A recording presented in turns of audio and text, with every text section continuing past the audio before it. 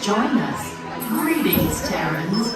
I am World Mind, the Xandarian sentient supercomputer.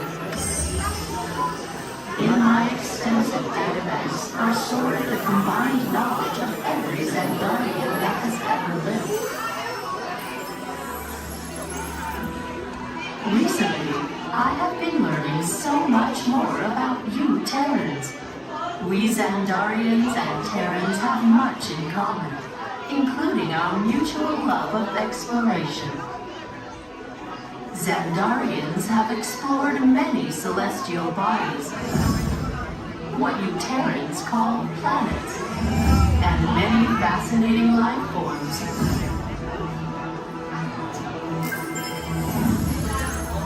In the past, when you witnessed our homes, you referred to our ships as unidentified flying objects, or UFOs. Peter Quill told me that many of you Terrans still believe that these UFOs are flown by little green dudes with big eyes and small mouths and antennas and whatnot. In your Terran year of 1977, your scientists launched spacecraft on an exploratory mission.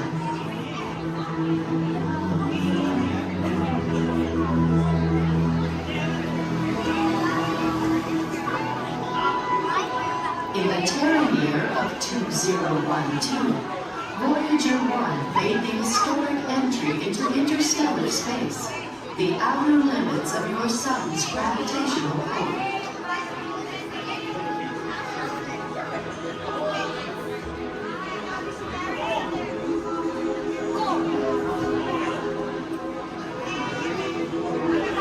Voyager 2 entered interstellar space 6 years later, and I detect that both are still sending you data about their surroundings. Most impressive.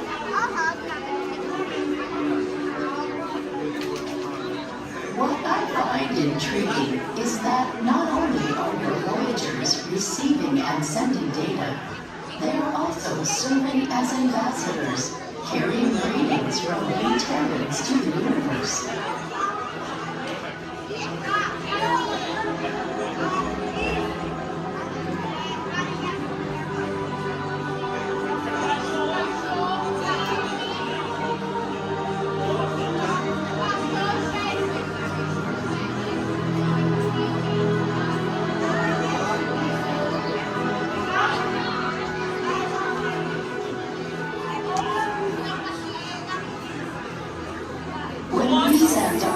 First detected your phones, we scanned them and discovered on board a golden disc containing sounds, images, and messages from the people of Terra, or Earth, as we would call it.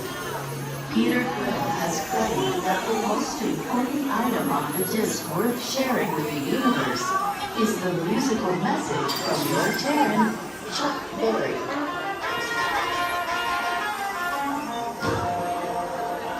I'm still processing this message, but is up to the castle, and you all got to stay seated because we're going to be hitting speeds upwards of 5 miles an hour. Please stay seated. No eating on the bus, no drinking on the bus, and no dancing on the bus. Now feel free to wave to the folks as we go up the street. A little elbow, wrist, touch your lips, and blow up. Yes, here we go.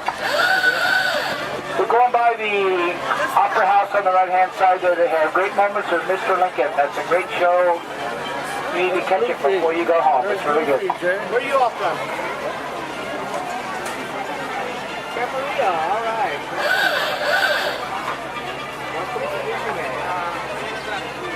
Our folks are coming down to Main Street, USA. Plus, this here at Town Square, the characters come out throughout the day here at Town Square.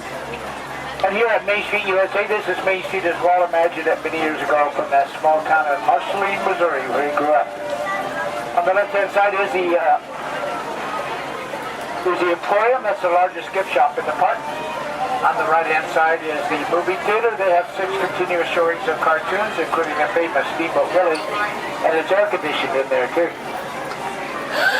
Steamboat Willie is the one that got Walt and Mickey started in this business. On the right's the market house. Behind that are the lockers. And on the left-hand side is the Carnation Cafe. They have sit-down lunches with the Carnation Cafe. We have the Blue Ribbon Bakery, Ice Cream Parlor, and the Candy Palace over here on the left-hand side. Now the park is open until midnight. We do have fireworks scheduled for 9:30 over the castle. We have celebrated street party as like a parade. That's at 3:30 and 6:30 today. And Fantastic down by the rivers at 9:05 and 10:30. Now you can watch them make candy to those bay windows and making the peanut butter today. You can watch them make candy and gain 5 pounds while you're doing it. On the right-hand side is photo supply shop. Behind that are guest services such as first aid, lost children, and baby care. We're coming down the end of Main Street. On the left-hand side is the information booth if you need maps or schedules, birthday buttons, first-time visit buttons. And right here in the middle is Walt and Mickey statue. Thanks to them, they made it possible for us to be here. Now this is the hub, the gateway to all the lands. On the right-hand side is Tomorrowland. Right through the castle is Fantasyland and Toontown. On the left and behind us is Adventureland, Frontierland, Critter Country, and the Walnut Square. Now, if you folks are getting hungry, if you look at your map, they show the restaurants in each of the lands. You can figure out what you might want to eat. I want to thank you for joining us. Once again, my name is Ken. I've been your driver. If you enjoyed the ride, if you didn't enjoy the ride, my name's Bob. Please be careful coming down the stairs. Grass are ready with both hats. Have a wonderful day in the original Magic Kingdom. Thank you.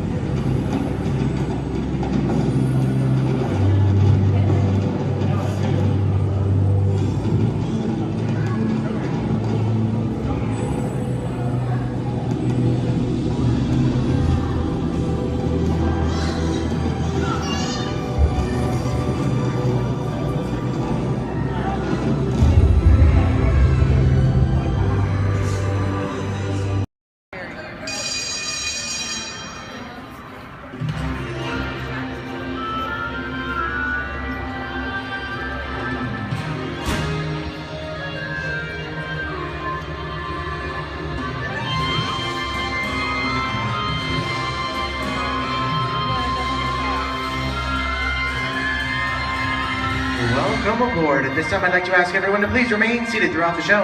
Please keep your arms, hands, legs, and feet inside the vehicle at all times. Don't forget to supervise your children. And for the safety of our cast, please refrain from the use of flash photography and external video lighting. Now that we've taken care of business, let's talk about me. My name is Justin, and I will be your guide for this magical journey into the movies. It's the perfect job for me because I love movies. Is everybody ready? Well, great, because it's showtime. Ready when you are, CB.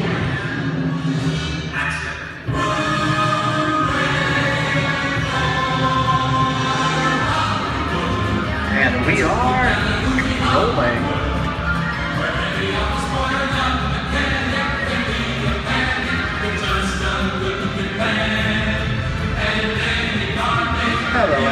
welcome to the Great Movie Ride. Once again, my name is Justin, and I will be taking you from this whole time on our one tour. But just between you and me, this is no ordinary tour, as the Great Movie Ride brings movies to life and puts you right in the middle of the action.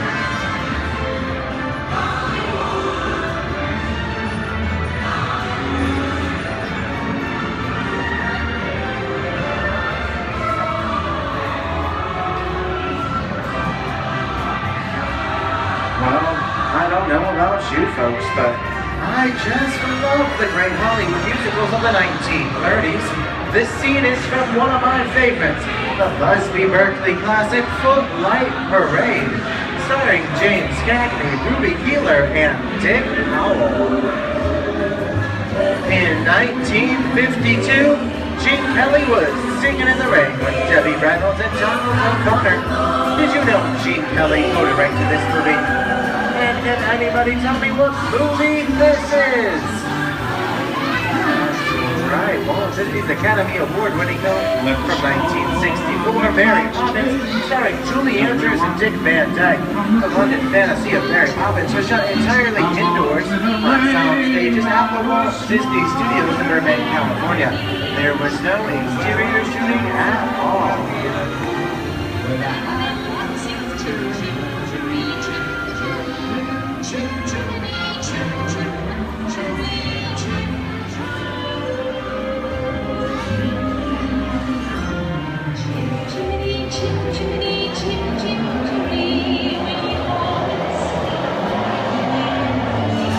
Hold on to those wallets and purses, folks. This doesn't look like a very good neighborhood. In fact, it looks a lot like the underworld, the scene of such classic gangster films as The Public Enemy, starring one of my favorite tough guys, James Cagney. The working title of the film was Beer and Blood, and in the United Kingdom it was known as Enemies of the Public. In one scene, Cagney shoved a grapefruit in Meg Clark's face. She could never look at breakfast the same way again. You kick in with the dog. If you don't, somebody's going to drop by here and kick your teeth out one at a time. With me?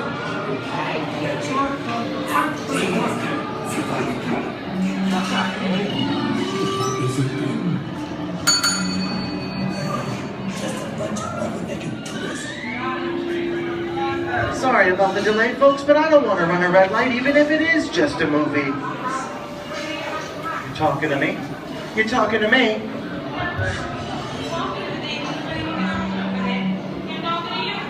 I'm not supposed to leave my vehicle. I set it up for you. Okay, Muggsy, whatever you say.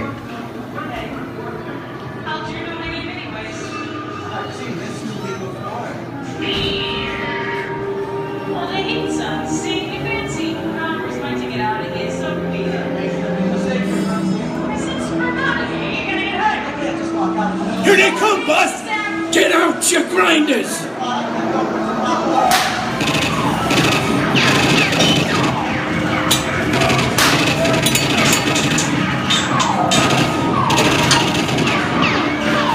I'm hit!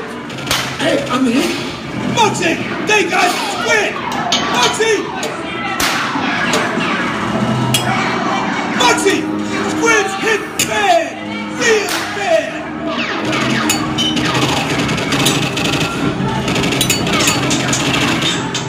Everybody just inside. The red lights against the law, and I would never break the law. Hey kid, watch this. No more red light. Muggsy!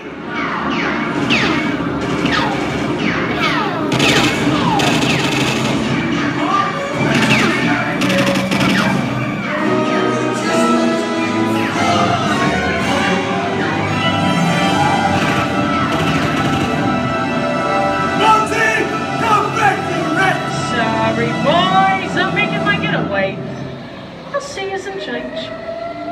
Wait, what are you looking at? Everybody mind your P's and Q's, and maybe I won't get hurt. Who's this? JC? And now, the Old West, and two of Hollywood's legendary stars, Clint Eastwood and John Wayne.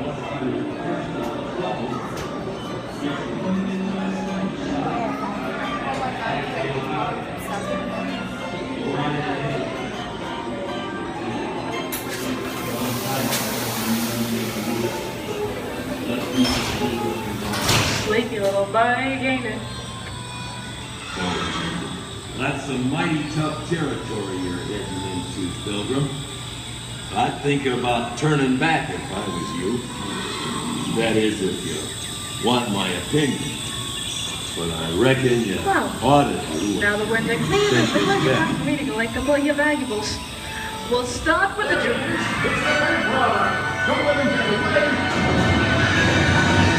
You're gonna have to catch me twice, Papa. Get yourself up. This is nuts and bolts. I'm getting out of here. For this. I've been doing. Nobody's taking my neck in a noose. Can't get any worse. Put a hole right in the sky, like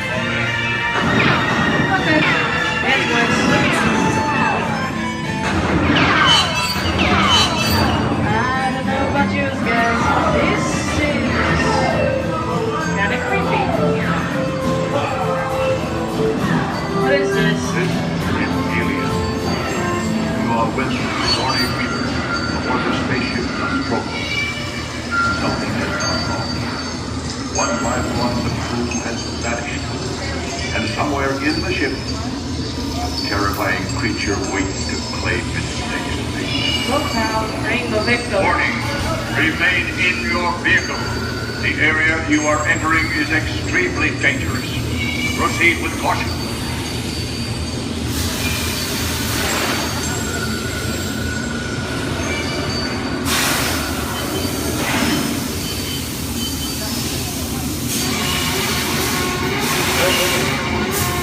The emergency destruct system is now activated.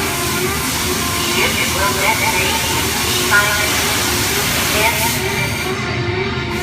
Option to override automatic detonation expires silent 5 minutes.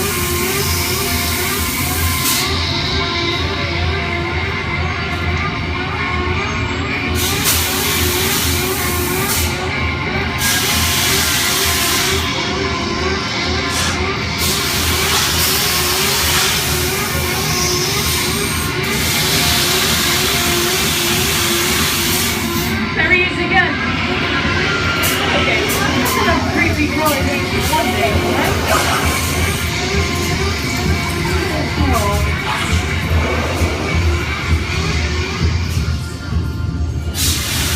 Here in Raiders of the Lost Ark, amid 1,000 deadly snakes, Indiana Jones unearths a great treasure. Will Harrison Ford escape with his discovery? And what will be your fate? Beware. Snakes. Why did it have to be snakes?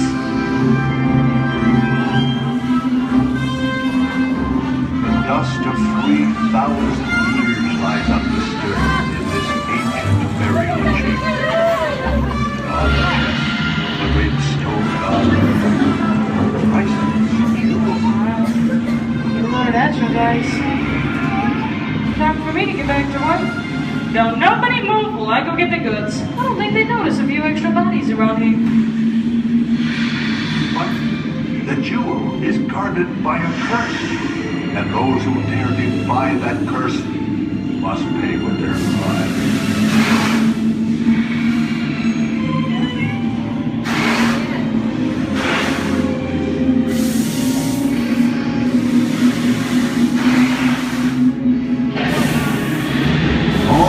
Unbeliever, disturb the treasure of the gods, and you shall all lose your lives.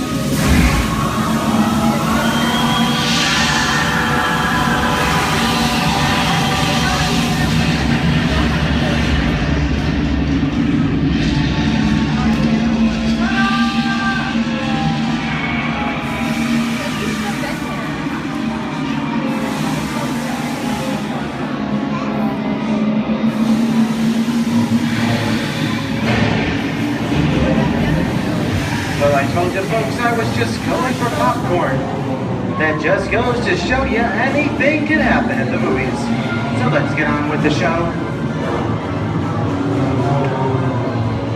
I see dead people. The horror movie is my all-time favorite genre. Some of the best horror films are produced in the 1930s and 40s, but monsters, mutants, and maniacs are still audience favorites and continue to haunt us today. Now that's what I call a wrap. We're now entering the jungle home of one of the most beloved characters of all time.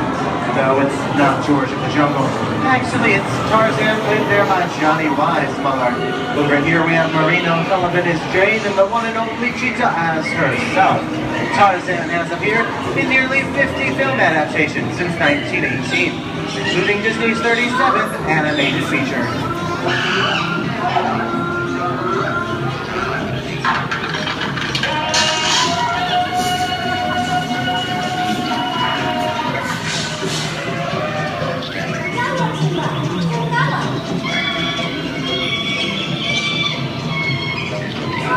Louis, I think this is the beginning of a beautiful friendship. Best last line of a movie ever.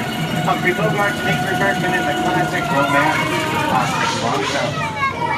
Inside of the puzzle, you belong to Victor. Where nothing is maybe not today, maybe not tomorrow, but soon, the rest of your life. You always have past. You didn't have it. You lost it until you came to Casablanca. You got it back first.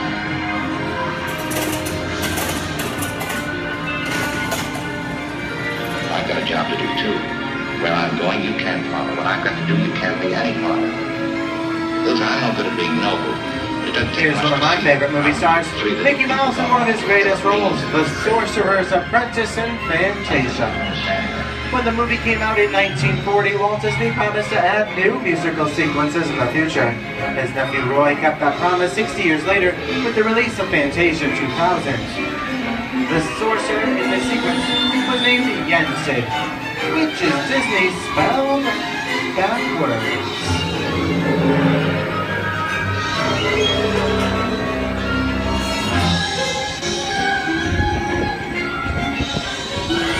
I don't have a feeling we're not in Kansas anymore. How often do you get to say that? I'd say we're definitely somewhere over the rainbow in one of the most beloved movies of all time, The Wizard of Oz.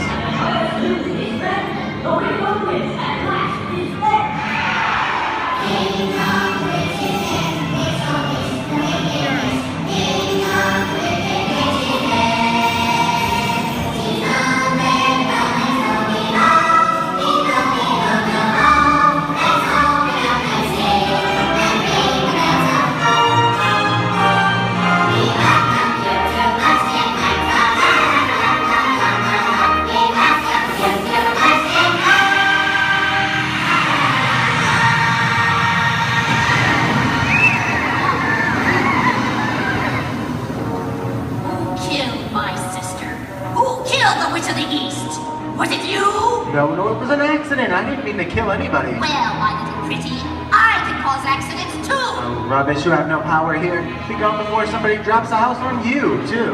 Very well. I'll bide my time. But just try to stay out of my way. Just try. I'll get you, my pretty, and your little dog, too.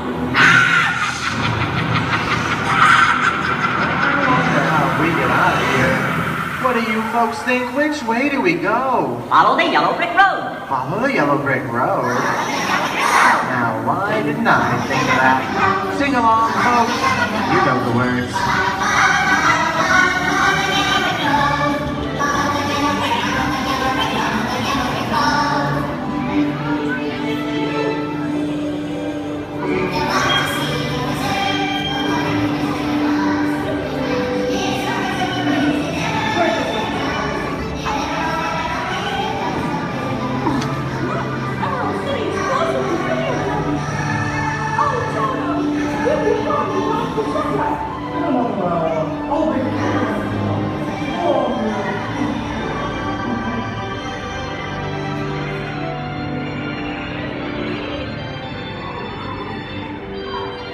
I hope you've enjoyed our tour through these great moments at the movies.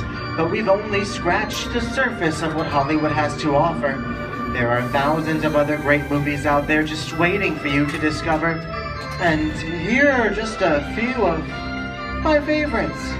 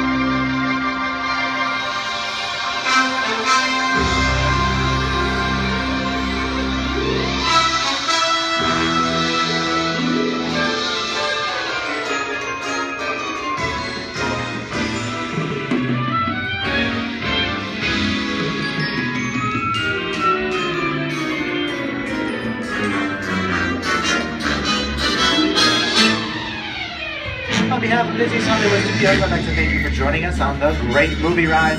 Now, before we wrap this production, there still is one scene left to do. It's called The Exit.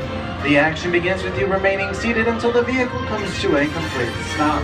Then gather your belongings, take small children by the hands, and when these doors open, rise dramatically to your feet and make your grand exit directly to the rear of your vehicle. Oh, and one more thing. When I yell action, don't forget the thunderous applause for yours truly. Okay, places everybody, and action! Thank you. Have a wonderful day here at Disney's Hollywood Studios, and I'll see you at the movies the stuff dreams are made of. Good. Look inside yourself.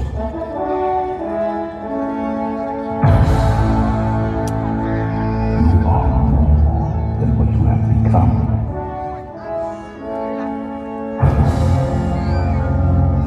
Remember who you are.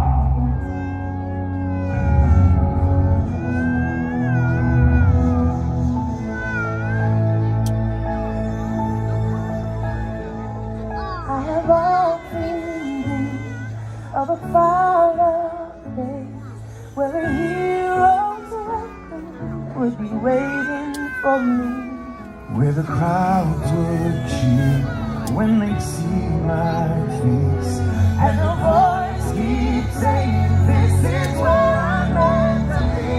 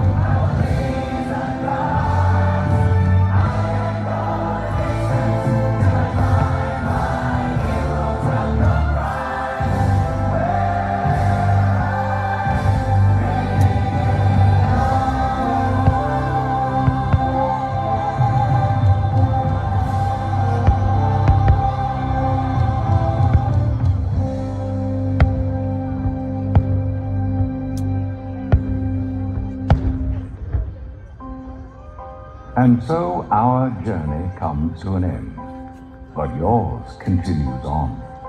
Grab hold of your dreams and make them come true. For you are the key to unlocking your own magic. Now go, let your dreams guide you.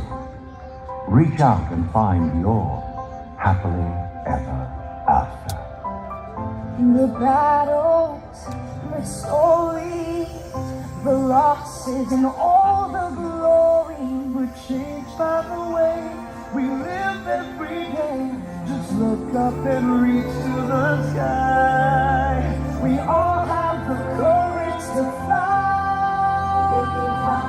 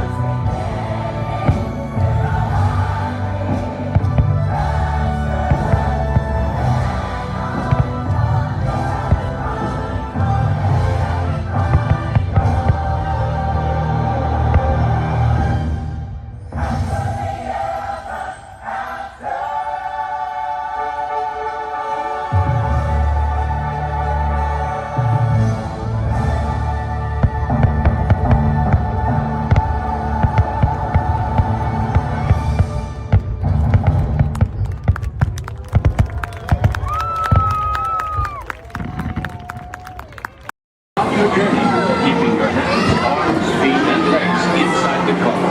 And please, supervise your children. Remember to stay clear of the doors, which will open and close automatically. Enjoy your trip aboard the Metroliner.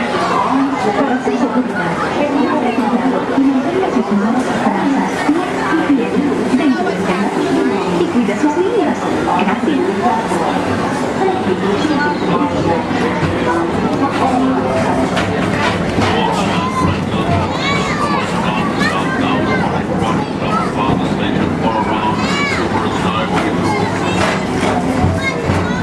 Welcome aboard, GTA travelers. We hope you enjoyed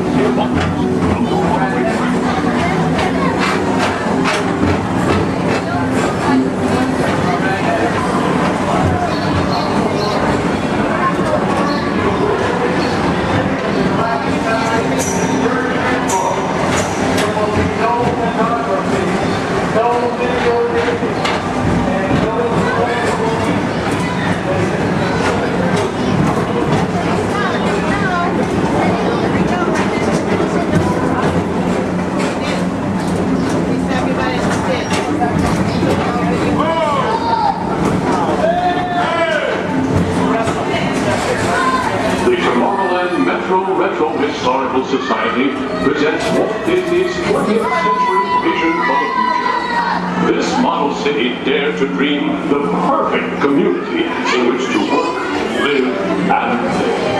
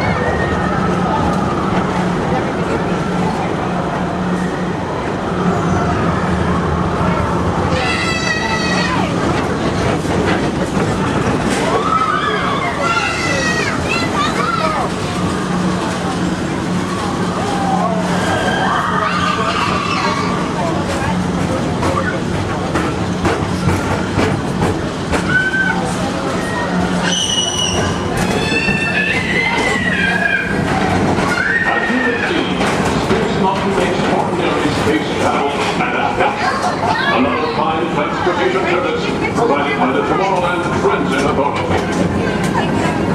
Attention, all visitors from Galaxy M31. Please keep forward-facing tentacles clear of oncoming Metroliner vehicles. Thank you.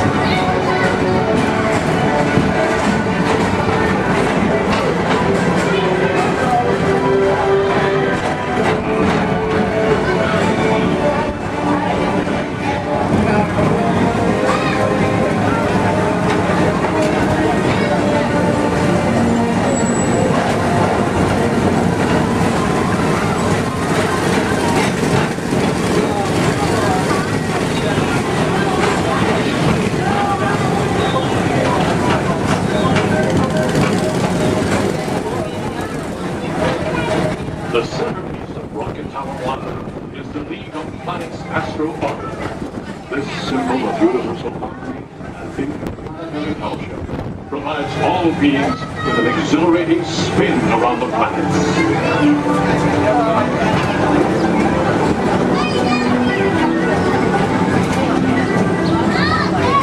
Remember, Blue Line passengers, for all your future travel needs, the TTA services all Tomorrowland's outlying areas, including the personal rocket ship docking lot, and of course, perfect parking, the latest upgrade. Engaging Mr. Morrow, Mr. Tom Morrow. Your party's staff has arrived. Please give them a ring. Now approaching Walt Disney's Carousel of Progress.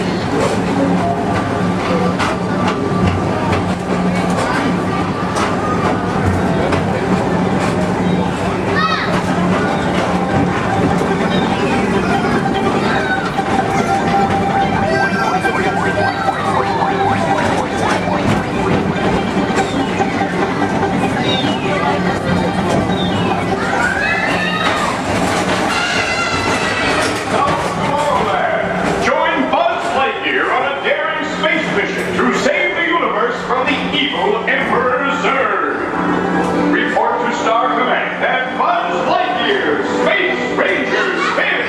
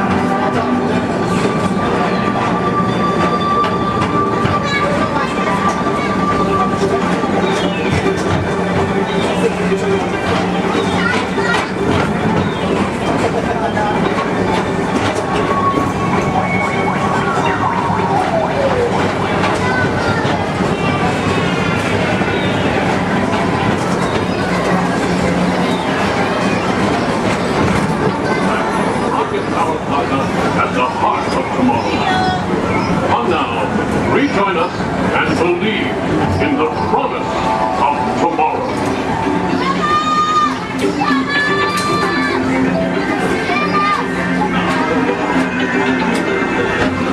Rocket powered by the station.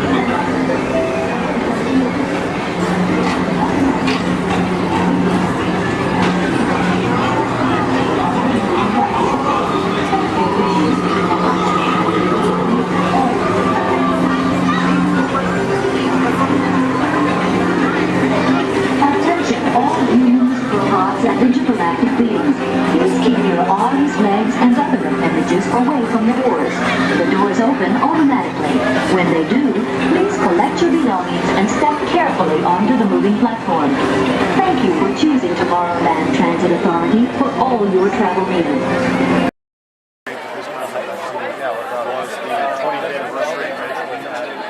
Oh my God, that was the most amazing celebration I've ever seen them do. They do.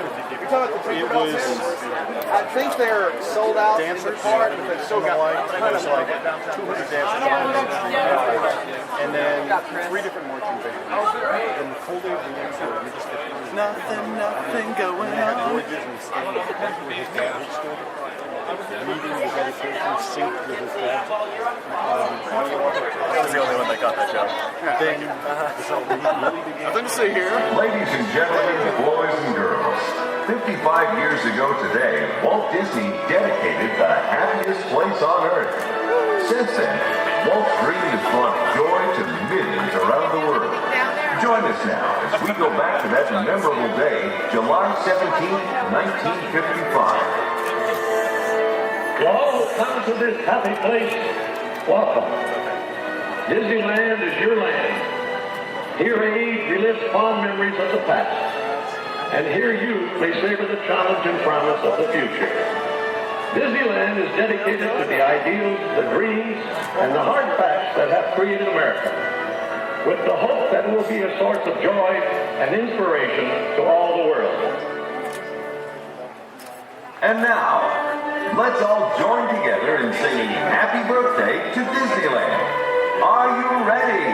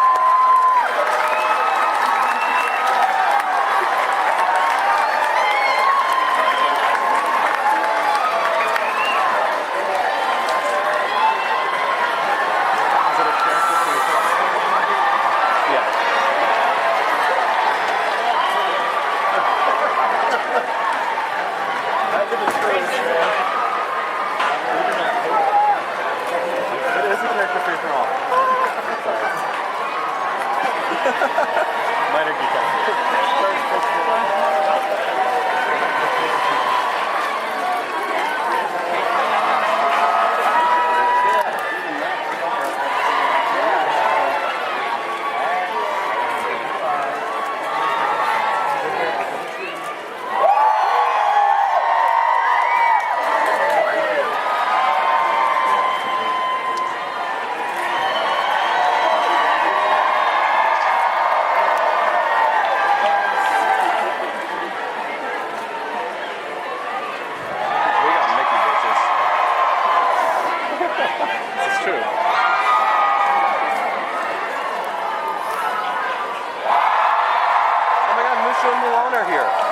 Right there. Behind the light post. It keeps doing this like cool Oh, Pluto. We should go say hi to Pluto.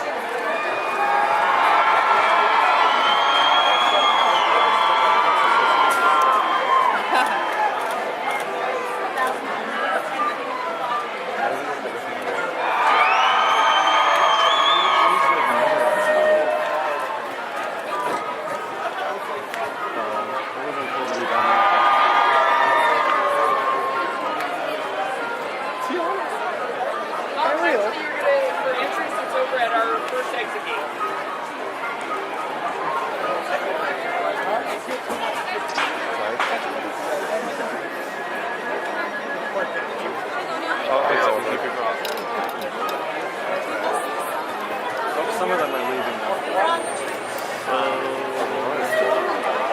It's over. Everyone go home.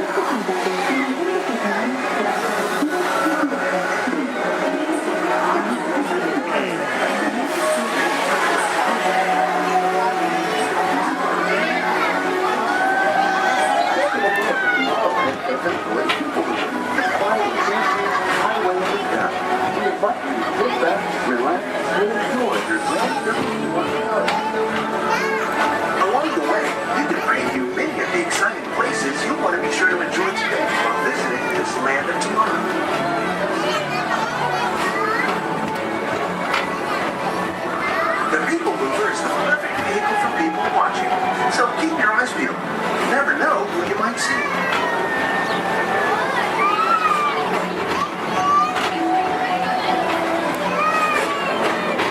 Coming up, Station's Great Escape, where you can report your duty as a security agent to the Galactic Federation.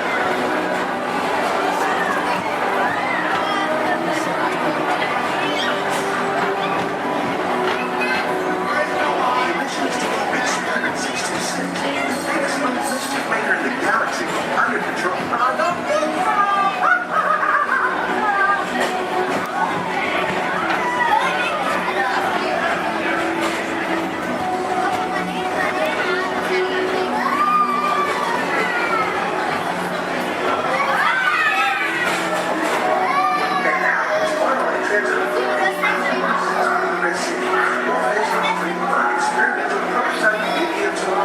Progress City was the inspiration for Epcot, and many of its forward-thinking ideas have been utilized throughout Walt Disneyland.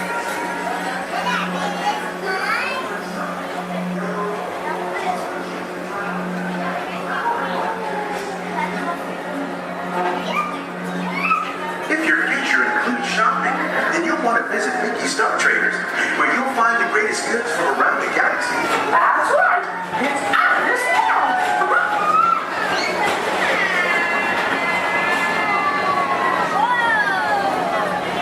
At the Tomorrowland Speedway, put the pedal to the metal and speed towards the checkered flag in your very own race car.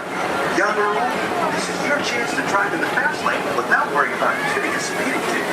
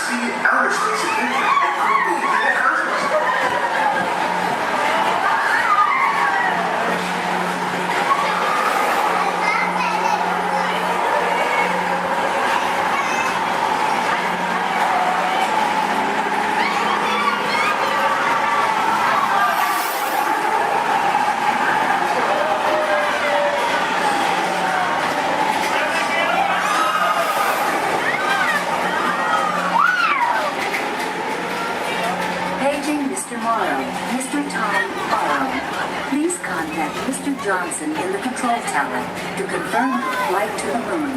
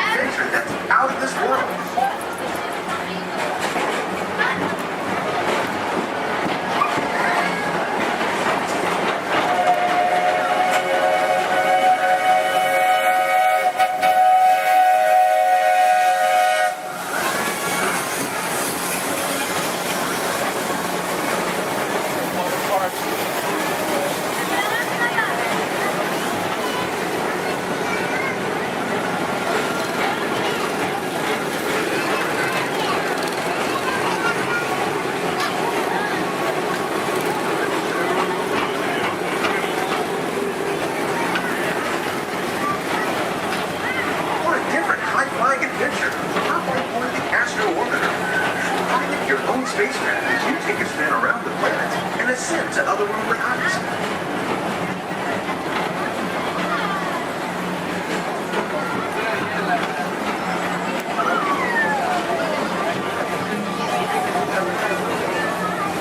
We're now approaching Walt Disney's Carousel of Progress.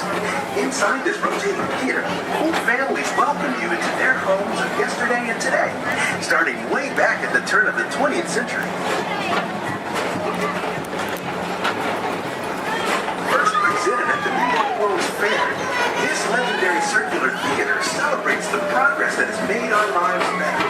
It's a perfect reminder that there's always a great, big, beautiful tomorrow shining at the end of every day.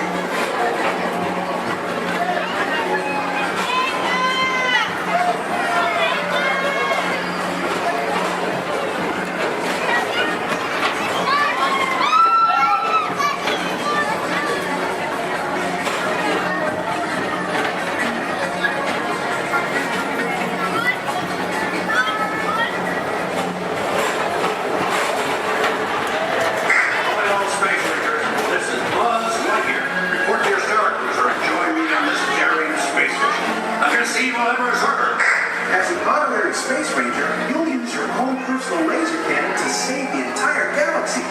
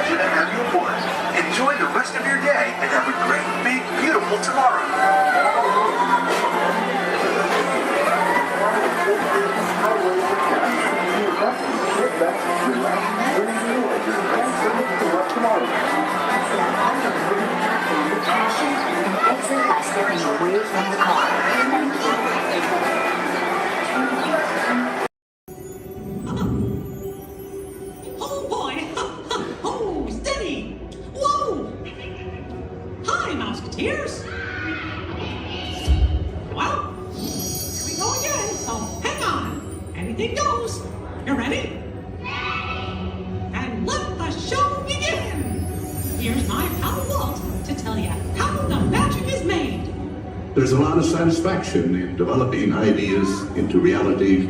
When we consider a new project, we really study it. Not just the surface idea, but everything about it.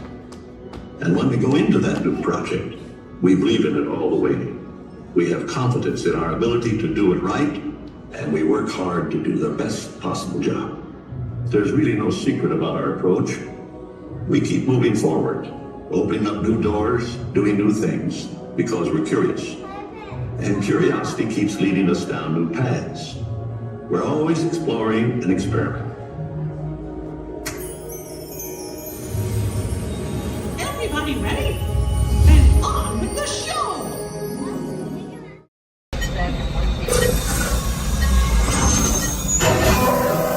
Flight engineer, repair test. Hit your flashing buttons. You better be faster when you're in real trouble. Whenever the light green, you press them. Right, pilot. Push the flashing button to take off. Pilot on the left. Move your stick to fly right and left. I was trusting. Pilot on the right. Pull back on the stick to fly out. And push forward to fly down. Oh, watch it. Truly makes flying this thing look easy, eh? Weapons are online. Left pilot, hit the booster. Now let's go get that coaxial. Right pilot, make the jump to light speed.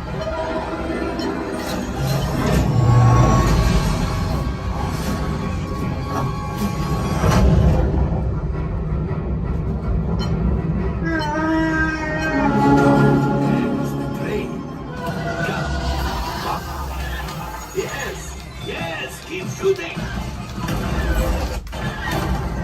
You lock onto us. Take evasive action.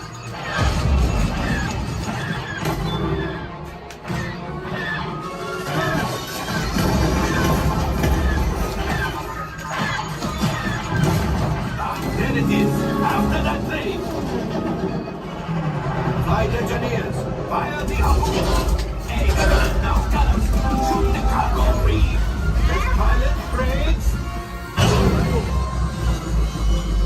Well, my friends, that could have been much worse. Okay, it's much worse.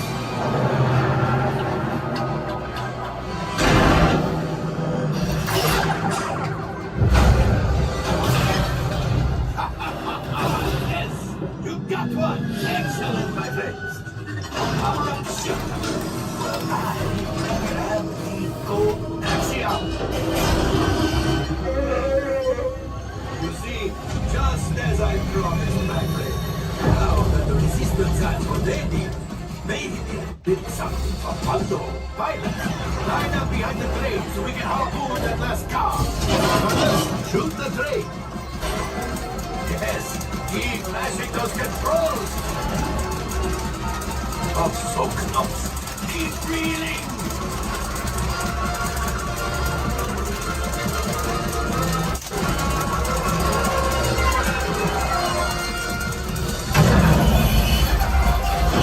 No, I thought you had it.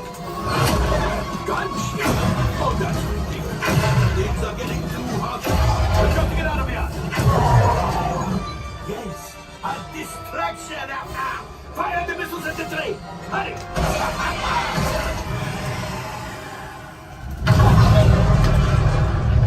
It's coming down. Left pilot, hit the boosters. Boost. Look, we did not die. Let's get out of here.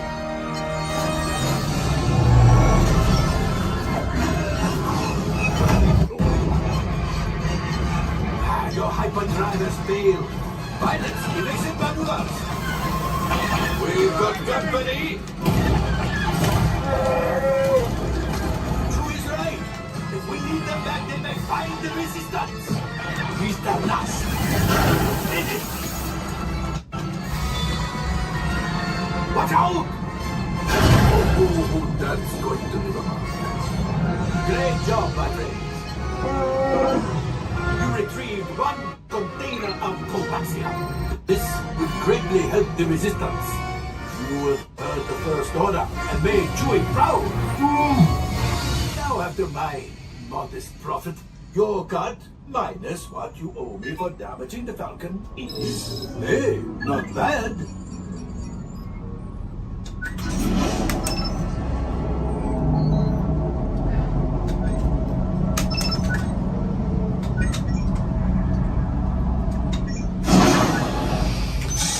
All right, I am making an executive decision. Everybody out. Go on, get out.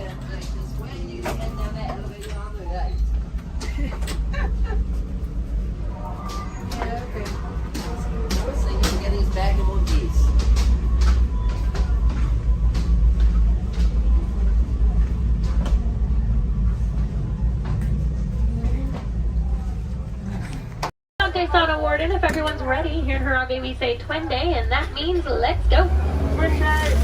Jumbo friends, my name is Rachel, and I'm going to be your safari guide out on the Harambe Wildlife Reserve. Just a couple friendly safety reminders before we do head on out, though. Make sure we stay fully seated the entire time.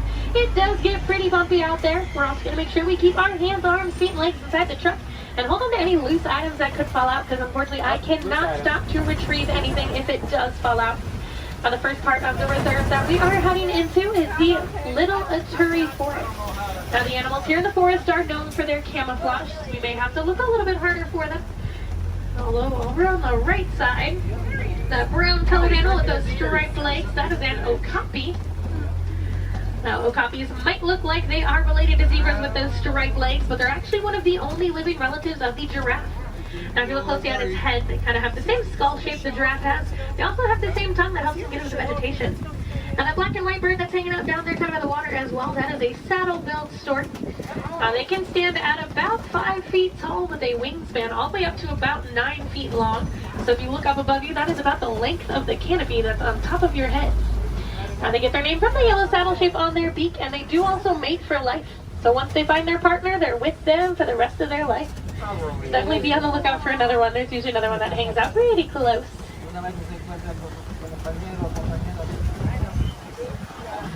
Looking a little bit quiet on this part of the forest. So let's see if we can head up, see what else we can find. Looks like there is some movement up ahead, so I'm going to head over that way.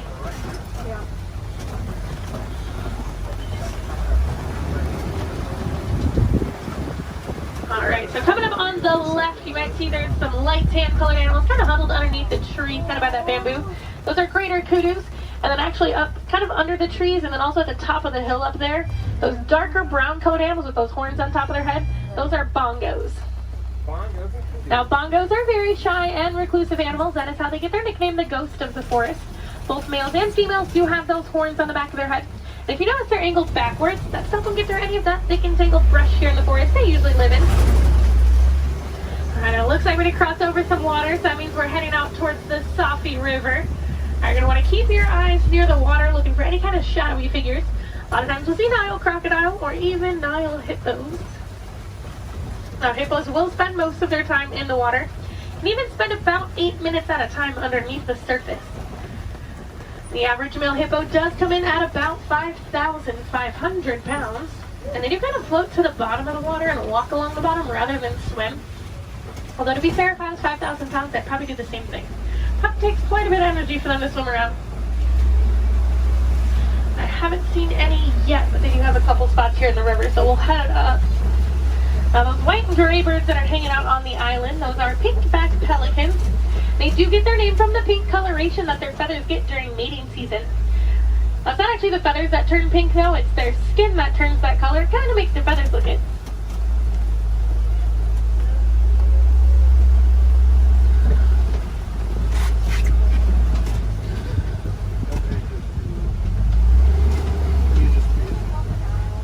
The hippos are being a little bit shy right now, but I do know we are heading towards crocodile territory.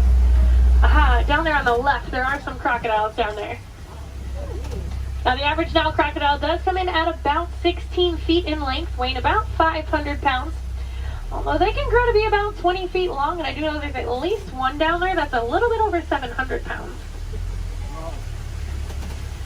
Now, when it is super hot, you will see them hanging out with their mouth open. That's because, unlike you and I, they can't sweat.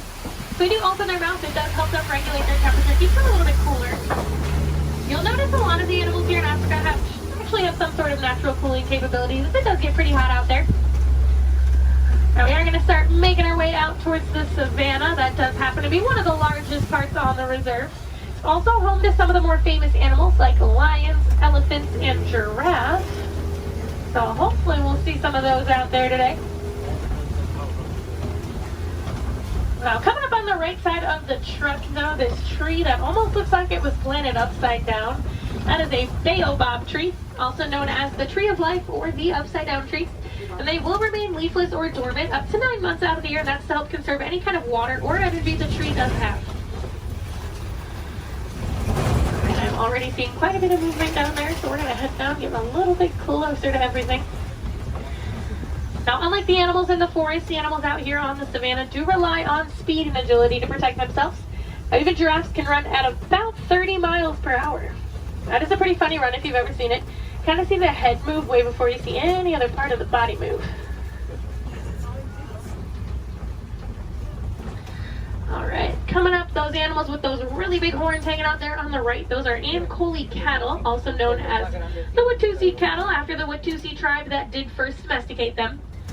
They are one of the only domesticated animals here on the reserve, and those horns might look really big and heavy, but they are actually mostly hollow with kind of a honeycomb structure on the inside, so they are fairly light. Now these zebras that are hanging out here pretty close, these are Hartman's mountain zebras. If you look closely underneath their neck, you'll see a little flap of skin. That is called a dewlap. Now that does help them regulate their temperature. They're also the only zebra species that has it, so it does help us identify them as Hartman's mountain zebras. Now a group of zebras is called a dazzle. And if you've ever wondered if a zebra is black with white stripes or white with black stripes, just look at their nose. If they have a black nose, they're black with white stripes, and if they have a white nose, they are white with black stripes. Alright, we are going to slowly start making our way towards those giraffes. Oh, you go. Now looking at the coat pattern of these giraffes, it looks like they are Maasai giraffe. Once we get up there, they do have that kind of jagged puzzle-like coat pattern. Also over on the left, kind of hanging out in the back by the trees over there, those are sable antelope. If they do look at all familiar, they are the emblem of the Harambe Wildlife Reserve, so you might have seen their pictures out and around in the village out there. There we go, coming up on these giraffes. That one that's actually scratching its head right there, that's a baby giraffe. Got a little itch.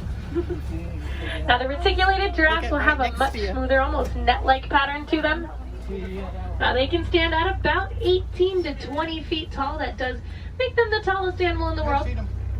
Now even their young come in at about 6 feet tall when they are born. So they're already fairly big when they're babies. I believe that little one came in at about 5'11", so he was already really, really tall, definitely taller than I will ever be. Now these two animals that are hanging out here on the right, they're both Patterson's eland. Now that darker colored one that's a little bit bigger, that is a male, and then the lighter colored one, that's a female. Now they are one of the larger species of antelope, coming in at about 6 feet tall at the shoulder. Can also jump up to 9 feet in the air. Now with those giraffes, just like your fingerprint is unique to you, the coat pattern of the giraffe is unique to them. It does help them tell each other apart when they're in groups. And a group of giraffes is called a tower. Seems to be a pretty fitting name for something so tall. They do also only sleep for about 30 minutes a day. The rest of the time is pretty much spent eating. There's a really good view of those Ankole cattle there.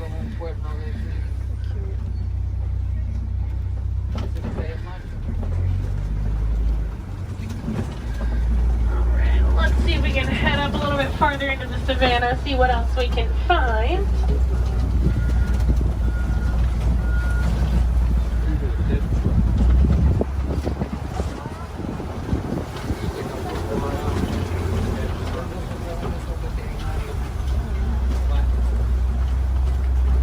It looks like there's a couple animals coming up on the hillside up ahead here.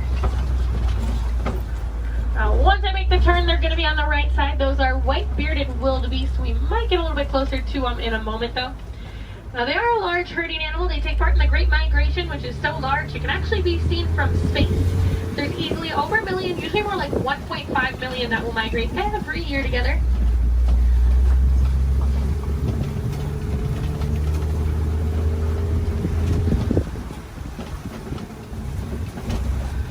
There they are. You can kind of see them there.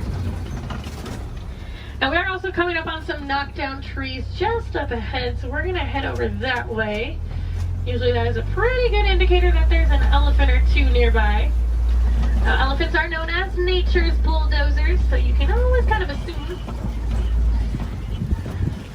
Actually, it looks like there is one up ahead of us. I'm going to see if we can get a little bit closer to it.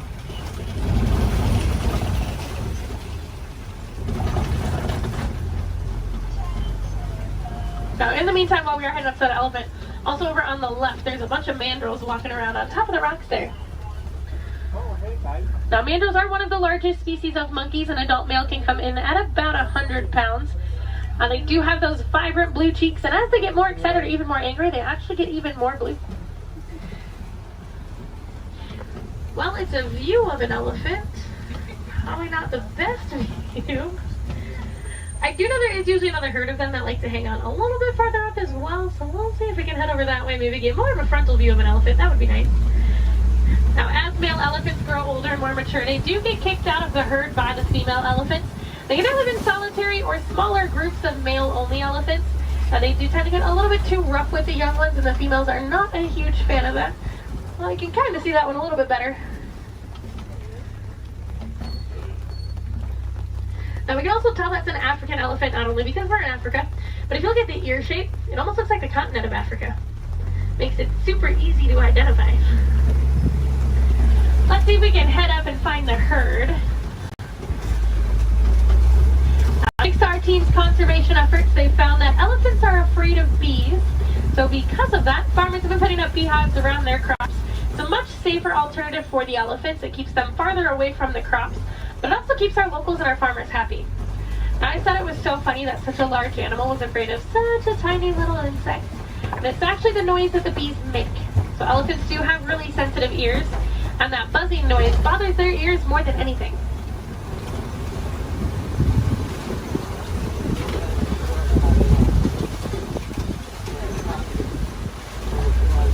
And I am seeing some tusk marks in the red clay, so hopefully that is a good sign that the herd has moved through here fairly recently.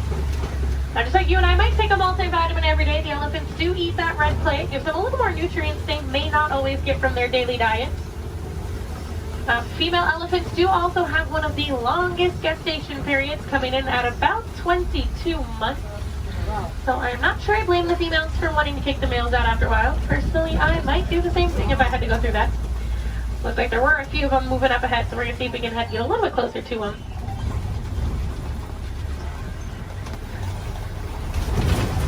Male elephants also won't get to their full size until they are about 35 to 40 years old. That is about half of their lifespan. In the wild, their lifespan is about 60 to 70 years, and that full size can come in at a whopping 15,000 pounds. So that does make them one of the largest land animals.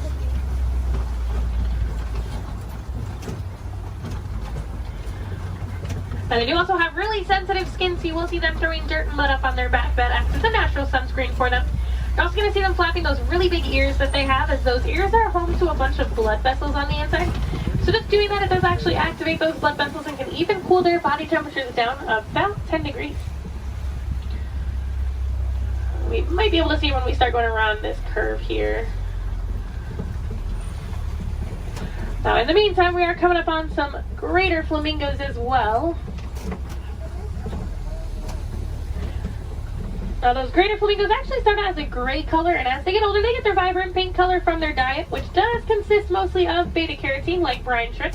If you actually look on a couple of them, the back of their head and neck, you can still see some of the gray feathering on some of them. Now, they are one of the lighter colors of flamingo species, as well as one of the largest. You might have seen their cousins, the lesser flamingos, out on Discovery Island when you were coming in today. They're quite a bit brighter in color than these ones, but they're also a little bit smaller. And if you didn't see them, they like to hang out the very front of the tree line, kind of down to the left-hand side.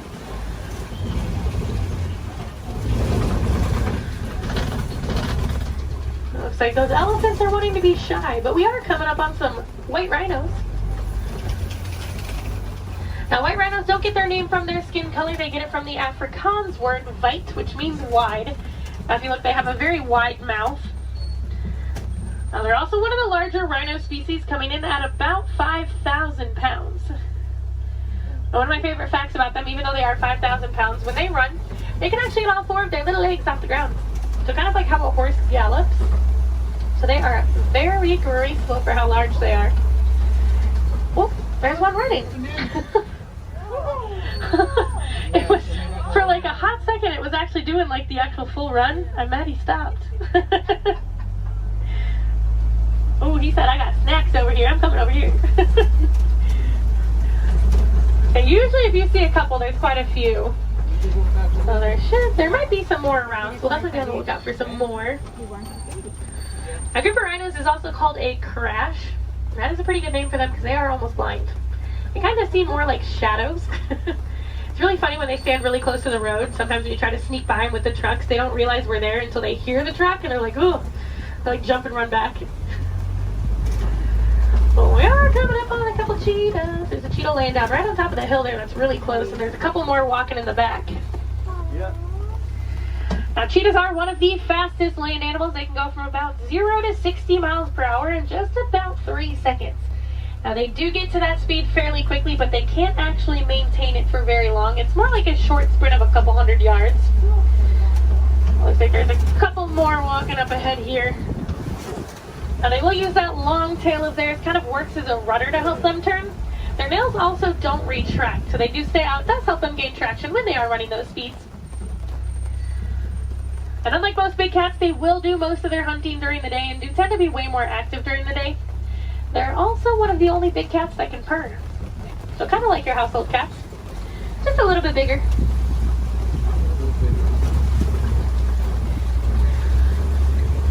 Oh, it looks like there's some lions hanging out on top of the Kobe rock. Oh, they're so pretty. Like there's a male and a female here, and there's another female up ahead a little ways. Lions do sleep about 16 to 20 hours a day, so we're pretty lucky that we're actually seeing them kind of moving. I mean, they're not moving around, but they have their heads up and not sleeping. Now, they do tend to be more nocturnal and will do most of their hunting at night, and it's actually the females that will go out and do the hunting while the males stay back and protect the pride. During the day, their eyesight is pretty much identical to ours, but at night, it gets about 6 times better. So they have super good eyesight at night. Now, when they vocalize, they can vocalize up to 5 miles away. You can hear it. So if you do plan on staying here all the way up until park close, I highly recommend while you're walking out to your car, keep your ears open because sometimes you will actually hear them vocalizing. It's really cool. Now, I know everyone's excited about the lions, but there's a really cute little brown and white animal over on the right. And that is a bontebok. Now, he's related to the white-bearded wildebeest that we saw earlier, and within 5 minutes of birth, he can stand. Within about 10 to 15 minutes, they can also walk and run. That's a super good survival technique for them. That way, once those little ones are born, they can get up and get on the move as quickly as possible. Now, also hanging out in the trees there on the right, those are waterbuck. Now, waterbuck do drink an excessive amount of water, hence the name waterbuck. But they also have kind of an oily, greasy feel to their fur. Now, that is supposed to help them be a little more waterproof when they are hanging out in the water. Now, we're coming up on some fairly big burrows. We'll be on the lookout for warthogs. Actually, down in that burrow there on the left, there is a warthog. Now, warthogs are one of the largest land burrowing animals. They like to back up into their burrows, just like that one's doing. That way it keeps their tusks out, so if anything tries to sneak up on them, they can try to deter that animal. They've also been known to recycle other animals' burrows, so they might find when an animal has an abandoned and call it their home. Isn't the ever so lovely ostriches over there, too? Now, while we are heading over there, it looks like those ostriches have also dropped some eggs there on the right. Now, individually, each one of those eggs can weigh about 3 pounds, and they are so strong that just about any one of us can stand on them and absolutely nothing would happen. Are you guys going to stay off of the road, or no? Okay. Now, ostriches are the largest species of bird. They are flightless birds, though. They use those wings to help them turn, kind of like how the cheetah uses its tail. They can run speeds of about 30 to 40 miles per hour, so they are fairly quick. They always look so confused, too. Makes me laugh. They are notorious for long animal stops, so when you can sneak by them when they're that close to the road, it's your lucky day. Alright, it looks like the warden's post is coming just up ahead of us. That does unfortunately mean our safari is coming close to an end. But the warden has adopted some Nigerian dwarf goats that like to hang out here. Now, they do help our warden keep the grass looking nice and the weeds down low, and in return they produce some milk that the villagers here find very sweet and actually high in value. So that does allow the village to rely less on the wildlife out there. They are small, but they won't get any bigger than that. They are full-grown adults. And they are one of the many examples of how humans and animals can live in harmony together. It just takes a little bit of effort from us. Some small things that you guys can do at home but make a huge difference for these animals. Planting some native trees or plants in your yard. Maybe building a few bird houses here and there, or even some bat boxes. A lot of these animals, including the elephants that we saw, are losing their habitats due to mining for metallic ore, otherwise known as coltan. And that's found in many of your small electronics, so things like cell phones, laptops, tablets, anything like that. So next time that brand new shiny iPhone comes out and you guys decide to go and purchase it, just make sure you recycle the old one. That will help keep mining down to an absolute minimum and saving those habitats for those beautiful animals out there. And if I have any wilderness explorers on board, you guys have been on board the Simba 1. That's SIMBA 1. And I am going to get you guys back up to that dock that we originally came from, so you're going to have to bear with me for just a little bit longer. Hopefully we should be able to buzz through some of the docks fairly quickly.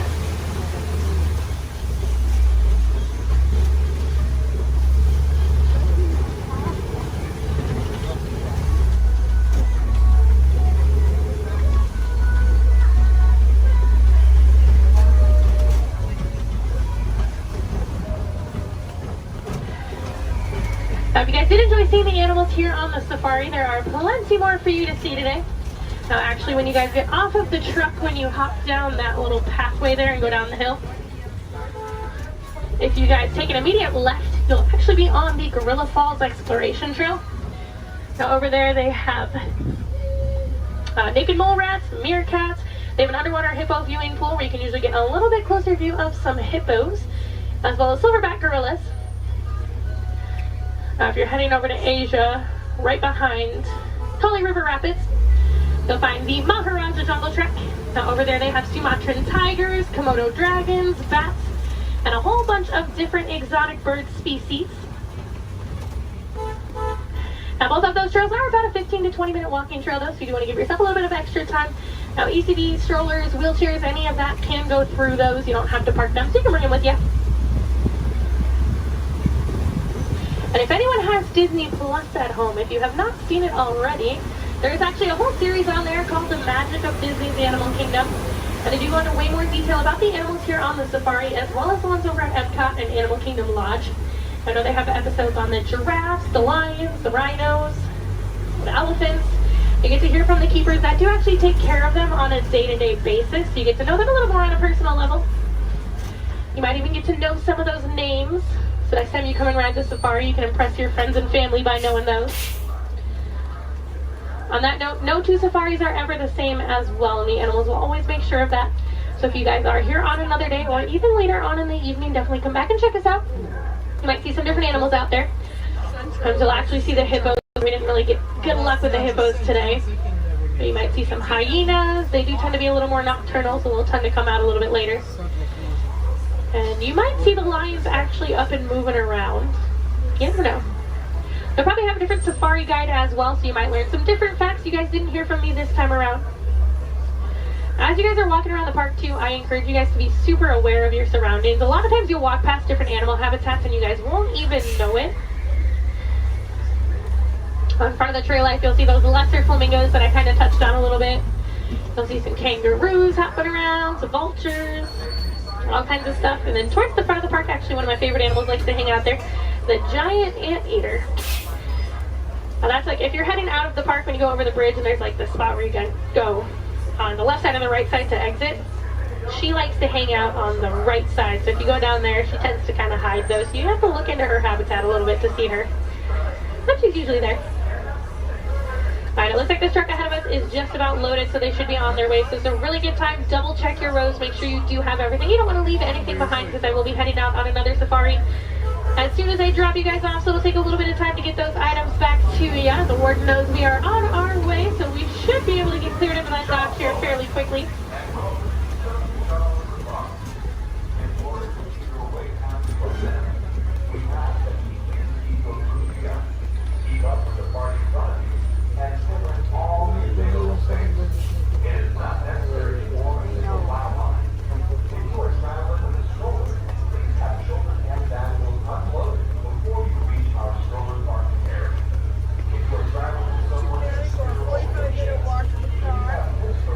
Some walking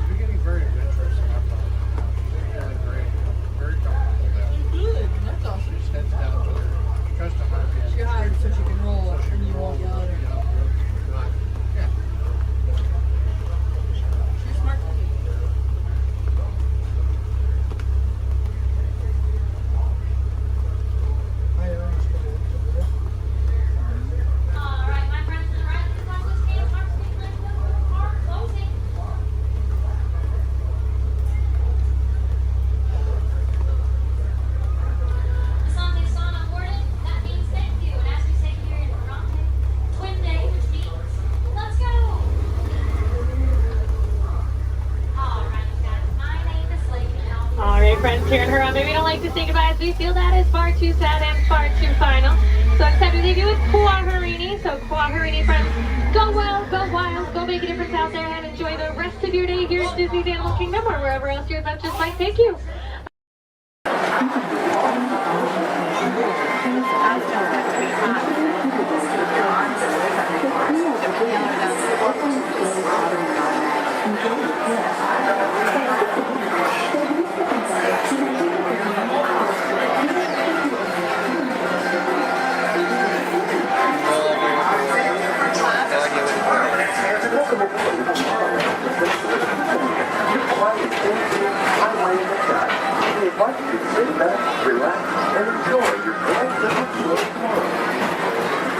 Along the way, you can preview many of the exciting places you'll want to be sure to enjoy today while visiting Disneyland of Tomorrow.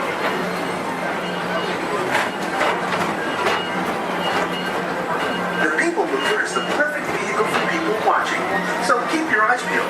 You never know who you might see.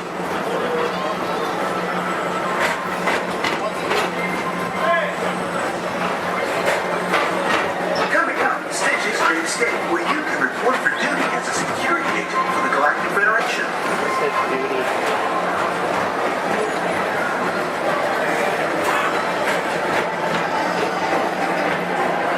Your mission is to keep Experiment 626, the biggest mischief maker in the galaxy, under control.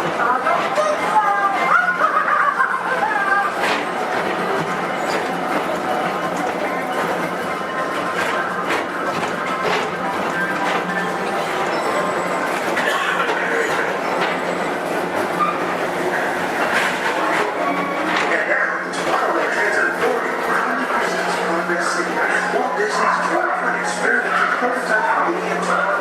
Progress City was the inspiration for Epcot, and many of its forward-thinking ideas have been realized throughout Walt Disney.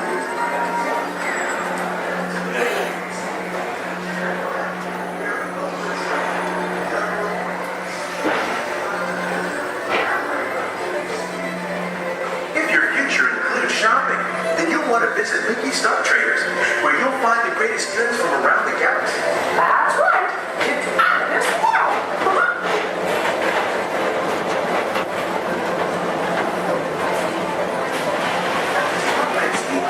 With the pedal to the metal and speed towards the checkered flag in your very own race car. Young or old, this is your chance to drive in the fast lane without worrying about getting a speeding ticket.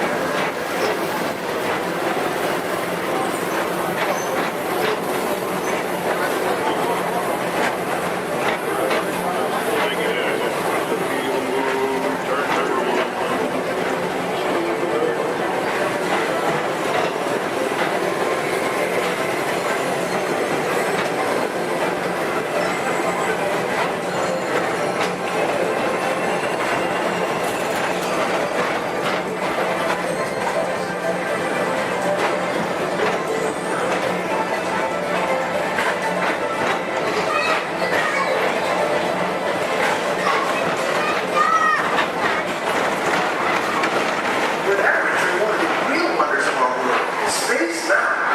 Blast off on a high-speed outer space adventure and complete through the cosmos.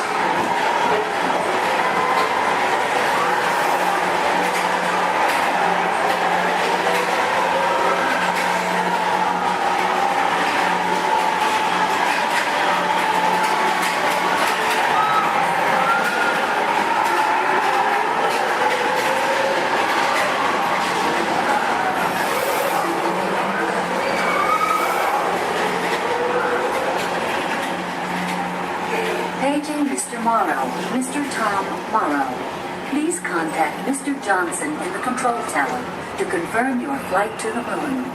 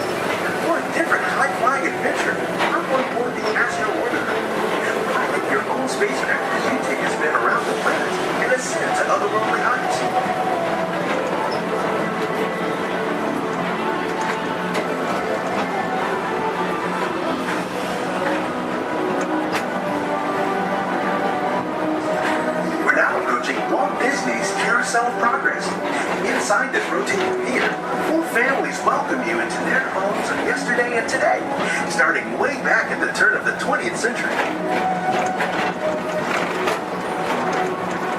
First presented at the New York World's Fair, this legendary circular theater celebrates the progress that has made our lives better. It's a perfect reminder that there's always a great, big, beautiful tomorrow shining at the end of every day.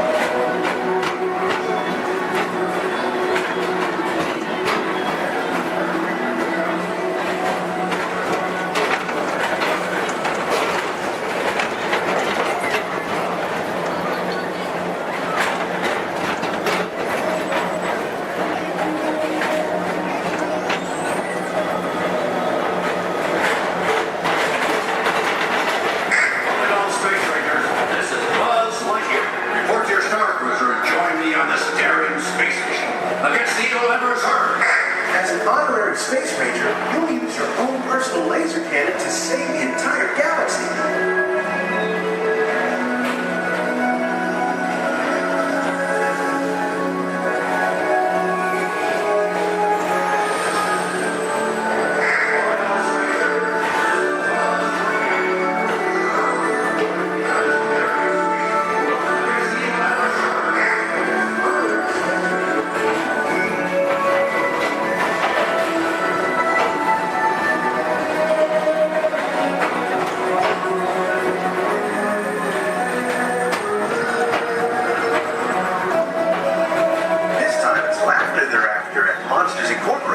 So drop in and join Mike Wazowski and all his pals at Monsters Incorporated Laugh More. Share the fun.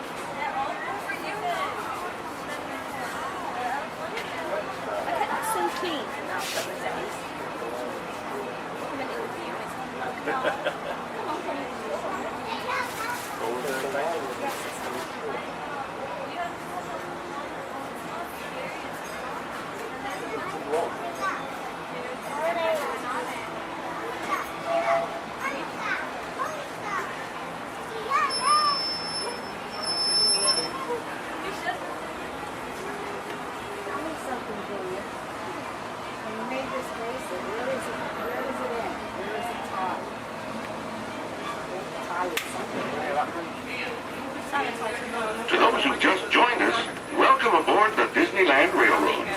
To ensure a safe ride, remember to stay seated with your hands, arms, feet, and legs inside the train. And please, watch your kids. Para su seguridad, permanezca sentado y mantenga las manos, brazos, pies y piernas dentro del tren. Y cuide a los pequeños. Gracias.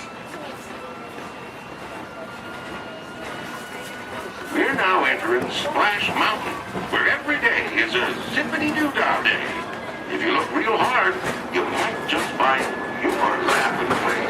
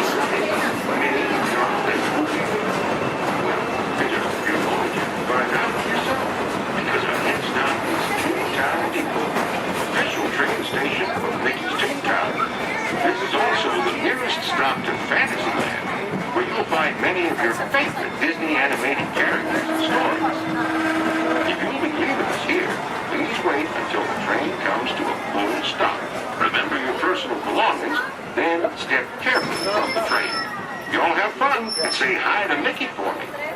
For those of you continuing on with us, we'll be resuming our trip in just a moment. This is Toontown Depot.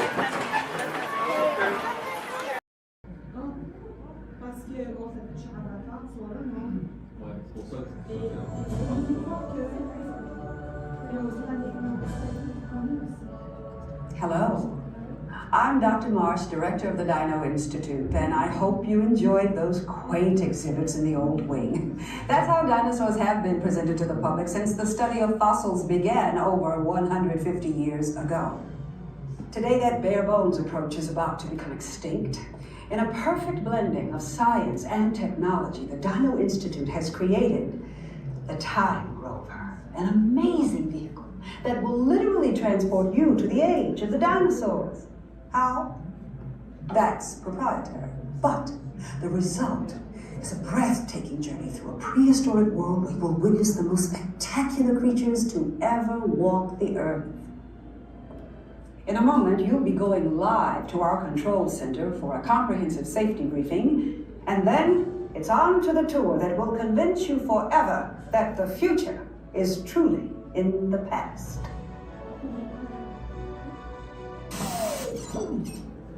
Hello there. Welcome to our little trans-dimensional joyride, folks. I'm Dr. Seeker, your friendly controller and a heck of a paleontologist, if I do say so myself. But let's not talk about me, let's talk about you, and how you can help me make history today with the Time Rover. It's like this. If I can bring you back from the Cretaceous period, it stands to reason that I can bring back a live dinosaur with you. And not just any dinosaur. Take a look at this guy. He's an iguanodon, and I'm certain that he is the key to understanding these magnificent creatures. I tagged him with a locator during an unauthorized field trip. Otherwise, I'd be traveling with you.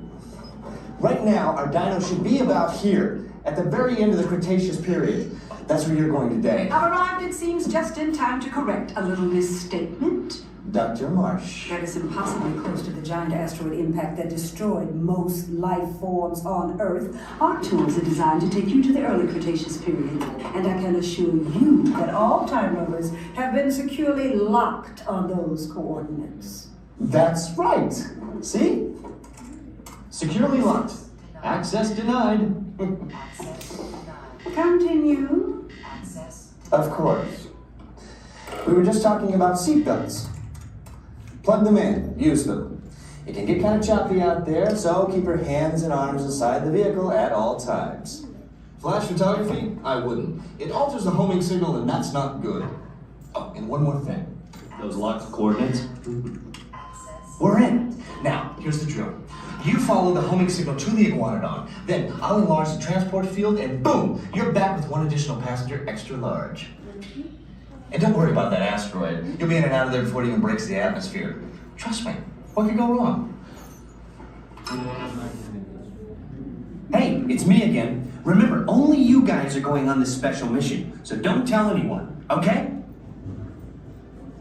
You see some car chases? I've got some very cool people I'd like to meet. They're here for me. They're going to help us get things started off. Please welcome the Clayton family! And we're going to get everybody in the mood by showing you a few gags from some soon-to-be classic action movies. So, cue, Clayton family. Nice! Action! Perfect.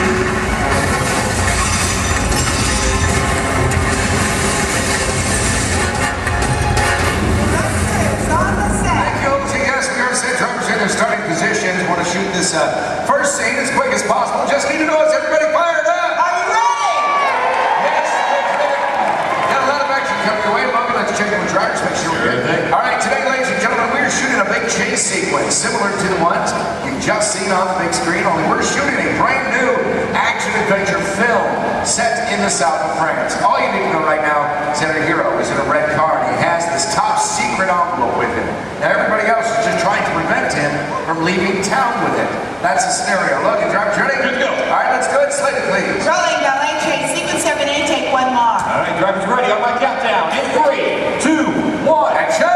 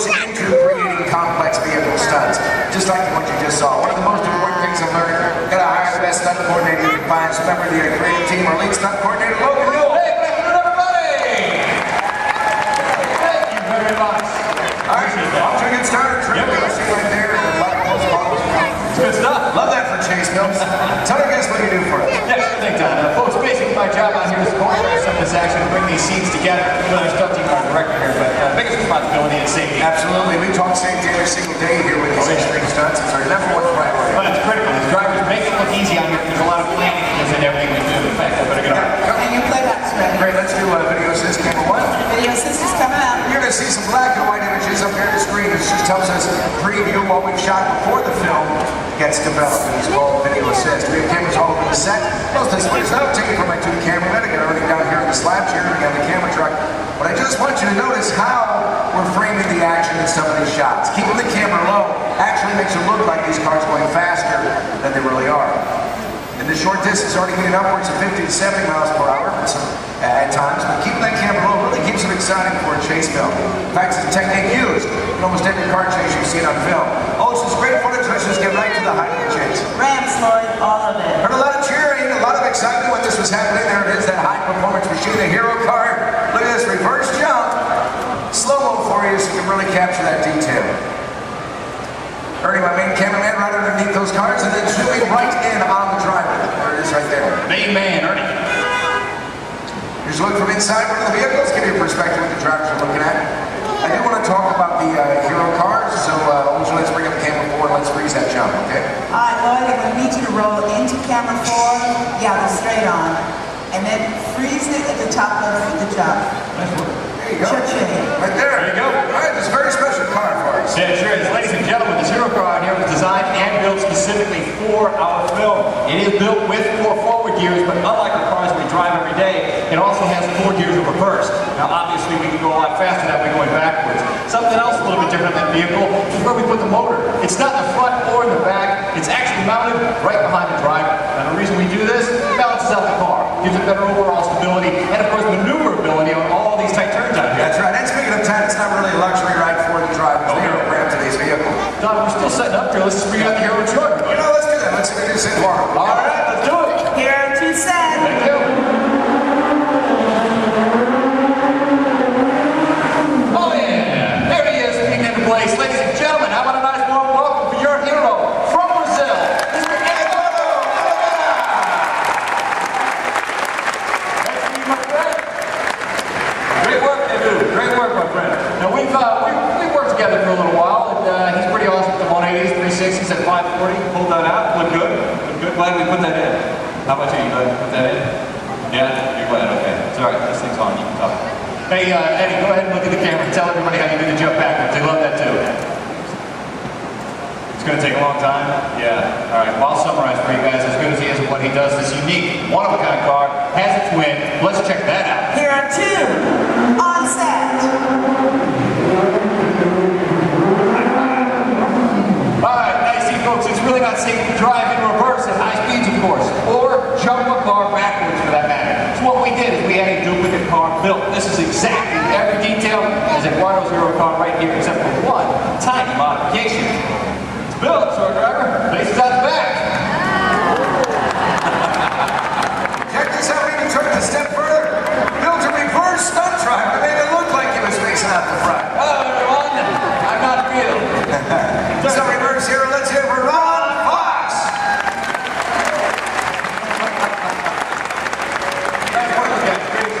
Now, folks, you may be wondering out there how we're able to switch these vehicles mid-take like that without even noticing. In fact, Olger, we got that video system. We bring it up? You got it. I need cameras 1 and 6, Lloyd. Roll.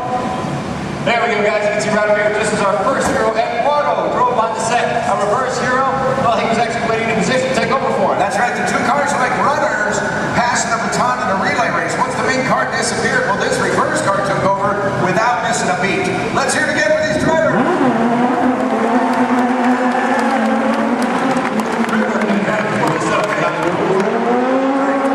Coming up, we're going to put you in charge right now. All right, ladies and gentlemen, I have a very special treat for you. We've prepared a tribute to Disney's original action movie star. He's made a lot of films for the studio.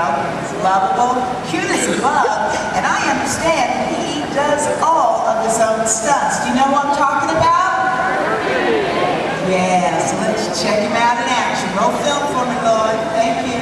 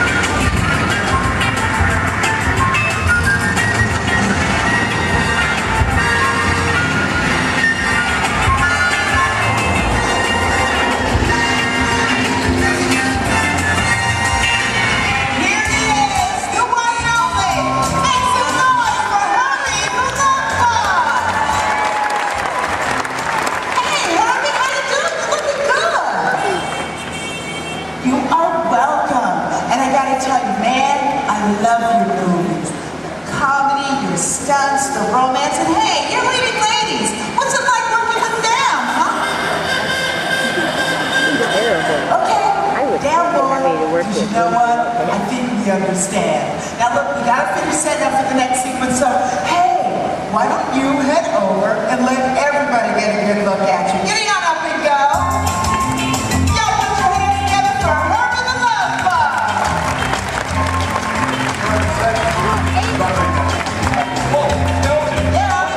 Send it over to say hi to everybody. Okay, well, I've got to close the title of the telephone product. Hurry, go now! No, hurry! Stop!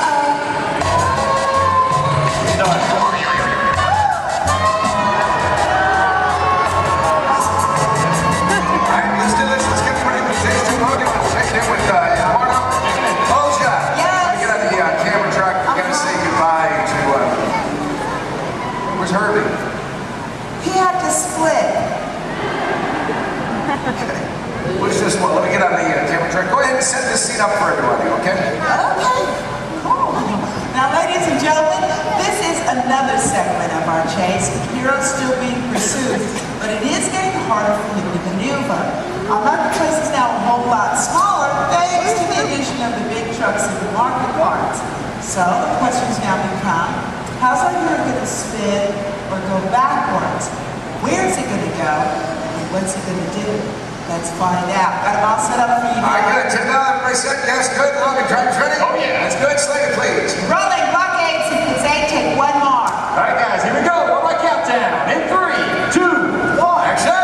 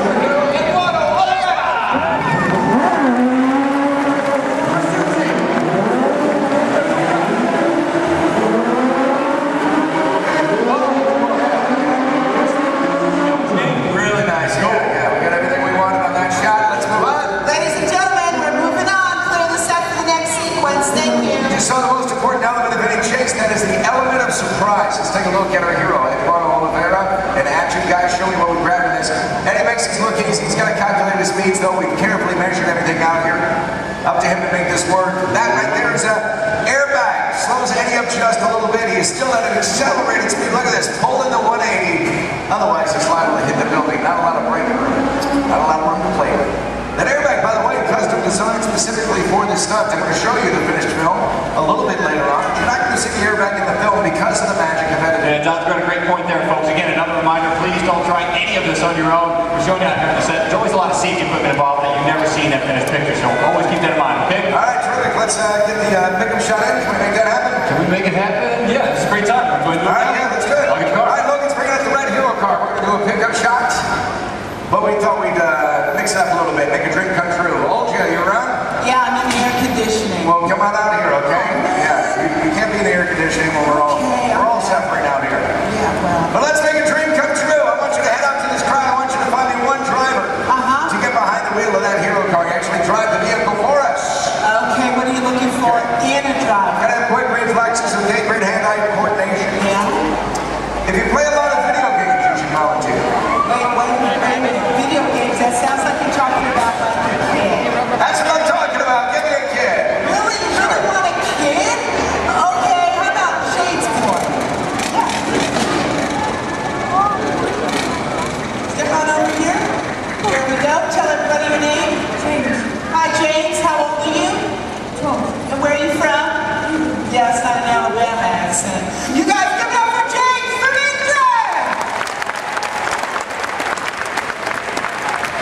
I'm James. Stepping onto the set. You're going to star in a scene in an action movie. Is that cool?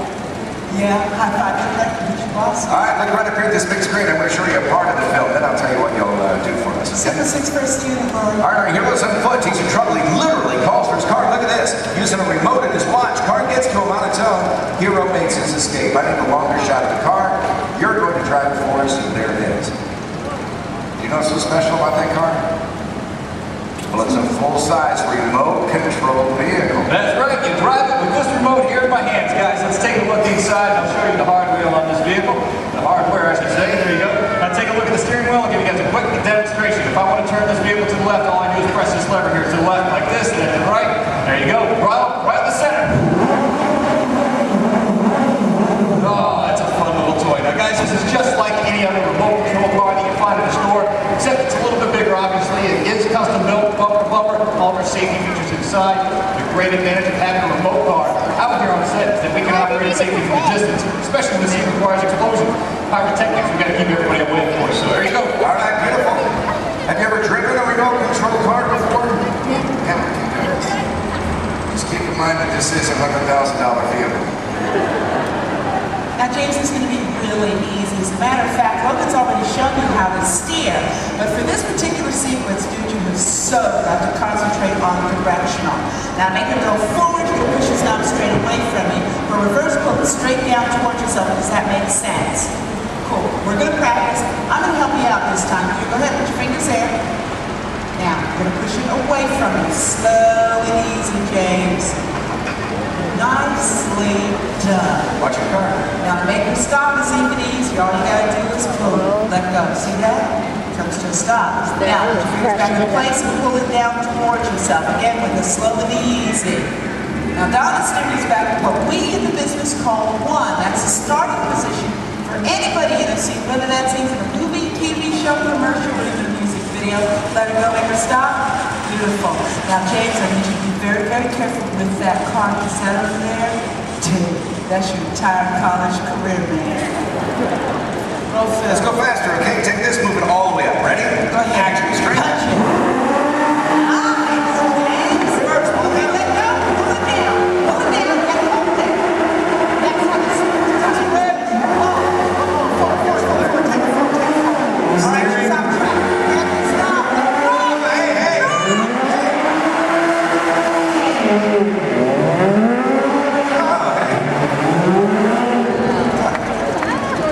Driving on the side of the... I just love how they do special. Are you released? We're just having fun here, but there's a part of the movie where we use a remote car. That's how we do it. This is our remote car driver, Corey.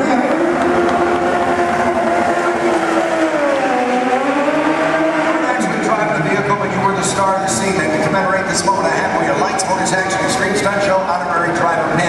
Can't get this pin anywhere in the world except for starring in the role you just did. That's how exclusive this is. All yours.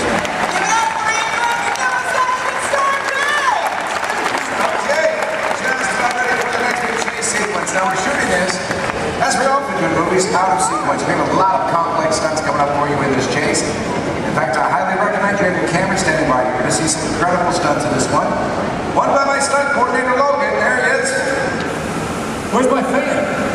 They're all out here. Oh, 5,000. Logan. All right, that was almost good there, Don. Thanks. Guys, right up here, we got a great scene coming your way. Full of more action, I promise you that. Working in the stunt business, guys, it's a lot of fun. A lot of responsibility, too, but for me, every day changes. One day I might double for our hero. Next thing you know, shooting at him, it all depends on what our director needs. I'm pretty sure by now you guys all figured out how to get down, right? Pretty obvious? Yes, I'm standing just over 40 feet high during this scene. Falling into that pad, we're going to kick it off here momentarily. So, Don, when you guys are ready. We are shooting the very beginning of the film. This is where you see the hero for the first time. He's in a gray jacket, just picked up this top secret envelope. This, of course, you met him earlier, our hero, and he's done a lot of stunt driving for the film already, but for this scene, he's playing the role of stunt double. Then we'll bring out a moto, so you're going to see a motorcycle chase. Ready to go? All right, that's good. Hold your slated, please. Rolling, motorcycle chase. Sequence 3, take one more. On the countdown, in 3, 2, 1, action!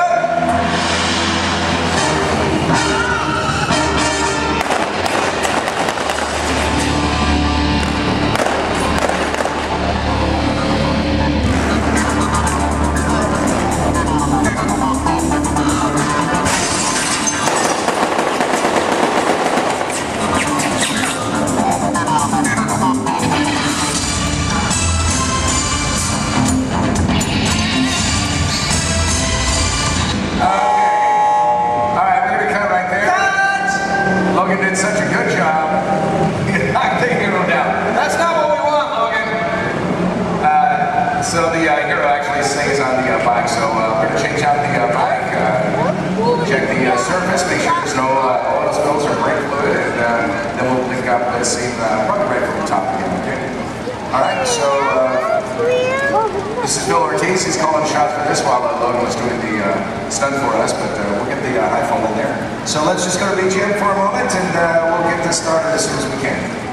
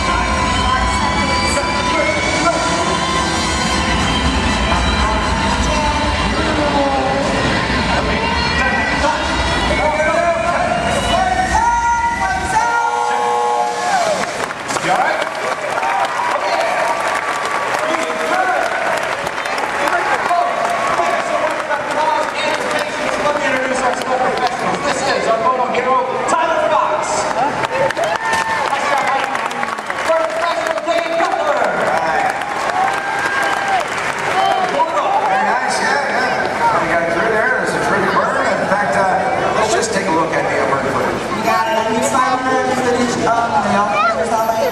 As you do something on the throttle, use the rear brake, that's what gets the bike to slide out from under. Stunt in itself, can't get injured on it. Glides right through that dredge, just touches the fire, that's all we need. He's already engulfed in flames right when he's at his feet. 1 second that took. Yeah, it didn't take long. Yeah. There you go. Good job. It's nice right there. A lot of this one's going to end up in the fire. Right there in the background. That's Love the hero background there. 10 seconds in, Nick starts feeling the intensity. We know it as soon as he goes down. Our crew right there to put him out. Absolutely. Never wait for his thumbs up. Make sure he's not feeling any hot spots or any part of his body. Which we get right there. Yeah. For stunts like this, we use as many different cameras and angles as possible. Well, folks, we have to. It's a big stunt, a lot of safety. We need it in one take. That's right. Elaborate stunt. A lot of prep time involved. That's exactly right. A good half an hour of preparation just for Dave, our bird guy alone, folks. He is wearing 5 different layers. Now, the first layer that we put on him is a dry layer of Nomex extra fire retardant material. We throw in some pads, of course, for the impact of that fall. Another layer of Nomex. There it is. And the fourth is a specially designed suit that we saturate in cool gel. That acts as a thermal barrier between Dave and those flames. The last is his moto driving suit. And what we do with that is paint it with a flammable gel. Now, ladies and gentlemen, it is the flammable gel that you notice burning and not Dave's moto driving suit itself. Now, one can do amazing things with digital effects, but nothing beats capturing fire stunts live. Yeah, that's where I like it. That's right. Yeah. Hey, you know what? This is what I want to do. I know we're set up for the final race. Let's get a pursuit car to camera out. Let's go inside and show our guests how much we modified these vehicles. I got you. Let's do it. Guys, let's get V2 out to camera out. V2 set, camera out. V2 is on set.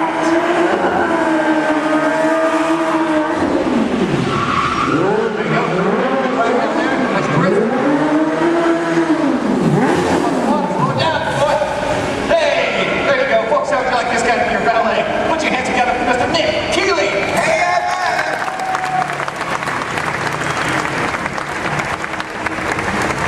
Alright, because the set is village in the south of France, that means we have to make everything match, and that would include the cars. These are local courses. We had them shipped directly to us from Europe, and then we literally gutted them out. We modified them to suit every need that we have. Yeah, absolutely. Which basically included losing a lot of weight on these cars. We wanted to make them lighter. We rebuilt these cars from the ground up. Let me show you how we reinforced that interior. We did it by installing this rally car crash cage that is fused throughout the entire vehicle there. We also took out the motors that these cars came with. We replaced them, of course. Right behind the driver, folks, that's a 1300cc motorcycle engine. These cars, they're balanced out and modified. They're designed specifically for these stunts. Ernie, let's go on the side here for a second. Now, executing these maneuvers, pulling off these stunts that our cars do, it requires a lot of complex timing, using your clutch, your gas, and an emergency brake.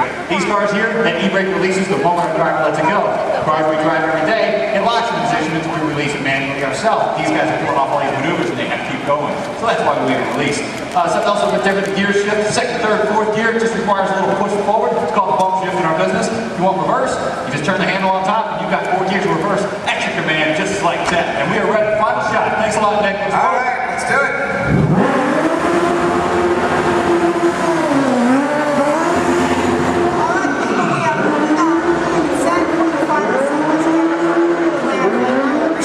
Goes into creating complex vehicle stunts. Right now I want to show you the film, and I want you to find the scenes you just saw shooting here. Remember that first scene called the ballet chase? Then there was the jump in the semi. Now this motorcycle chase you'll see first in the film. Also look for an additional stunt that Logan did for us on that rifle. We're going to heat things up right now. Let's roll that film.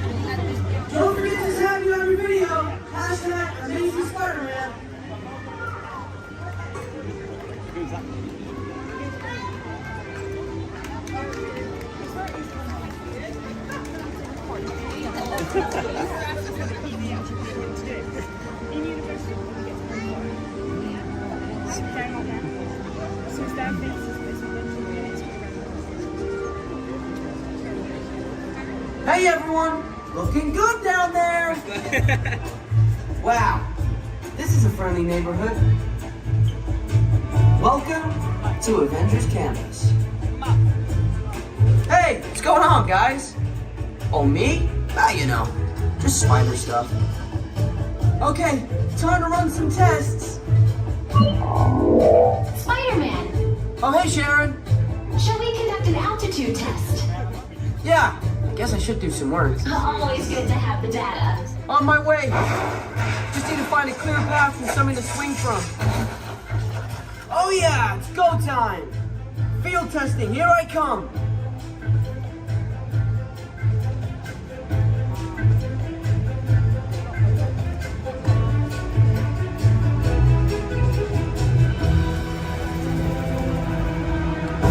Time for some field testing. Here goes something.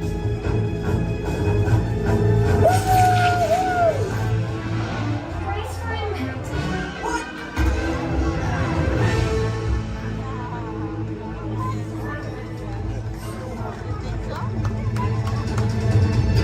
I'm good.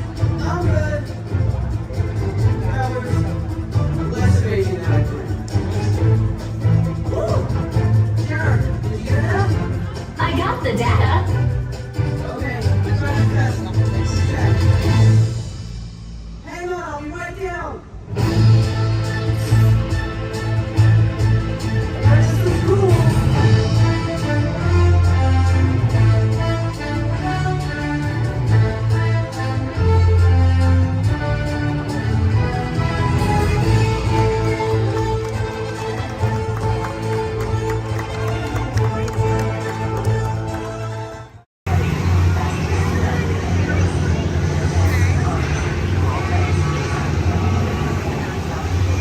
Time travel commencing in T-minus 10 seconds and counting. This is Seeker. Listen up. We've got to get in, grab the iguanodon, and get out before that asteroid hits. Let's roll.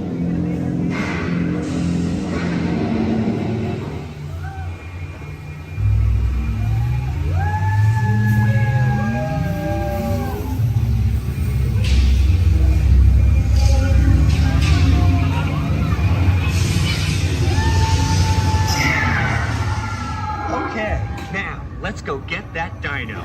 Computer, what are you tracking? Styracosaurus. Not our dino. Warning, meteor shower in range. Just little one. Oleoramus. Hadrosaur. Raptor. Time to get serious. Locking autopilot on homing signal now. Hang on! I'm tracking a big dino on the scope. Could be ours. Computer, full stop. Identified. Carnotaurus. Definitely not our dino. Go, go, go!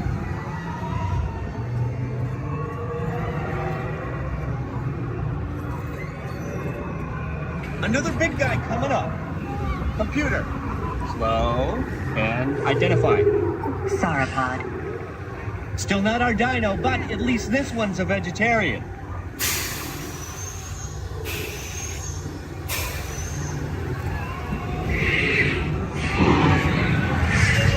Asteroid impact in 90 seconds. We better move it. Pterodactyl. Incoming! Asteroid impact in 60 seconds. We can't stop now. Keep going, keep going. Compsognathus. Computer, what's happening? Loss of traction. Four-wheel drive, move it! Warning, meteor strike. Evasive maneuver! Left! Right! Left! Right! That was close. Computer, now what? Carnotaurus.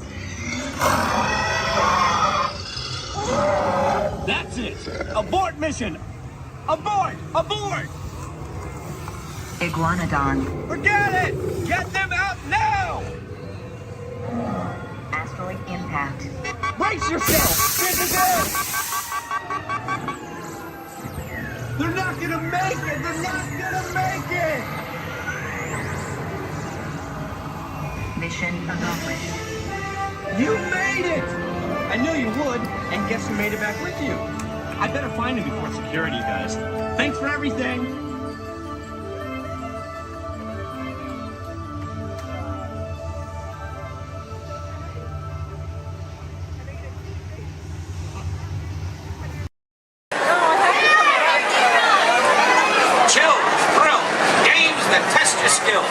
It's all right here at Toy Story Midway Mania. Do you think I'm kidding? Do you think we call it Mania for nothing? Oh no! You gotta see it to believe it.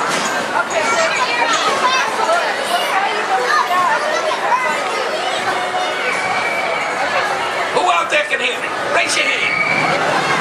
Good, good, good. Who out there can't hear me? Raise your hand. Look over here. You got a bunch of wise guys.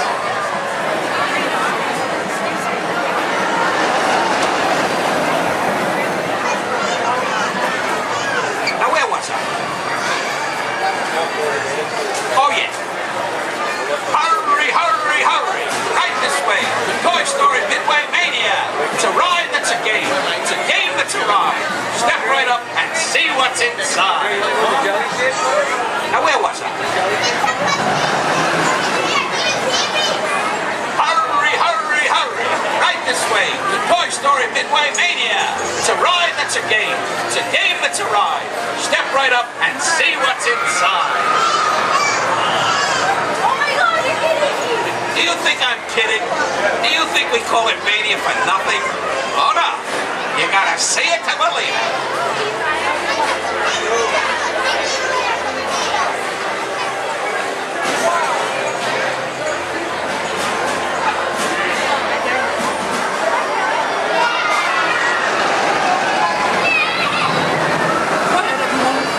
I hear Andy coming. Everybody, freeze.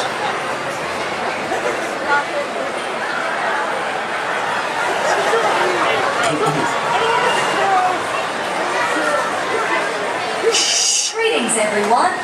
We are pleased to announce that tonight, Disney's California Adventure will remain open until 10 p.m. for your enjoyment. Again, Disney's California Adventure will remain open until 10 p.m. this evening. It's okay, folks. Hold so long.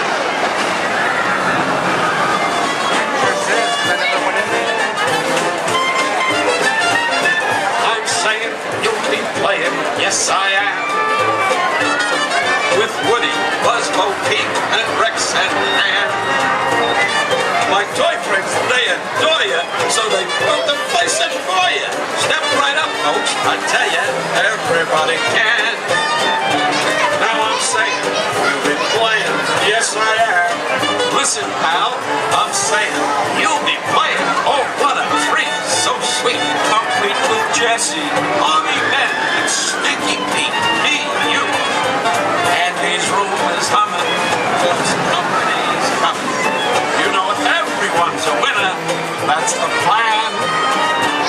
I'm saying, you will play it. Yes, I am.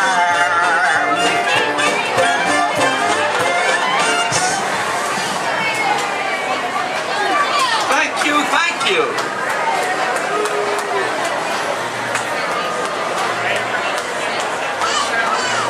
Last night, Mrs. Potato Head said, honey, there's a salesman at the door with a mustache. I said, tell him I've already got one.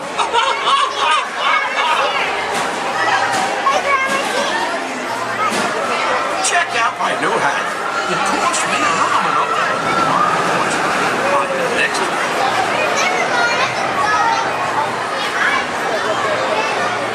Okay now, give me a D. I said, give me a D.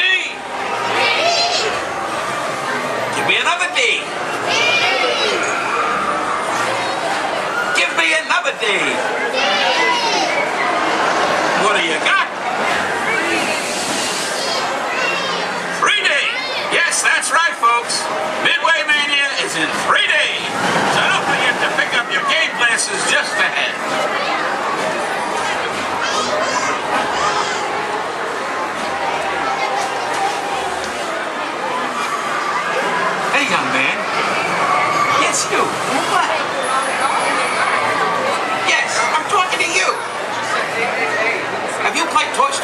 Toy Mania before?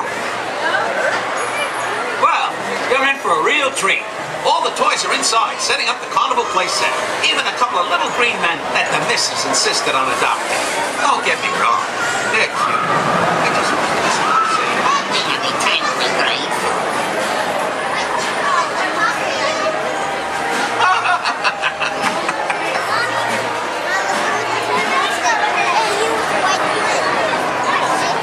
Hey, young lady.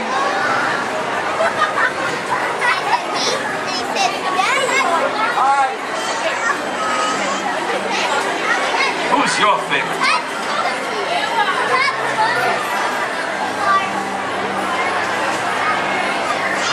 Speak up, princess.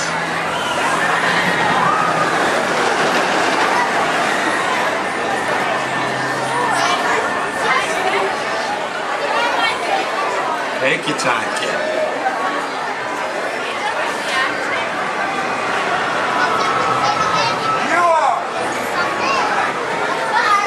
Thanks. You're my favorite too.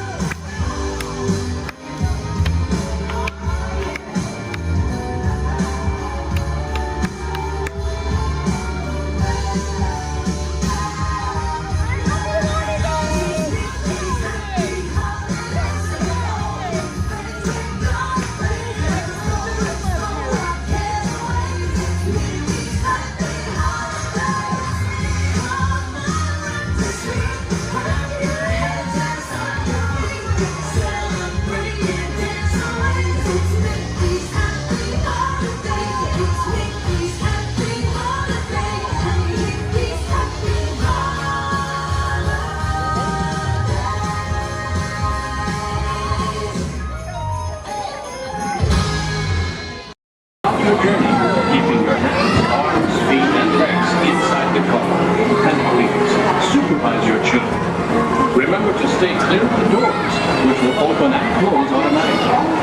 Enjoy your trip aboard the Metro liner.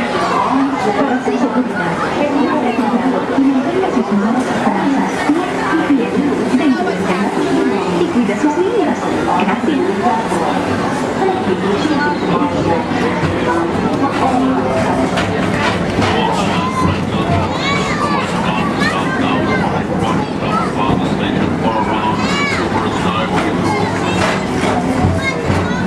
Welcome aboard, TTA travelers.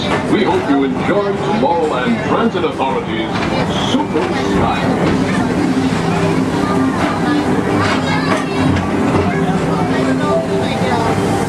Now approaching Tomorrowland Interplanetary Convention Center. The Convention Center is host to a galaxy of wonders from the faraway planets.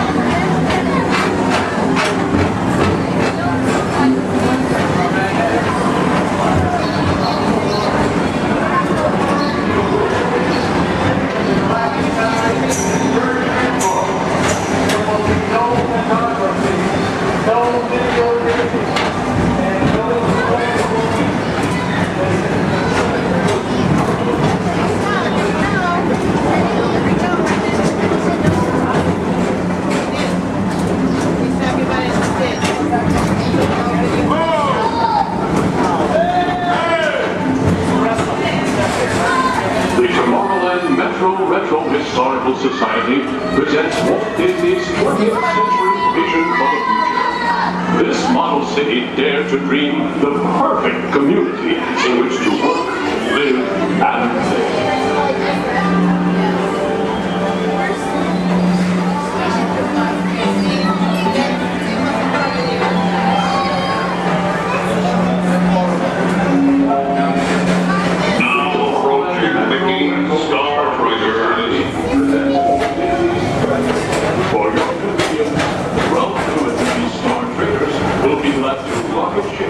To many planets in the galaxy.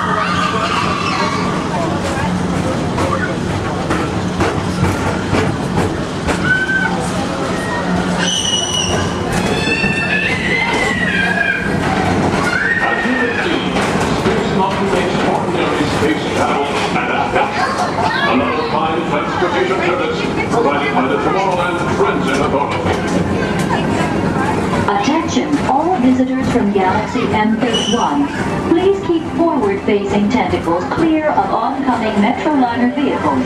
Thank you.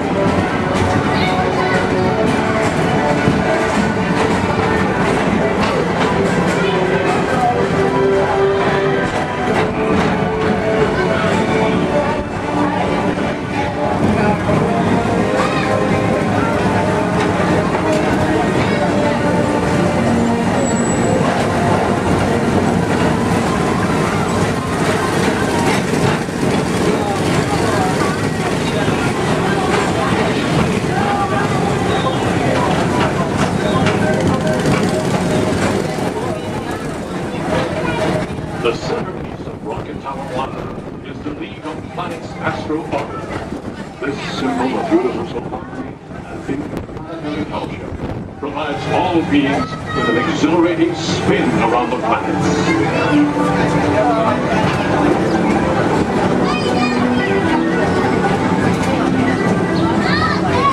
Remember, Blue Line passengers, for all your future travel needs, the TTA services all of Tomorrowland's outlying areas, including the personal rocket ship docking lot, and of course, perfect park acres, the latest upgrade. Aging Mr. Morrow, Mr. Tom Morrow. Your party's staff has arrived. Please give them a ring. Now approaching Walt Disney's Carousel of Progress.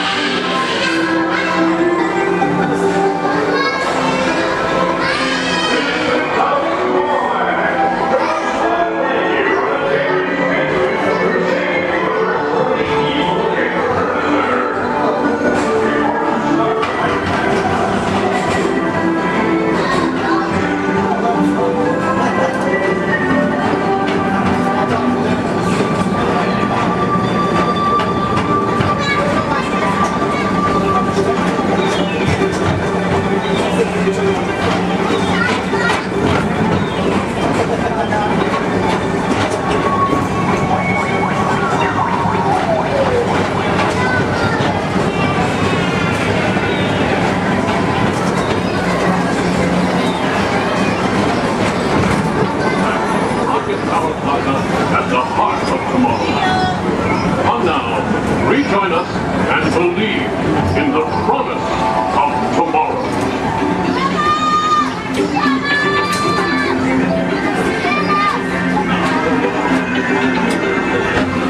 Rocket Tower final station.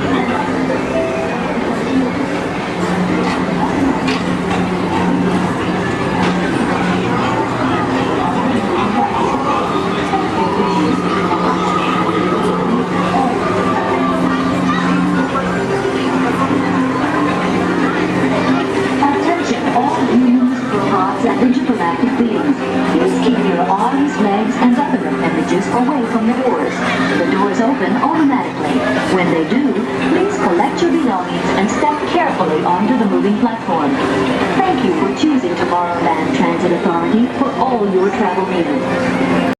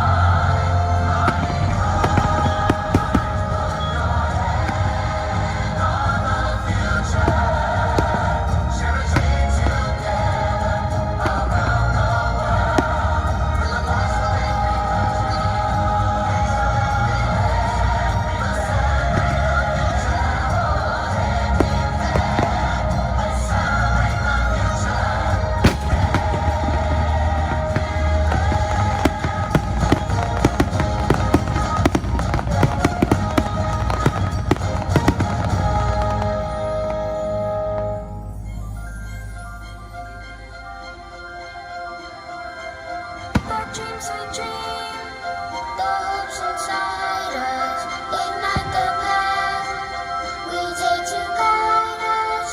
And hand in hand, the future is unfurled from just what's left.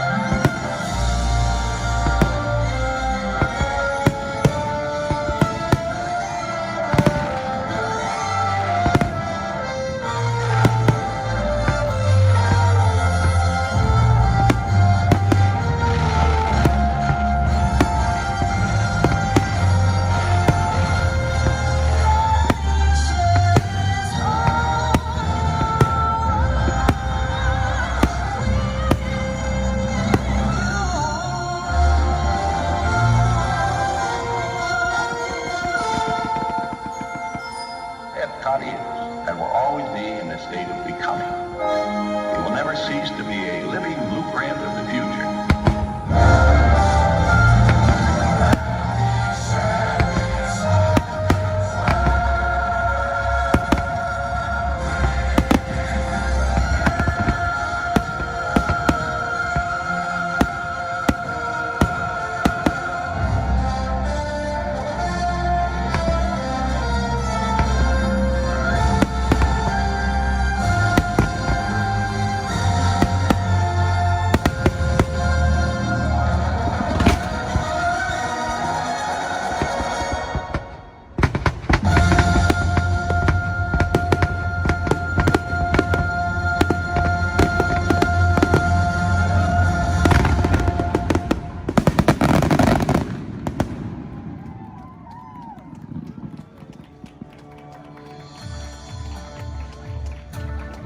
For joining us for Epcot Forever. As you take your next steps into the future, we hope you'll continue exploring, creating, and discovering wherever you go. Remember, it only takes one little spark of inspiration to unlock the possibilities of tomorrow. From all of us here at Epcot, we wish you a wonderful evening and a safe journey home. Thank you and good night.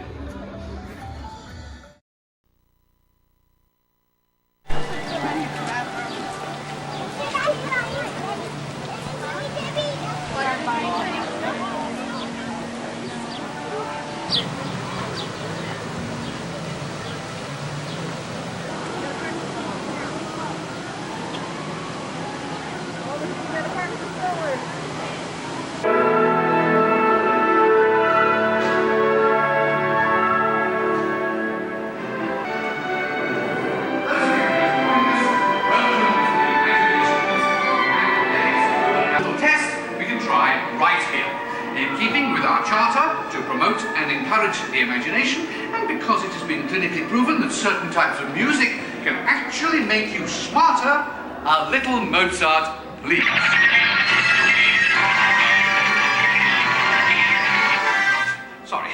Sorry, that was the wrong type of music. And for those of you who might have dropped a few IQ points, just follow the people in front of you and we'll get you some help.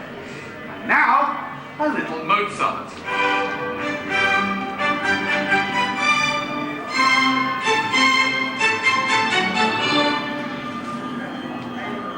Dr. Chang, please pick up line 4, line 7, and 9. Dr. Nigel Channing here with a quick one of my imagination. Please remain seated with your hands and arms inside the vehicle at all times.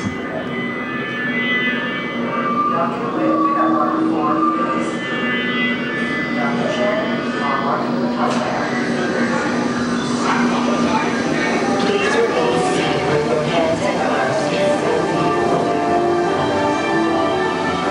We're about to measure your your imagination. So relax as the scanner sees what's in your heads just now. Scanner on.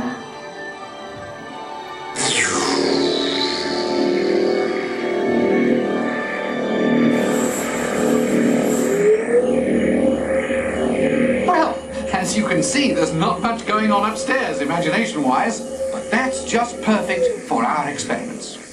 Yeah, I got the same rate of 5 to mark right there. Perfect. End of sequence. Give me tones and rapid history.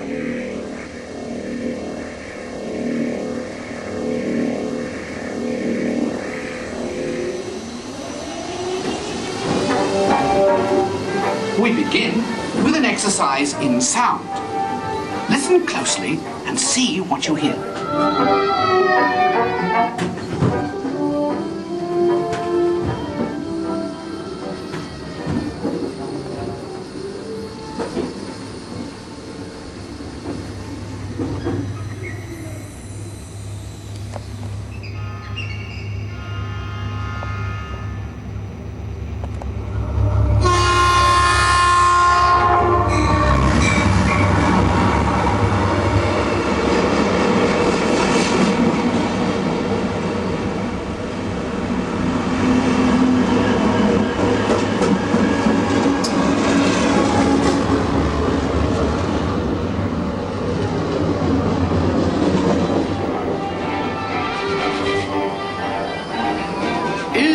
Looking glass actually magnifying, or is it your imagination? Here one quickly learns that when the laws of physics and common sense are shattered,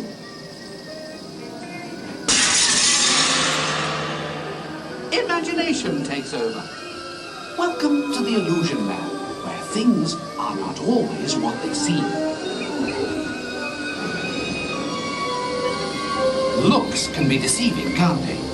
Well then, take a second look. Now what do you see? When you use your imagination, nothing can truly hold you back.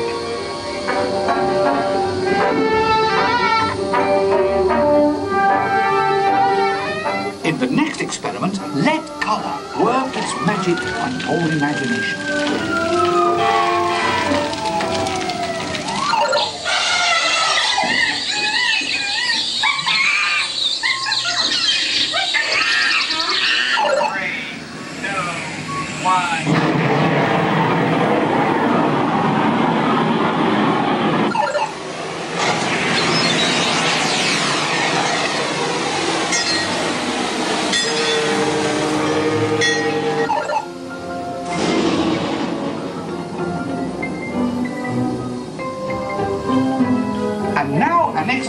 All about making connections.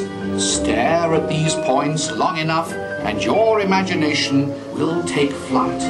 You'll see.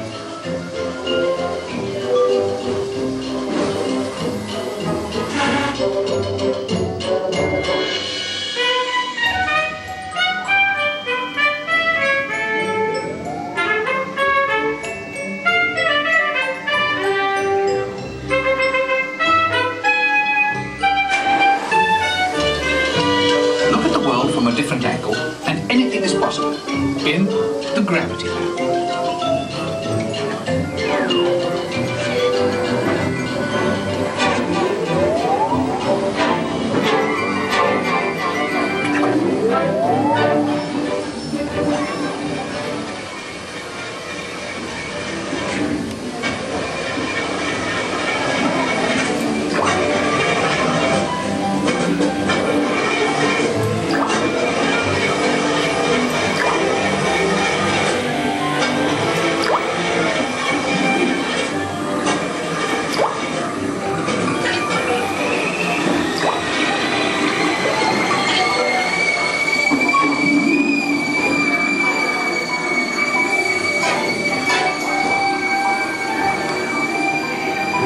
Experiments are now complete. Time to run you through the scanner once again. Who knows what we'll find in your imagination this time? Scanner on. Initiate feedback program. Receiving data. Recalibrate for a wider scan. Interesting. Stand by.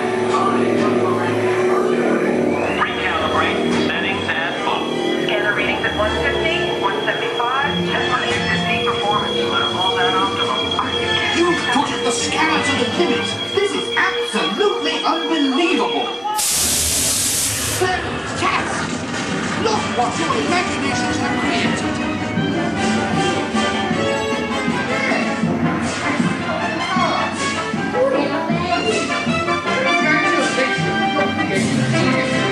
You're quite clever, aren't you?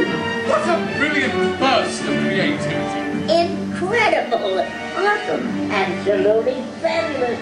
I couldn't have imagined a better...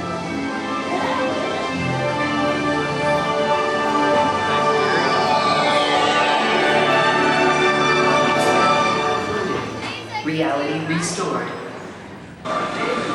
And so, as you can plainly see, imagination works best when it's set free.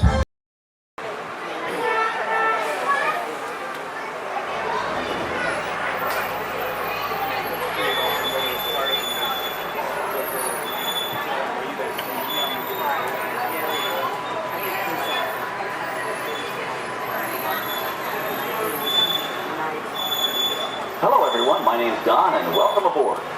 We're heading into the backlot of Disney's Hollywood Studios. This production area was built in 1988 as a Florida counterpart to the Walt Disney Studios in Burbank, California. We included sound stages, recording studios, high-tech editing rooms, all the tools needed to create movies, TV shows, and radio broadcasts. We've even got our very own water tower too. It's up ahead on the left side of our shuttle. We call it the Earful Tower.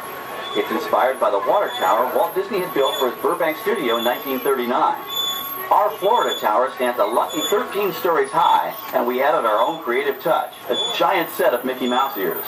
If you wanted to wear those ears, you'd have to have a hat size of 342 3/8. Up ahead, after the next bend in the road, you'll have a perfect opportunity to take a picture of this famous icon. In the world of entertainment, every project starts with a screenplay and a lot of creative ideas. A production studio is where the ideas of writers, producers, and directors are transformed into an on-screen reality. Within these huge spaces, filmmakers can literally create their own worlds.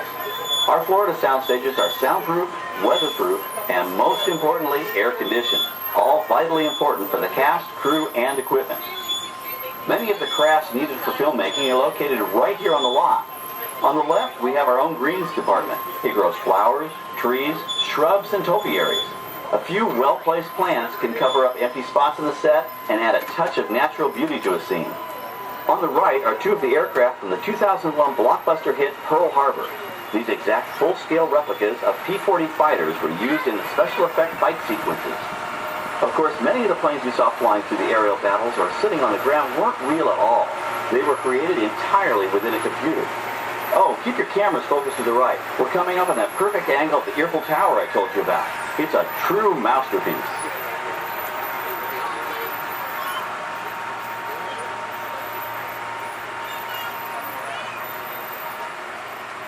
We're entering one of our most glamorous and colorful departments, creative costuming. Every star has to have just the right wardrobe, and it all begins here with a designer's sketch. Our team of designers, seamstresses, and tailors can turn 1.5 million yards of fabric into over 25,000 costumes every year. Many of these costumes will become part of the shows and attractions of the Walt Disney World Resort. In fact, here in Florida, we have the largest working wardrobe department in the world. Why, Mickey Mouse alone has over 175 different outfits to choose from, while Minnie Mouse keeps more than 200 unique costumes in her wardrobe.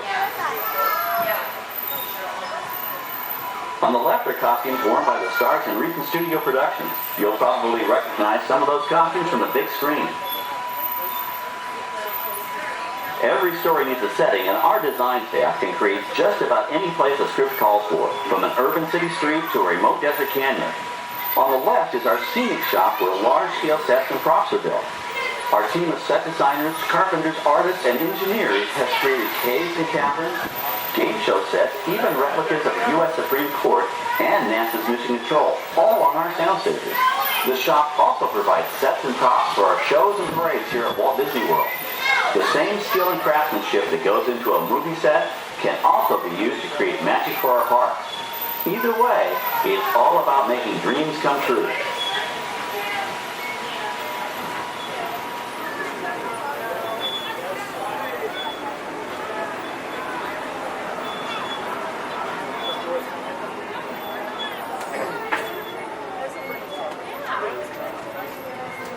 Now Now we're entering a zone we call the Boneyard.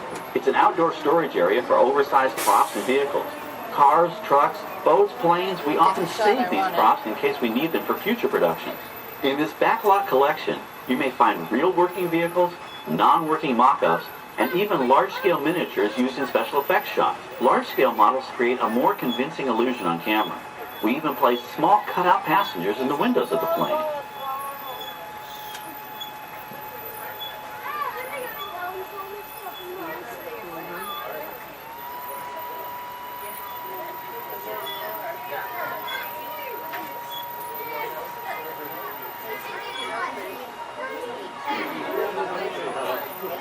We're now passing by the sets for our Lights, Motors, Action Extreme Stunt Show. On the left, you may catch a glimpse of the Mediterranean fishing village that sets the stage for this thrilling attraction.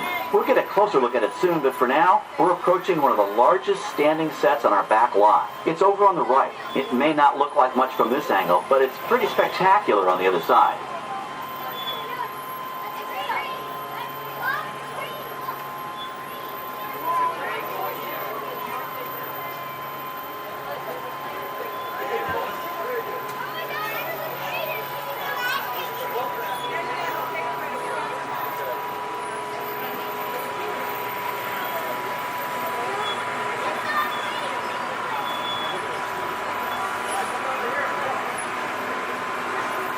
This is great, folks. The production crew has just given us clearance to enter the set. Hello, Backlot Tour. I'm Amy, a production coordinator here at the studios. I can see your shuttle heading toward our canyon set. I've given your driver permission to come in and take a look around. I'm up here with our effects crew, and we're getting ready to shoot a test sequence.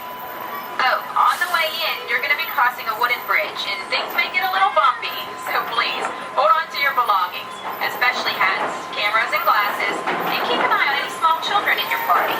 And of course, please remain seated at all times. Welcome to the set. As you can see, we brought the bare, dry deserts of Southern California to green, typically humid Central Florida. This set is based on real locations that our production designer took pictures of. Our set crew spent about 6 months building the canyon, but we've used it for a number of TV shows and specials over the years. For our upcoming production, the script called for a tanker truck. We found this one in our boneyard, but it was too big to drive into place. So we picked it up with a crane and set it down here. We're up on the overhead platforms, and I see our director has arrived. As soon as the rain effect is ready, we'll begin the sequence. This set of shower is really just a special effect. We rigged up a series of water nozzles just above your trim. The water sprays in a crisscross pattern to create a sense of depth. But this storm only covers the first few feet.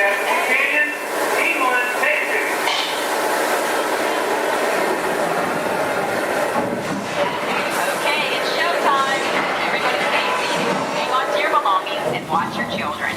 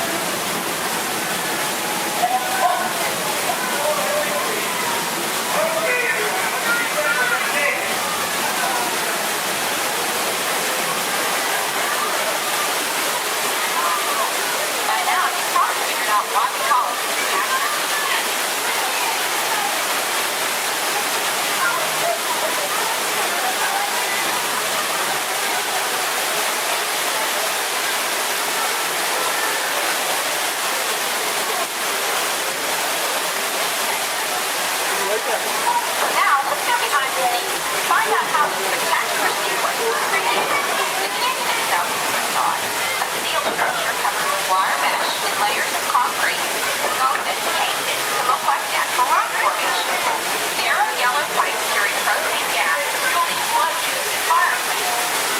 flash flood.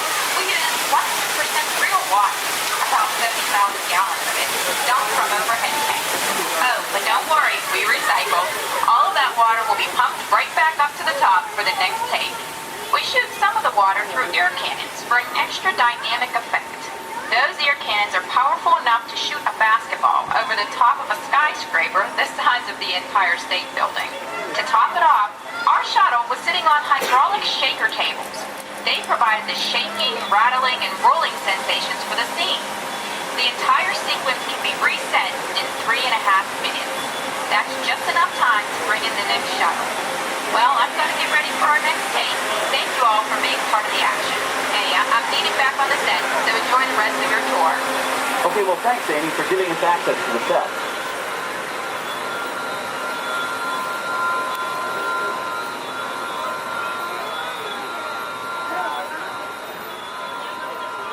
On the right, we have an authentic piece of Disney history. That Gulfstream 1 was known at airports across the country as November 234 Mickey Mouse, but we just call it the Mouse. In 1964, Walt Disney and his hand-picked team used this plane to scout locations for what he called the Florida Project. Soon, they secretly began purchasing thousands of acres of land, which became the Walt Disney World Resort in 1971. During the creation of the resort and later Epcot, the Mouse shuttled studio executives and Imagineers between Burbank and Orlando, making it the most used executive aircraft in the country. Appropriately, the Mouse retired here in 1992. As Walt used to say, it was all started by a mouse. In this case, the 234 Mickey Mouse. On our right, we once again sweep past the magnificent Mediterranean village of our lights, motors, action extreme stunt show. This high-octane attraction is based on the hit show from the Walt Disney Studios Park in France. In this action-packed production, you'll feel like you're right there on the set during the filming of a spy thriller, complete with custom-built cars, motorcycles, even jet skis. You'll experience the split-second timing, coordinated driving, and fiery special effects that make action movies a real blast.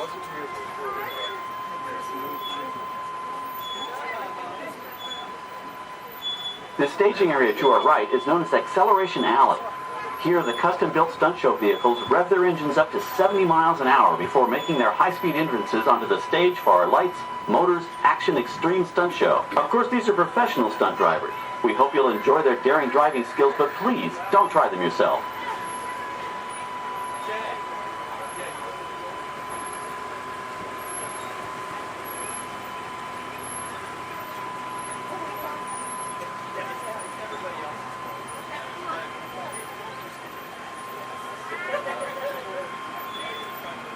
On the left, we've reached our second boneyard with more historic props and vehicles.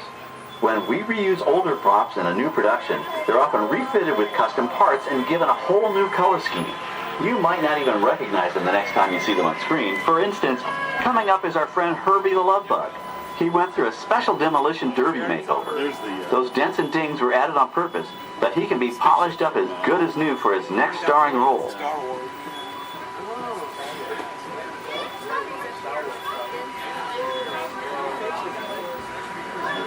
On our right, we now have a very different view of the fishing village set. From this point of view, you can see that there is no inside to the buildings. They are just false fronts or facades. In the movie business, set builders only create what the camera has to see. It's an old movie trick dating all the way back to the silent era. To add to the sense of realism and avoid the cost of set building, many of today's television shows and movies film on location in cities and towns across the U.S. But out in the real world, you've got to contend with noise, traffic, crowds, and various visual elements that may or may not belong in your film. Here on the backlot, we can avoid these problems because we created our very own flexible urban environment. Our Streets of America facades can stand in for a small town or a giant metropolis. As we come around the last corner on our route, you'll see the skyline of New York City in the distance. It's really a series of painted flats, expertly designed to fool the eye and the camera. We can dress and decorate these streets to look like any city we want, from Chicago to San Francisco. Depending on the choice of vehicles, props, and costumes, we can even turn back the clock and set our story in a different time. And what's more, these sets are built with Florida weather in mind. They're made to withstand 100-mile-an-hour winds. You're welcome to visit our Streets of America anytime during your visit today and get an up-close look at the skills of our set designers and builders. We've just about reached the end of our tour. Our final stop is the American Film Institute Showcase, where you can see the actual costumes and movie props used in some of Hollywood's most famous films. There are some pretty amazing items in there, so feel free to take all the time you like. Please stay seated until our tram comes to a complete stop and check around you for any personal items that may have fallen during our trip. Well, as they say in Hollywood, that's a wrap. Thanks for joining our backlot tour, and we hope you'll come back to visit us again soon. Alright, we're going to stop up here in just a moment. I'll open these doors. I'm going to exit out through those blue automatic doors into the AFI Showcase tour.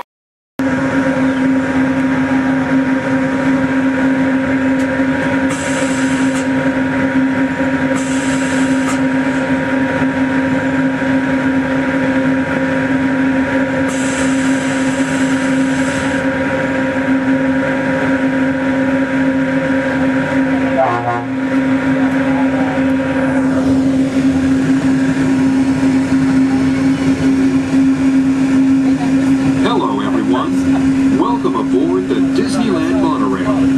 We are now beginning a 2.5-mile journey to downtown Disney Station and back. For a safe trip, remain seated, keeping your hands, arms, feet, and legs inside the cabin. Be sure to watch your children, and no smoking, please. Bienvenidos. Para su seguridad, permanezca sentado y mantenga las manos, brazos, pies y piernas dentro del tren y cuide a los niños. Por favor, se ruega no fumar. You're riding aboard a Mark 7 monorail, the latest generation of Disneyland monorails. When Walt Disney introduced this attraction in 1959, it was the first daily operating monorail system in the Western Hemisphere. Just ahead is Disney's California Adventure, where you can live the ultimate California dream through attractions and live shows that are as diverse as the Golden State itself. The Towering Hotel is home to the Twilight Zone Tower of Terror, where you can literally take a thrilling drop into Hollywood history. The bear-shaped rock formation is part of the Grizzly Peak Recreation Area, a haven for outdoor adventures. Beyond it, you'll find the high-energy fun of Paradise Pier. Coming into view on the left are the villas at Disney's Grand California Hotel and Spa. It's the first Disney Vacation Club resort on the West Coast and shares the same arts and crafts style as the famous hotel, which we are now entering.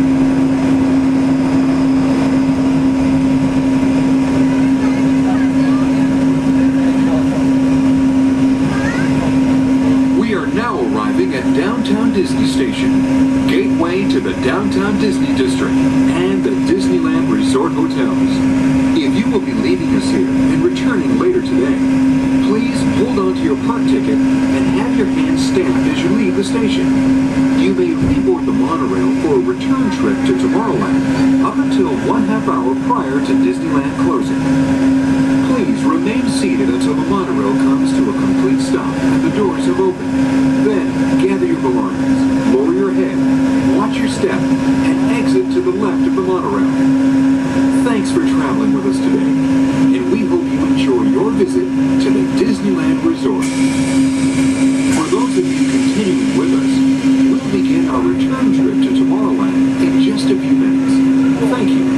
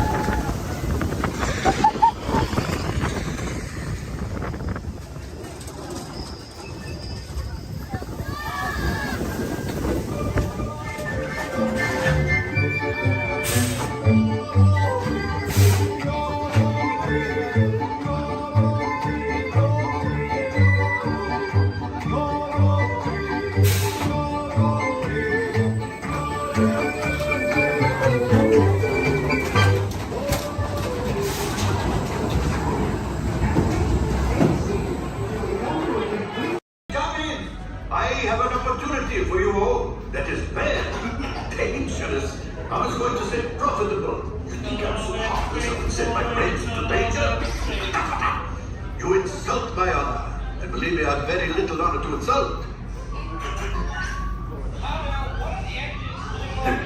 We'll talk later. I have to do everything around here. Hello, my friends. I am Hondo Onaka, and this is Onaka Transport Solutions. Today, I am offering the opportunity of a lifetime. I need flight crews to transport this valuable merchandise across the galaxy. Pilots to navigate, engineers to operate the ship, and gunners to defend the shipments. And that is where you come in. The Millennium Falcon. On loan for some very fast and very profitable expeditions. Chewbacca, my fine furry friend. Yes. As we agreed, you let us use the ship. We'll get you the supplies you need. It's a win-win. You help the resistance, and I get all the profits. The first order will never know we were there. Okay, time to go, so, bye-bye. We better go before he changes his mind. Move along, my friends. Listen carefully and remember, the better you work together, the more you earn. Your lives and my profit depend on it. Now go. No, it's return to your car. You are parked in the over area. Passengers wish to exchange currency prior to their departure are invited to visit the exchange office over daily 30 regular flight hours. There has been a change for Flight 114, Star Speeder service to Xandar. Flight 114 will now be departing from gate number 2. This is a gate change only.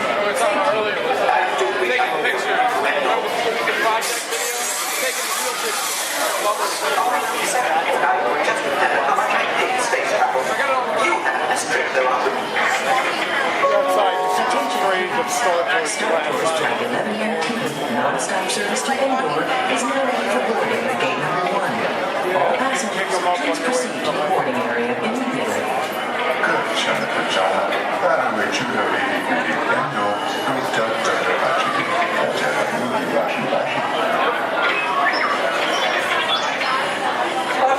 Just walked in. Get back to work before they deactivate you. Yes, I really would. And hurry, they'll need this console any moment now. There, I think you'll solve it.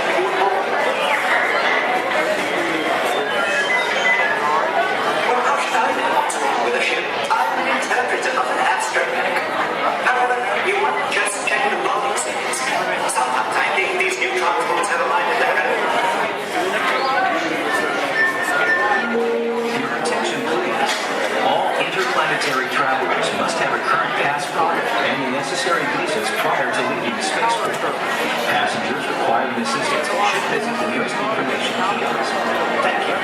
Star Tours is now offering convenient daily departures to the exotic Monorail.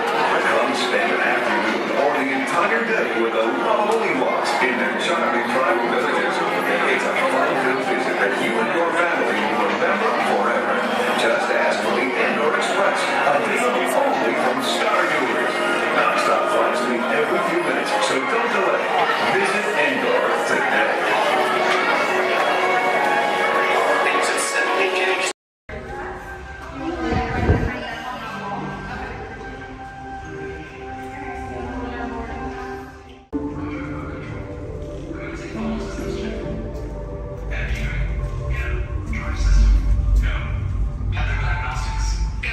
Magnetic field. Go. Gravity generator. Go.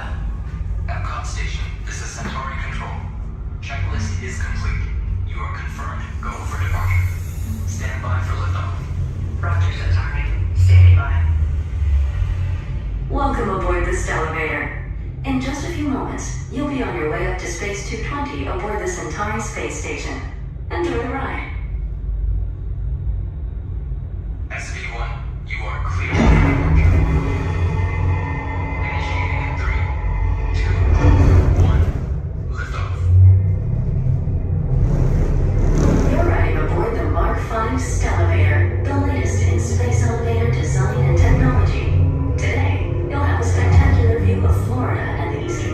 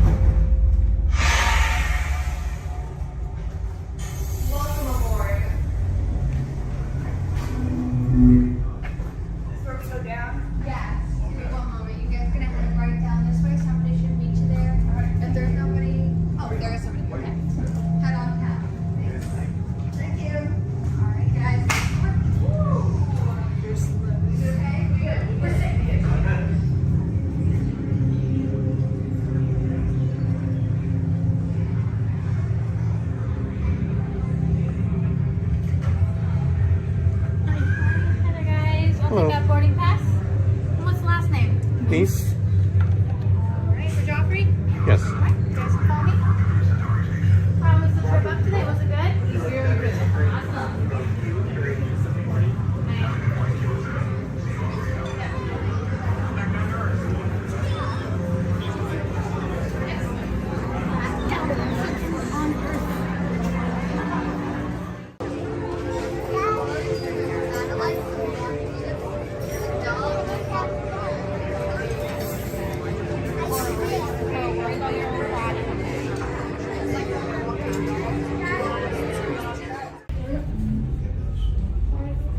SV2, you are cleared for departure. Initiating descent in 3, 2, 1. Your journey back to Epcot will be a smooth and quick one today, so enjoy the ride.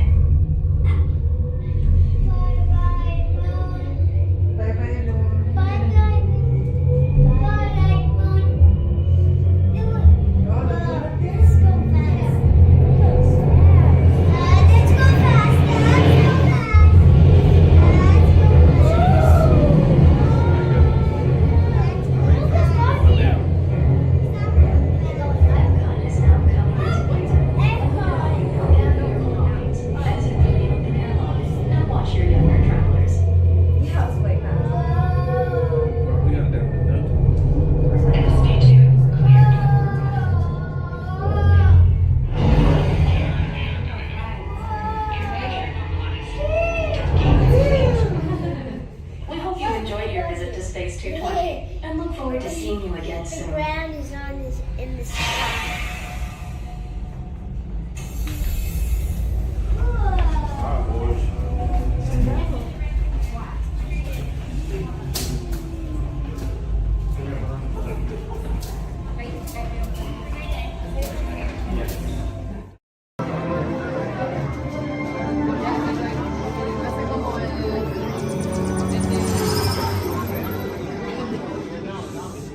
Greetings, Terrans. I am Nova Prime Irani Rayan, Commander of the Nova Corps. On behalf of all Xandarians, I hope you have enjoyed exploring the wonders of Xandar. As you have seen, your world and ours were born of the same moment, one which you refer to as the Big Bang. As such, we are all galactic neighbors in a vast universe which we and countless others share. For you to travel to Xandar would take 2.5 million years, assuming you had a ship that could fly at the speed of light. So we decided to come to you. But even we could not have reached you so easily were it not for the Cosmic Generator, an advanced piece of Xandarian technology that creates jump points, artificial tunnels that act as shortcuts, linking distant points in space.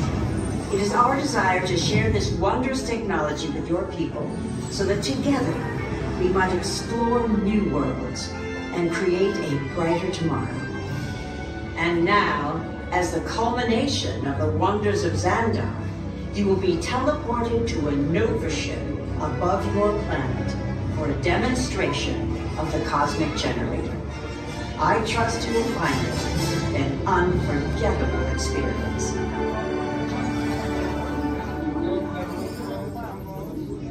Welcome, people of Epcot, Epcoters, Epcotians, citizens of Epcot. Does anyone know what they call themselves? What? I'm on?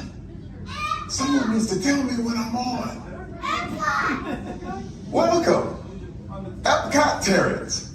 I am Centurion Tal Merrick, and we're just about ready to teleport you up to the ship for the demonstration. As you're about to enter a secure Nova area, I must ask you to put away your Terran communication devices at this time. Recording of any type is strictly prohibited. I am very serious about this. Now, please step forward into the chamber. You're gonna love this.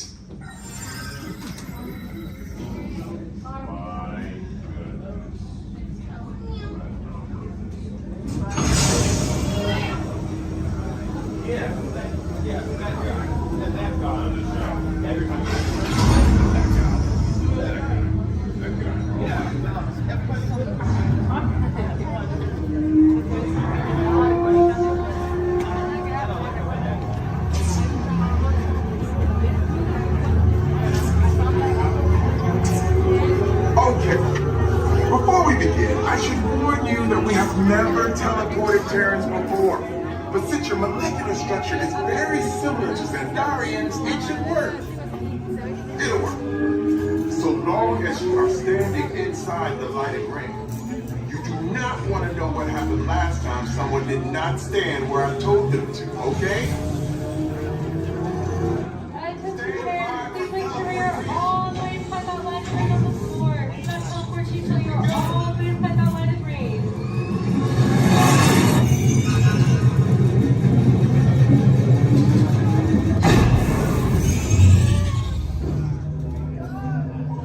You made it! I mean, of course you did. Nova Prime, they're ready. Excellent. What you see before is the cosmic generator. And in just a few moments, we'll be activating it so you can experience for yourself what's happening. I'm not sure. Our power's out. And the cosmic generator is gone. Cheerio, Monarch. Go to Code Red. Prepare the fleet. And call the Guardians. Now. There is no cause for alarm. Turn off that alarm. I've got an important transmission coming in. Hey, what's up, Nova Corps? Our cosmic generator has been stolen. What? How? Why didn't we think of that? That thing's gotta be worth a fortune. I am Groot. Good question. Yeah, who do you think took it? Perhaps that really big man outside your ship. Oh, that is a big man. I need to alert Nova Prime. I have been watching Terrans from the Yorks. That's not creepy at all. This species has failed. Wait, whoa. We didn't even know there was a test. He's got the cosmic generator. He's creating a new jump point. Jump point to where? Not where. When. It's some kind of mutant jump point. He's going back to the dawn of time. Dawn of time, why? To erase an error. Well, that doesn't sound good. Your time is over. Wait, what do you mean? What do you mean it's so vague? The jump point is closing. Hey, Nova Dude, you're Nova Corps need to follow that whatever it is until we get there. We can't. Our power is down, and I've got to get these Terrans onto evacuation shuttles. I got it.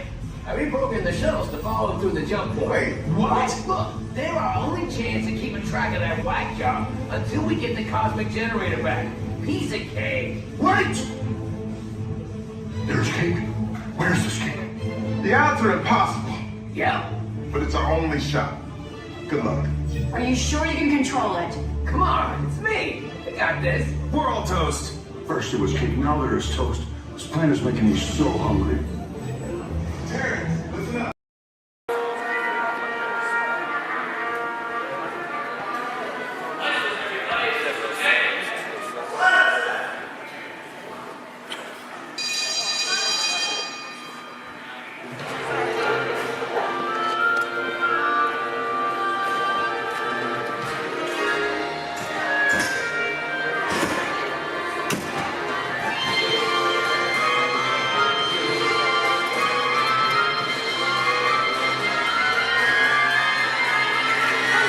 Welcome aboard. At this time, I'd like to ask everyone to please remain seated throughout our show, and please keep your arms and hands inside the vehicle at all times. For the safety of our cast, we ask that you please refrain from the use of flash photography and external video lighting. Now that we've taken care of business, let's talk about me. My name is Patrick, and I'll be your guide on this magical journey into the movies. It's the perfect job for me because I love movies. Is everybody ready? Yeah! Great, because it's showtime. Ready when you are, CB?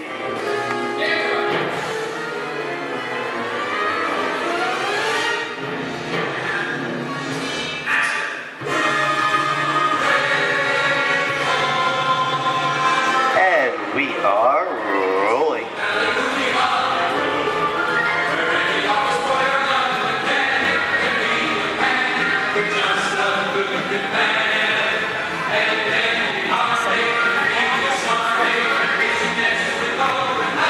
Hello everyone and welcome to the Great Movie Ride. Once again, my name is Patrick and I'll be taking you from this Hollywood soundstage into some of the greatest movies of all time, all on one tour.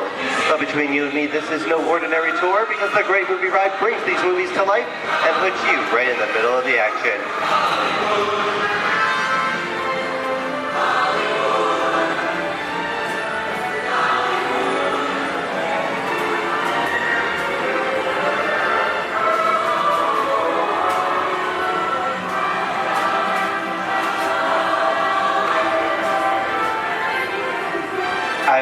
folks, but I just love great Hollywood musicals of the 1930s.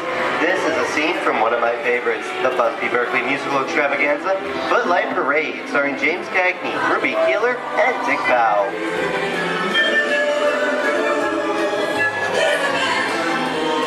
In 1952, Gene Kelly was Singing in the Rain with Debbie Reynolds and Donald O'Connor. Did you know that Gene Kelly co-directed this movie? Who can tell me what movie this is? That's right, it's Walt Disney's Academy Award-winning film from 1964, Mary Poppins, starring Julie Andrews and Dick Van Dyke. Julie Andrews won an Oscar for her portrayal of the nanny who was practically perfect in every way.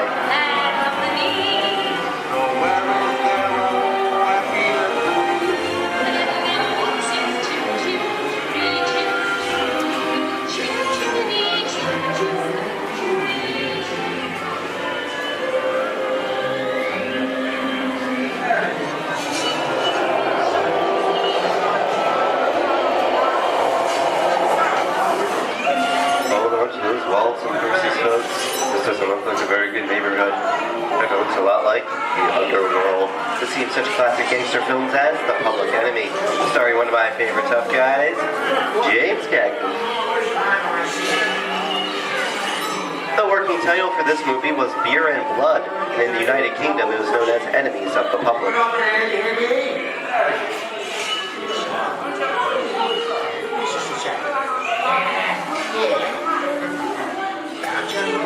Very nice guy. Judge comes around, he's going to leave you some beer. You're going to check it. And you're going to kick in with the jaw.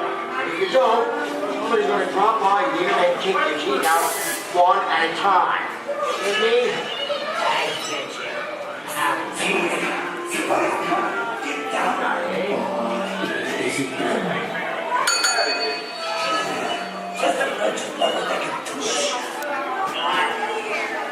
Sorry about the delay, folks, but I don't want to run a runway, even if it is just a movie. You talking to me? You talking to me? That's okay, I'm talking to the demon who's putting it out for the day. I'm talking to me. I'm not supposed to leave my vehicle. I say get away. Oh, okay, Moxie, whatever you say. Hey, you should know my name anyways. I've seen this movie before. Oh. It's unseen fancy cats like thinking out of your face. You make a mistake about this. Come out of here. You gotta get out. You can't just look out the middle of the movie. I'm beating you, son. Here they come, bud. Get out, you grinders.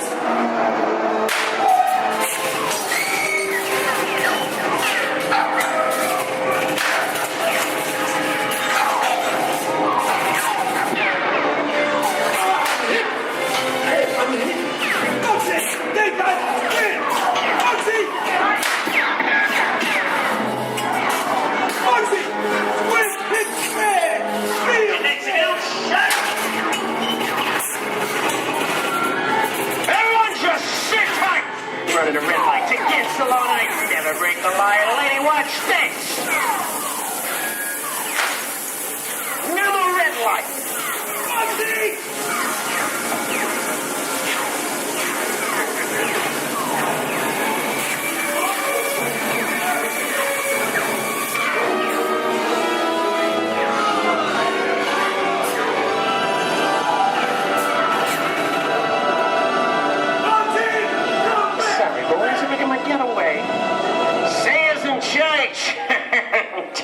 What are you looking at? Everyone mind your P's and Q's, and maybe you won't get hate. What is this? Tracy! And now, the Old West, and two of Hollywood's legendary stars, Clint Eastwood and John Wayne.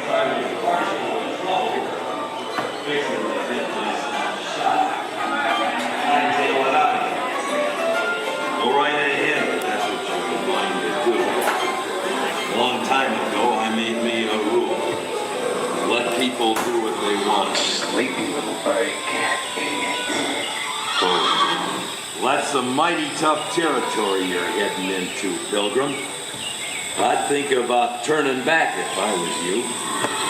That is, if you want my opinion. Now to make it clear, it's a perfect time for me to collect up all your valuables. Starting with the jewelry, going on to the cold hard cash. Perhaps work around. Hey! It's the bank robber! Don't let him get... I don't even like this neighborhood, Jabba! This is nuts. Nuts! Tell us I'm getting out of here. What are you doing, old man? Get yourself up. Looking at this one. Easy on me. Can't get any worse.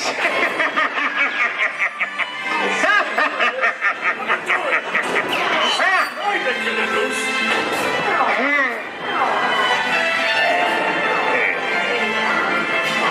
Okay. It's twice.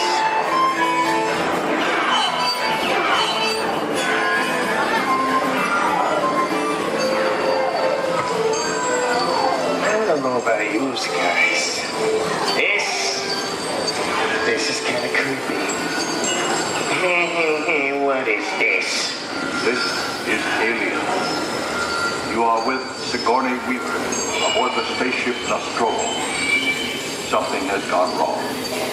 One by one, the crew has vanished.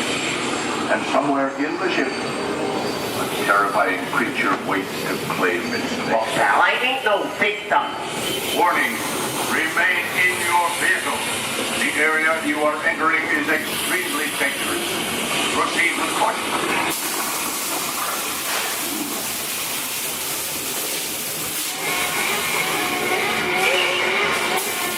Emergency destruct system is now active.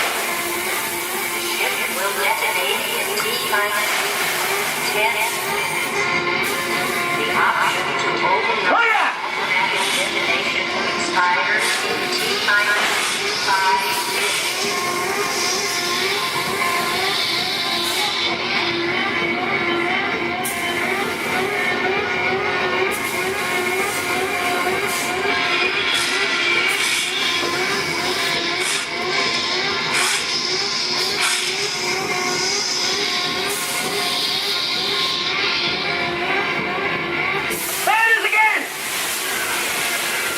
Okay, that's enough creepy crawly things for Hyundai, right?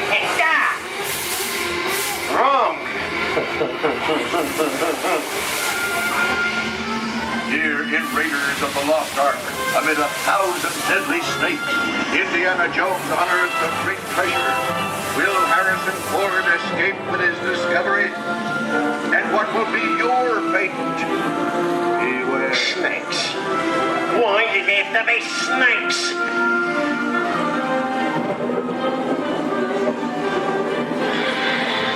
The dust of 3,000 years lies undisturbed in this ancient burial chamber. And on the chest of the great stone god, a priceless Get a load of that chunk of ice. Time for me to get back to work. Don't nobody move while I go get the goods. I don't think they'd notice a few extra bodies around here. Know what I mean? But the jewel is guarded by a curse, and those who dare defy that curse must pay with their lives.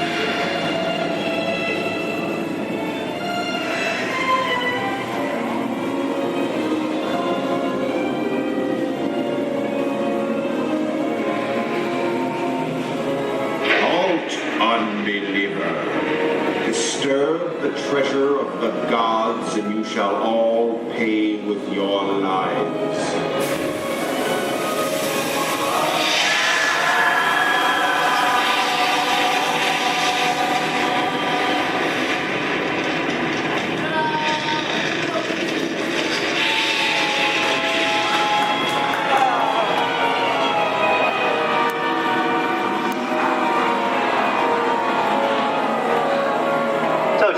Popcorn. Well, this just goes to show anything can happen in the movies. Now, let's get on with the show.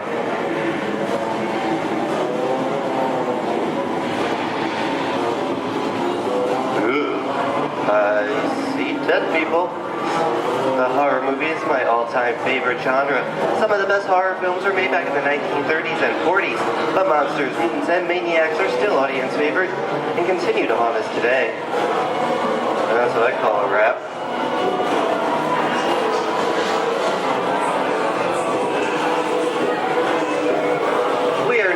and the jungle home of one of the most beloved characters of all time. Now it's not George of the Jungle. Actually, it's Tarzan, portrayed here by Johnny Weissmuller. Over here we have Maureen O'Sullivan as Jane, and the lovely and talented Cheetah as herself.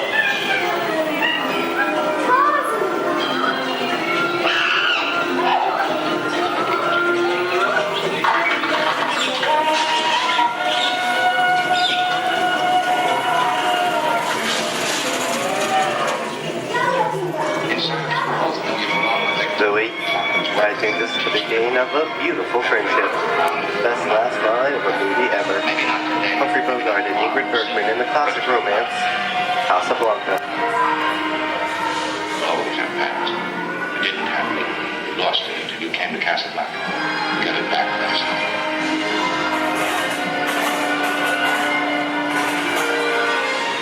I've got a job to do too. Where I'm going, you can't follow. What I've got to do, you can't be any part of. Listen, I'm not good at being noble, but it doesn't take much to see that the problems of three little people don't amount to a hill of beans in this crazy world. Someday you'll understand that.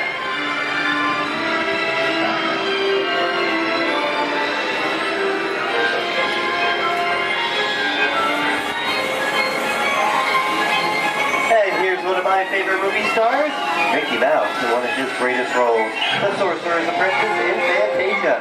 The sorcerer in the sequence is named Yen Sid, which is Disney, spelled backwards.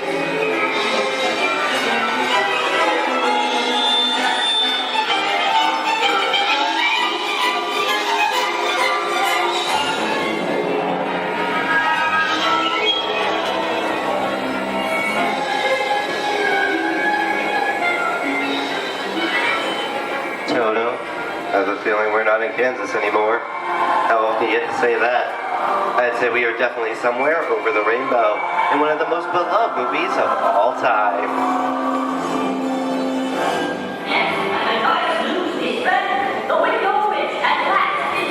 The Wizard of Oz.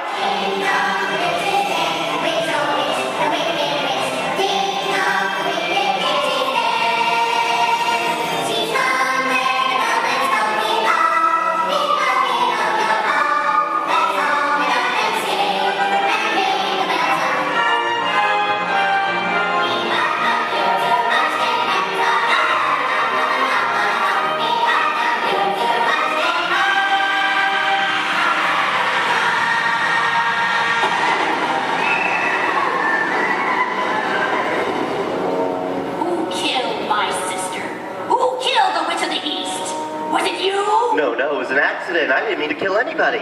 Well, my little pretty, I can cause accidents too. Oh, rubbish. You have no power here. Be gone before someone drops a house on you, too. Very well. I'll bide my time. But just try to stay out of my way. Just try. I'll get you, my pretty. And your little dog, too. I wonder how we get out of here. What do you folks think? Which way should we go? Follow the yellow brick road. Follow the yellow brick road? No, what I think of that. Bring along, folks. You know the way.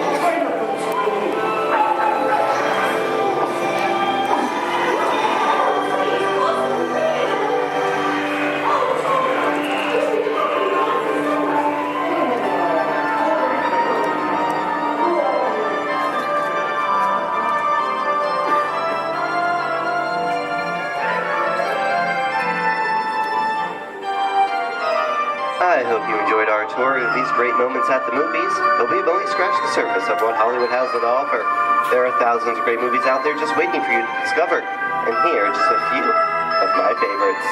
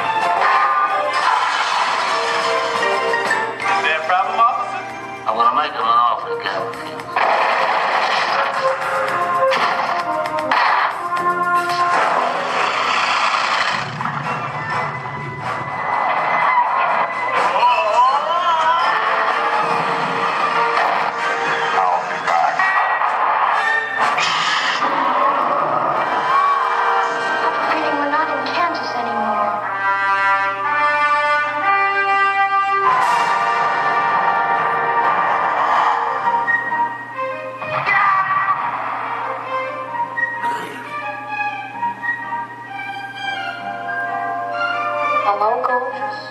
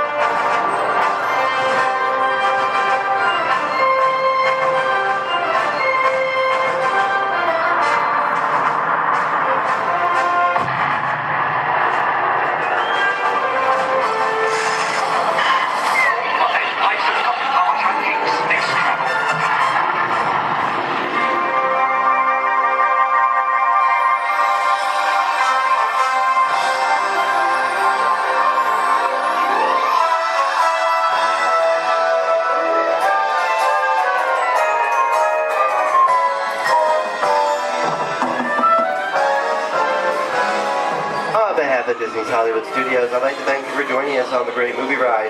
But before we wrap this production, there is still one more scene to do. It's called The Exit. The action begins with you remain seated till we come to a complete stop. Then gather all your personal belongings and take small children by the hand. When these doors open, rush dramatically to your feet and make a grand exit directly to the rear of your vehicle.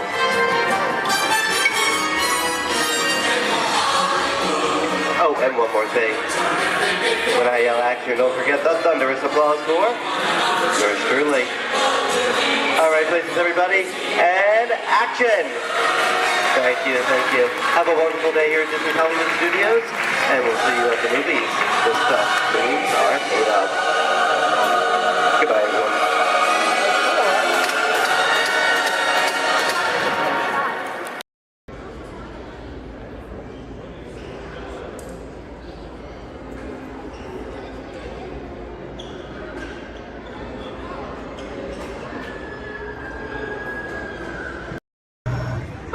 Please remain fully seated, no lap sitting, and hold on to all loose items.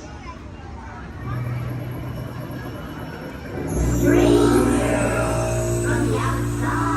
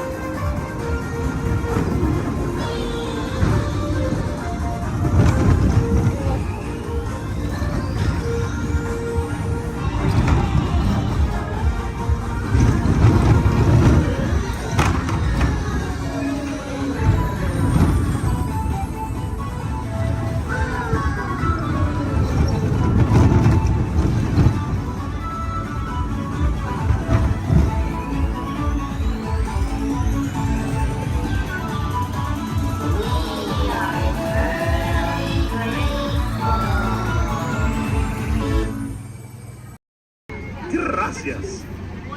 Now, Casey, let's get this show on the road, or track. All aboard! All aboard! All aboard! Let's go!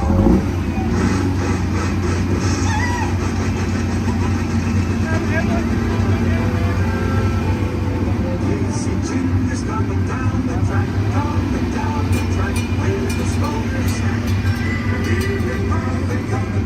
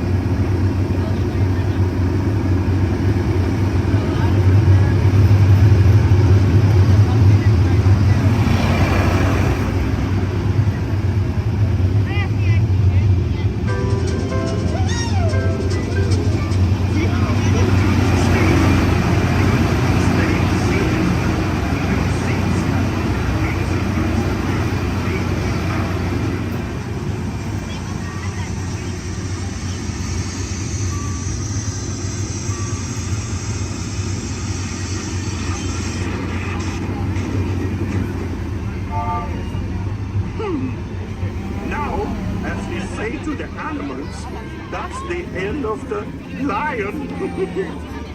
Fantasyland! Fantasyland!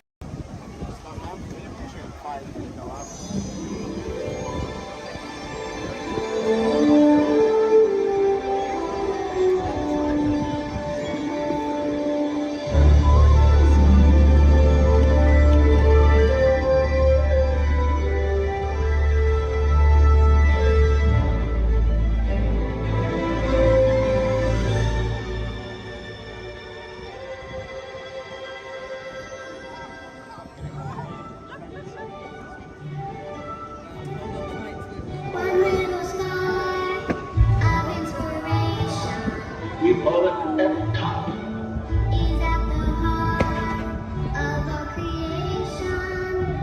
EPCOT. Experimental, prototype, community of tomorrow.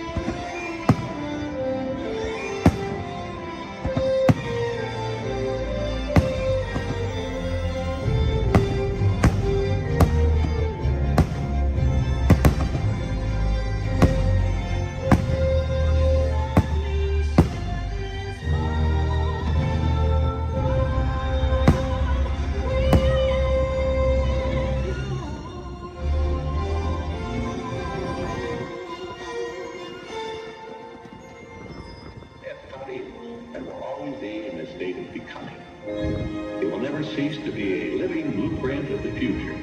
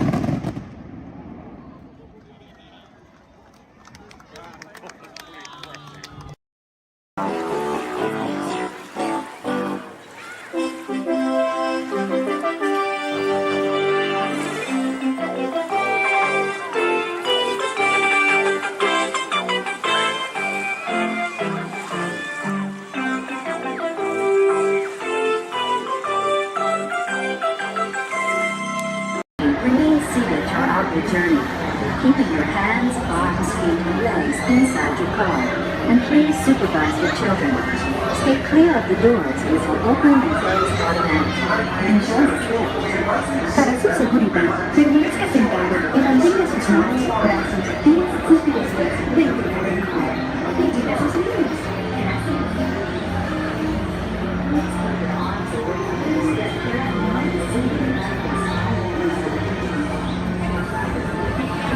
Welcome aboard the Tomorrowland Transit Authority People Mover. You're quiet and carefree, highway in the sky.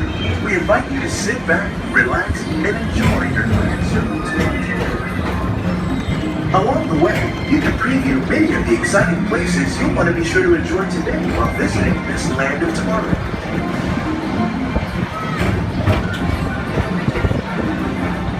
The People Mover is the perfect vehicle for people watching, so keep your eyes peeled.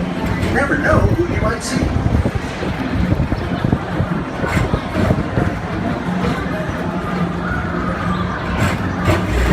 Coming up, Stitch's Great Escape, where you can report for duty as a security agent for the Galactic Federation.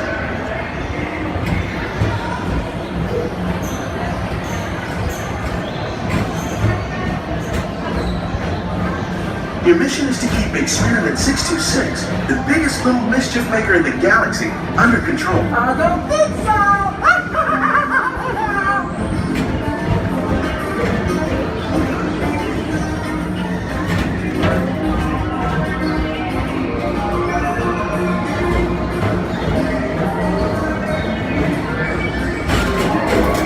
And now, the Tomorrowland Transit Authority proudly presents Progress City, Walt Disney's dream for experimental prototype radio Tomorrowland. Progress City was the inspiration for Epcot, and Disney's forward moving.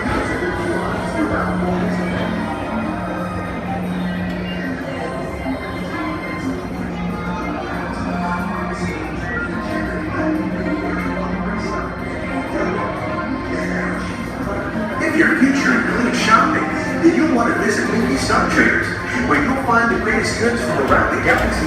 That's right! It's after tomorrow!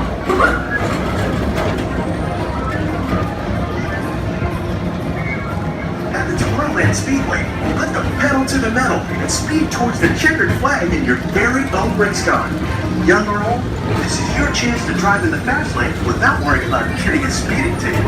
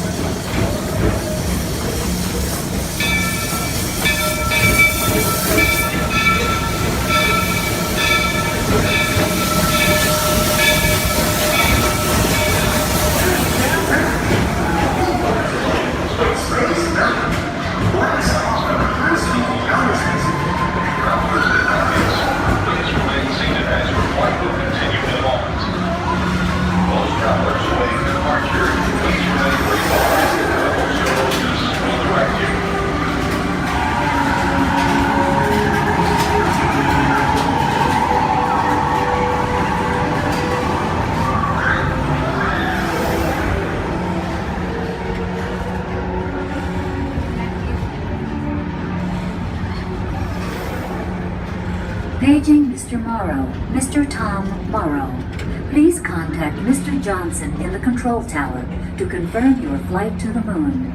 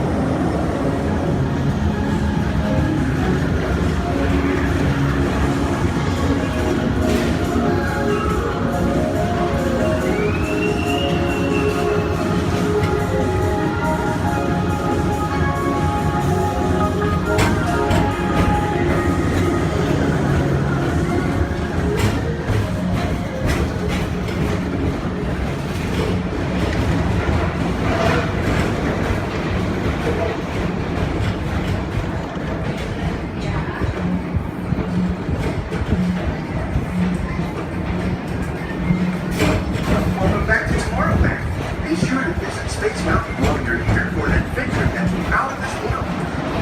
Space Mountain. Blast off the last week out of space.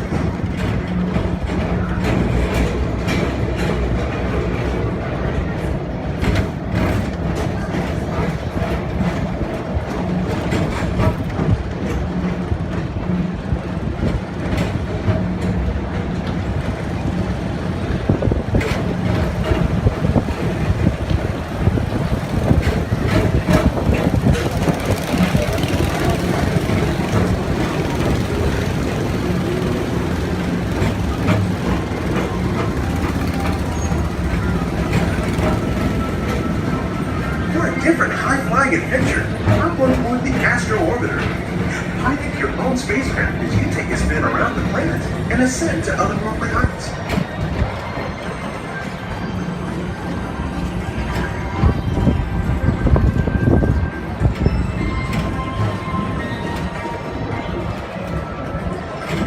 We're now approaching Walt Disney's Carousel of Progress.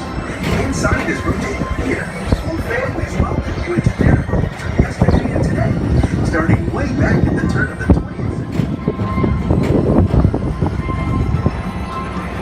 First presented at the New York World's Fair, this legendary circular theater celebrates the progress that's made our lives better. It's a perfect reminder that there's always a great, big, beautiful tomorrow shining at the end of every day.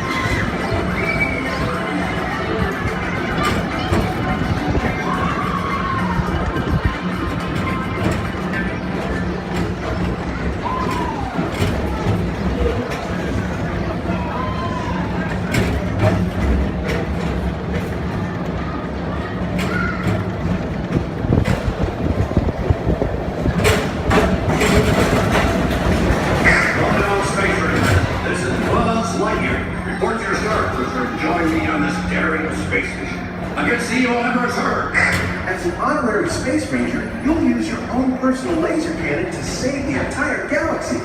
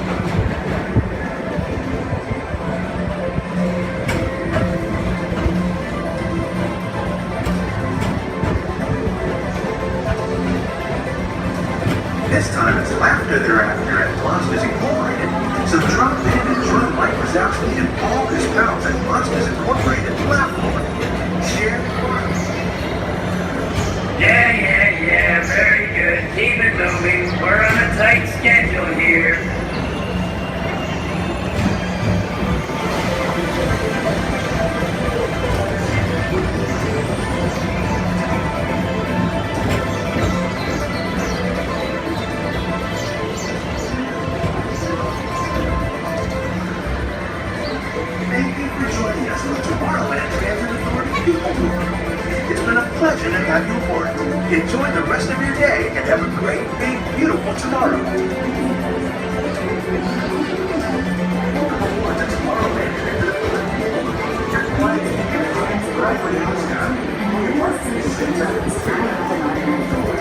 Step onto the moving platform with caution and exit by stepping away from the car.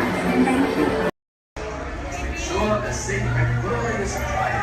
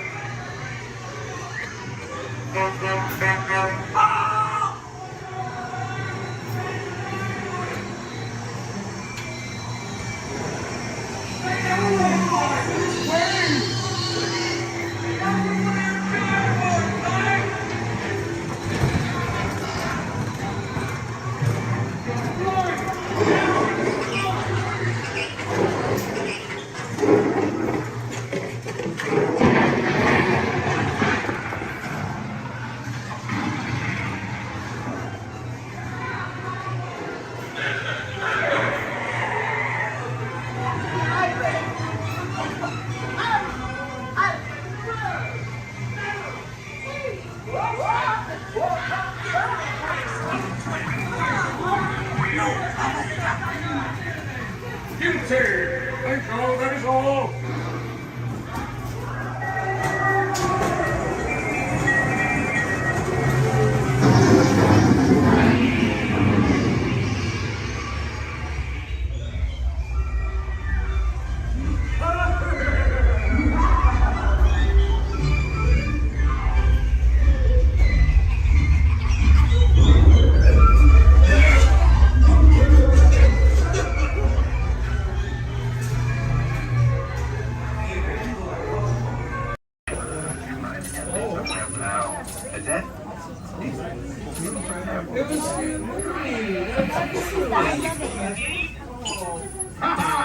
Gotcha. Oh, what are you guys still doing here? Tour's over. The cages are open and the creatures are loose. You gotta get out of here. Wait. Don't get out of here. I could use a hand. My little pal Groot is lost in the fortress somewhere, and I need to find him before he gets ate. I found his tiny little heat signature, see? All those other heat signatures are, well, don't worry about them. Listen up. You guys can be a big help while I look for my pal. A gantry lift full of warm currents makes a really great distraction. I just need you to wave your arms, scream, whatever it takes, and then all these things will, never mind. You in? It doesn't matter. That was rhetorical. Now let's move. Meet me at the gantry lift. Yep, I'm gonna go back that way.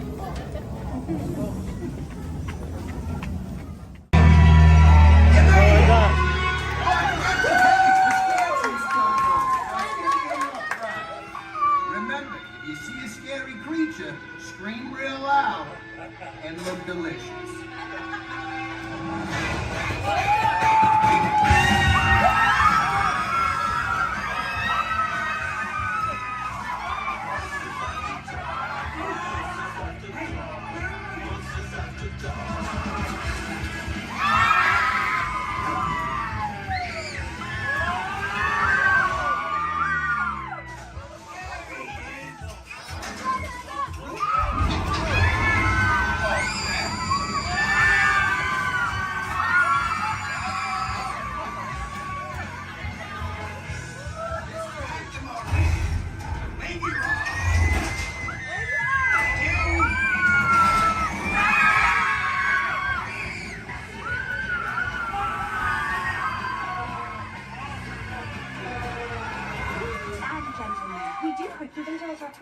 Please gather your purse souvenirs.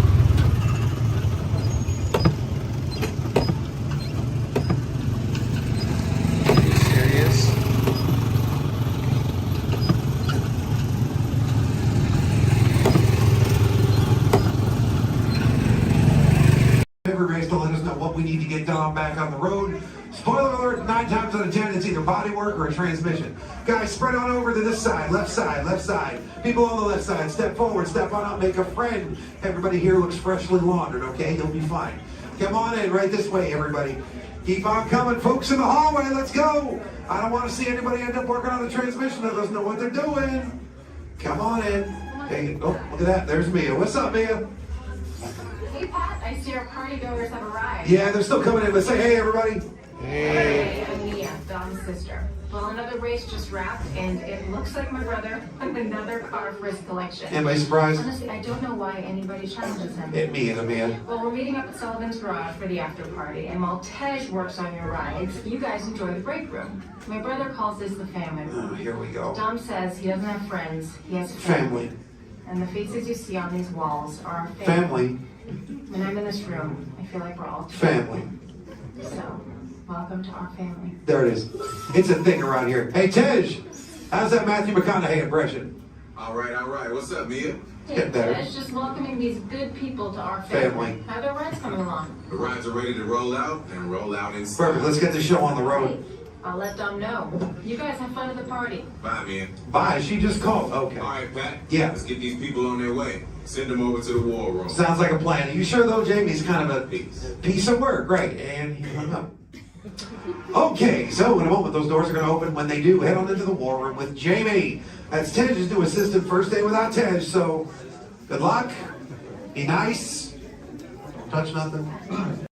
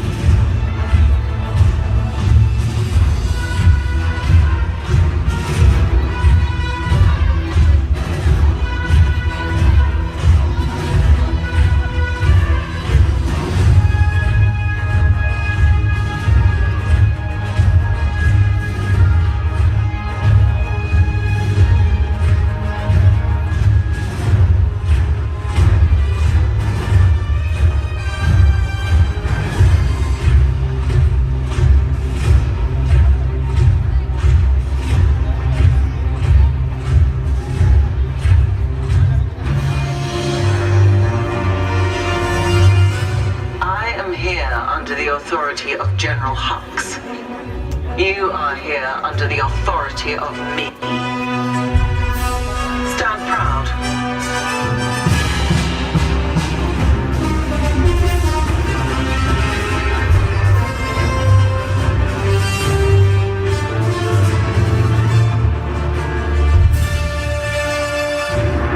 Troops in this division are held to the highest standard. Mine. Show me fearless.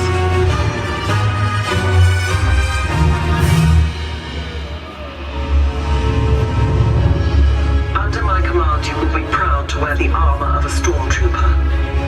You will learn discipline, loyalty, and what it means to be a stormtrooper. Battle starts.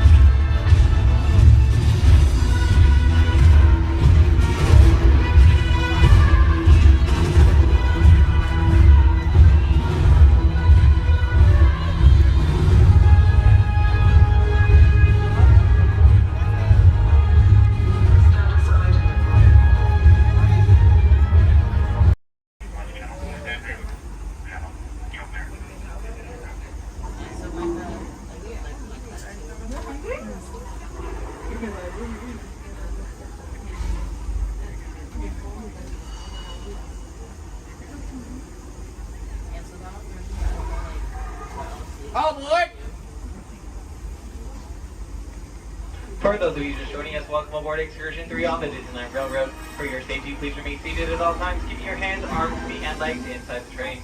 Please supervise all children, making sure they are seated away from the train openings, either fully on a lap or on a bench. Our next stop will be the Land of the Future Tomorrowland Station.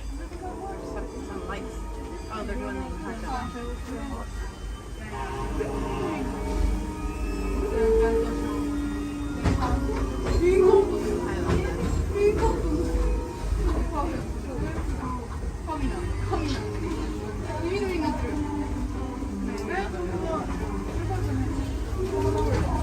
Hello, everyone. Thanks for joining us on the Disneyland Railroad.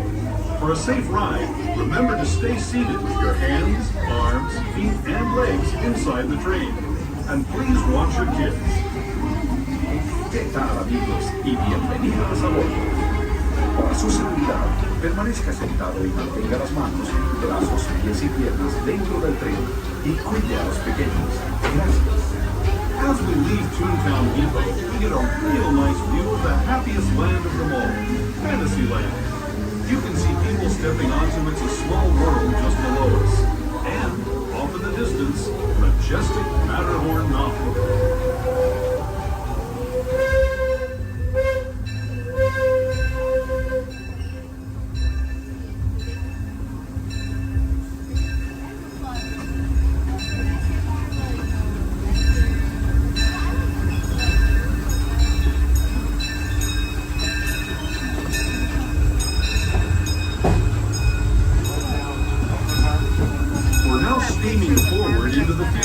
to a land inspired by visions of tomorrow, both practical and imagined. Here you'll find rocket ships and star speeders, submarines and astroblasters, and, if you look overhead, maybe a glimpse of a Mark 7 monorail.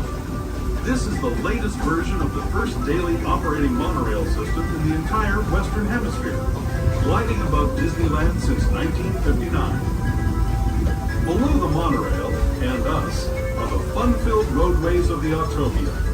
Drivers of all ages can get behind the wheel of these cars. No experience or license required. If you're into soaring spaceships or doing battle with evil empires and emperors, Tomorrowland is definitely the place for you. Speaking of which, we're pulling into Tomorrowland Station right now. If you're leaving us here, just stay seated until we come to a full stop. Gather your belongings, including lightsabers and astroblasters, and step carefully from the train. Thanks, and have fun in the future. For the rest of you, just sit tight. We'll be on our way again in just a minute.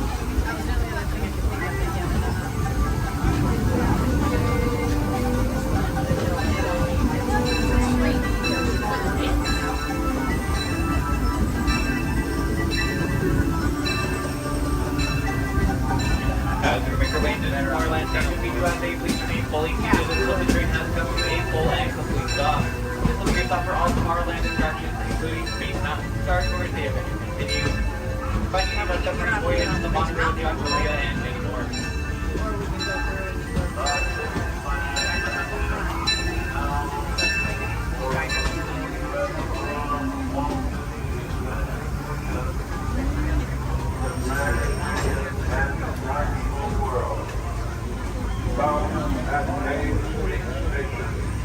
Frontierland and taking down. Last call.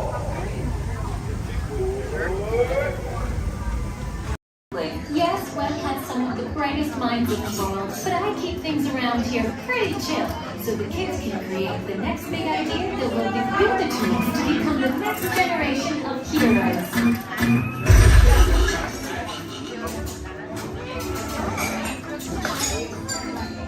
We hope you have a great time on your visit to the Worldwide Engineering Brigade Open House.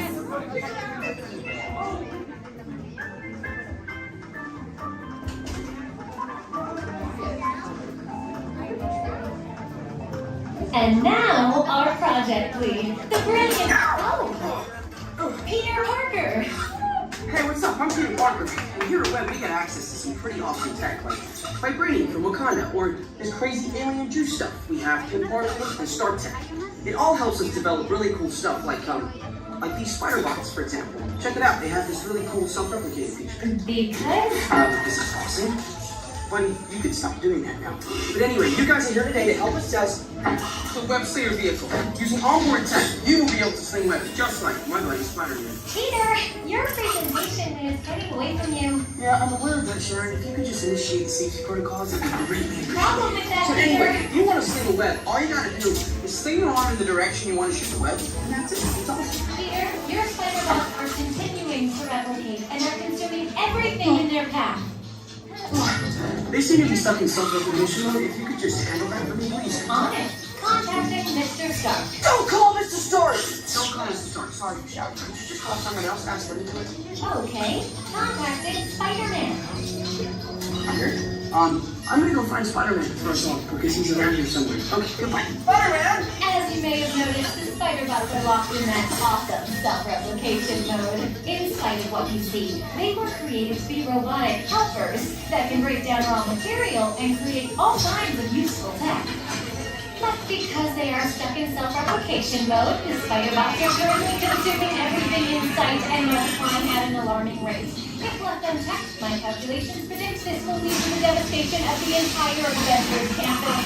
That should be safe until Spider-Man gets here, as long as they don't get into the alien fluid. This is now a bigger problem. Activating threat level protocols. Hey guys, what's up? I hear you have a problem. I'm here to help. You made it. Great. Threat level is at exponential danger. You might need some help. Perhaps I'll call the Avengers? Don't worry, everyone. I got this. Okay, everybody, open house is canceled. Wise idea. And I could use some help. Yes, you could. Sharon, prep the slinger vehicles. Already on. Everyone head to the slingers and we'll team up to stop the spider bots before they destroy the campus. Okay, we have a plan. Please move quickly through the doors and down the hall to the slinger vehicle bay. Your open house demo has been upgraded to a high-stakes mission to save the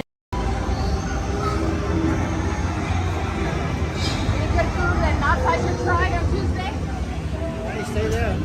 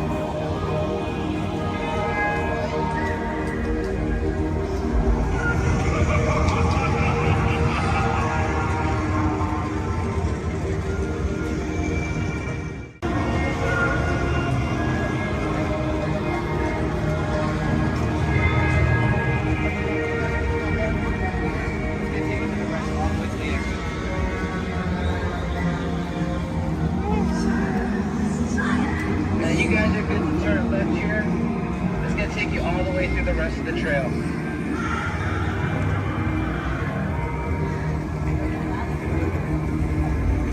And just let everybody know if it's down here.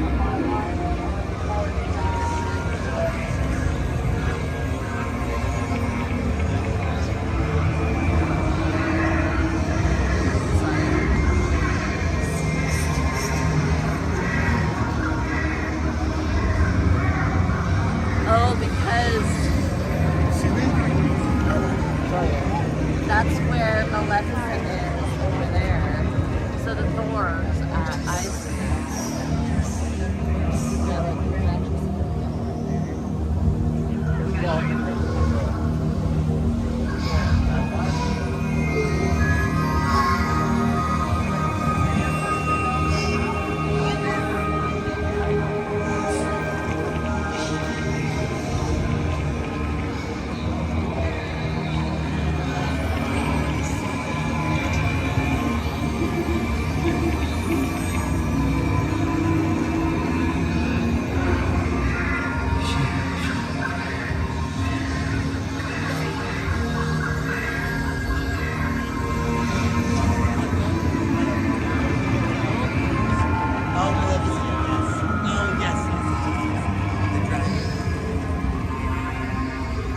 Oh, that's neat.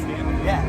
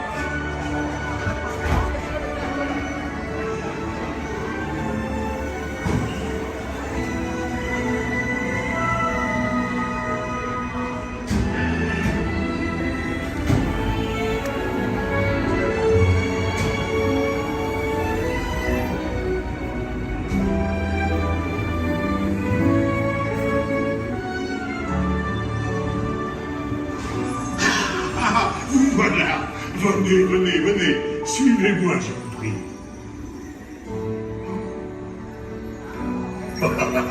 Shazam is waiting for you. This way.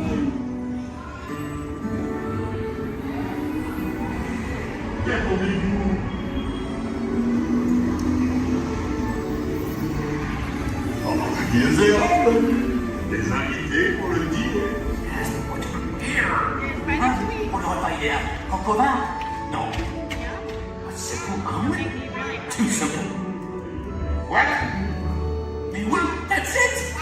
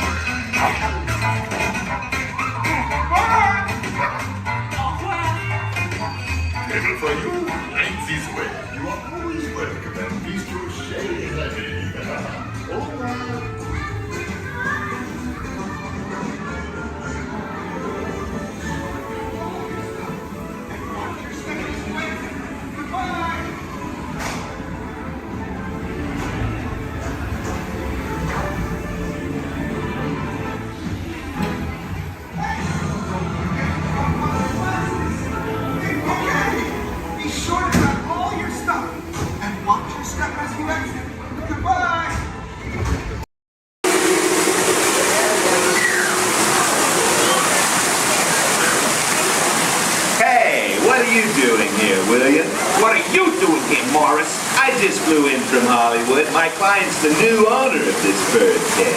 What? Are you cuckoo? My client's the new owner. Disney gave me an exclusive. Co-exclusive. Didn't read your contract. I gave it a bird's-eye glance. And you call yourself a talent agent? I negotiated my tail feathers off for this deal. Well, my client does not share credit. He's a very big bird. Your client is Big Bird? Not Big Bird, a Big Bird, you bird brain. Well, your dim little star is now half owner of the Enchanted Tiki Room with my superstar. Think again, Chickie Babe. Stop grousing. Just look at these paying customers waiting to get in. Did you say paying? As in money. As in 10%? Hey, who am I to go against the status quo? Sorry to interrupt, but I would like to inform our guests about tonight's show that will be starting soon. In just a few moments, the door will be opening and you will enter into a room of joyous songs and the slinger. Here's the Enchanted Tiki Room. Mahalo. Wait, our clients are not here. Maybe they hit traffic. Don't say that. Sorry. Anyway, babe, I gotta fly this coop and migrate back to Hollywood. My birds will call your birds. We'll do lunch. What's the rush? I'm about to sign Donald Duck. Oh, yeah? Big deal, you hockey puck. I've got the mighty ducks in the wing. You do not. Do too. Do not. Do too. Not. Two. Not. Two. Not. Two. You down. Come Leave me on. alone, Oh, come on, will you? Two, not go, yeah. Level with me. Put the bubble between the lines. Away, You go go away. ahead. Oh. Go away.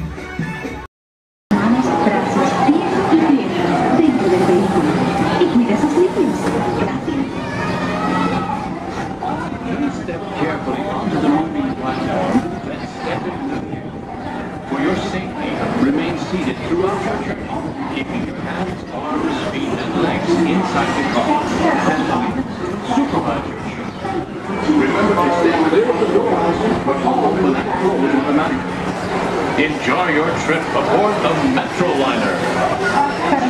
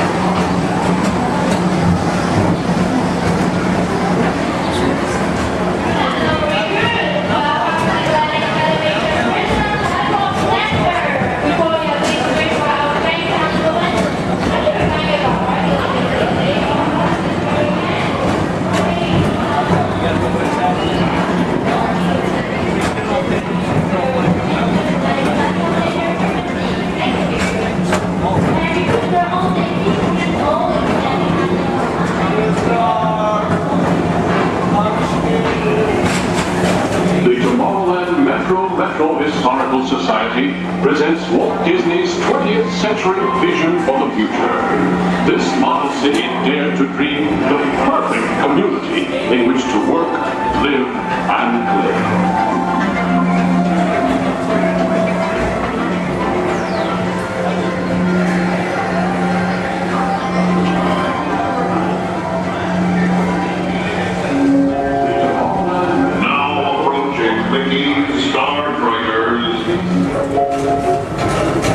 For your convenience, the ground crew and Mickey Star Triggers will be glad to rocket ship to many planets in the galaxy. Hi there, Tomorrowland travelers. This is Mr. Johnson and Sky Hovercraft One, bringing you the latest Tomorrowland traffic report. As usual, everything is perfect on Tomorrowland Superhighway. Back to you at DTA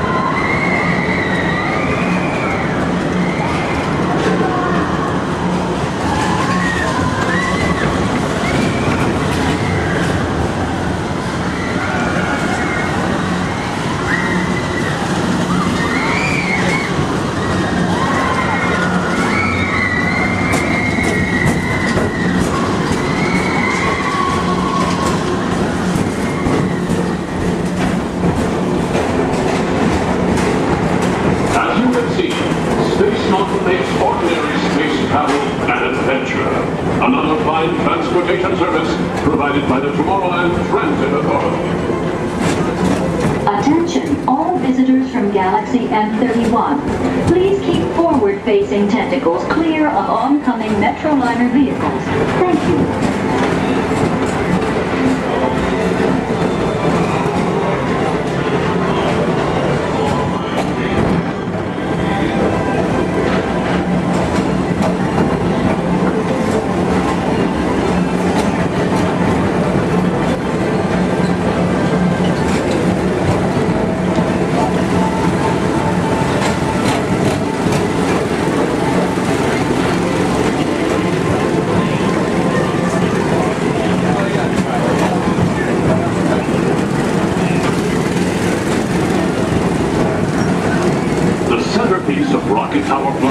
Is the League of Planets Astro Orbiter. This symbol of universal harmony and interplanetary fellowship provides all beings with an exhilarating spin around the planets.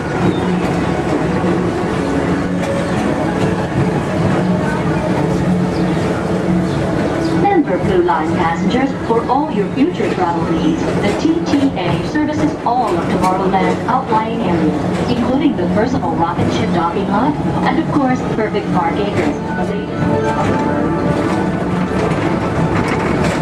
Paging Mr. Morrow, Mr. Tom Morrow. Your party for Saturn has arrived. Please give them a ring.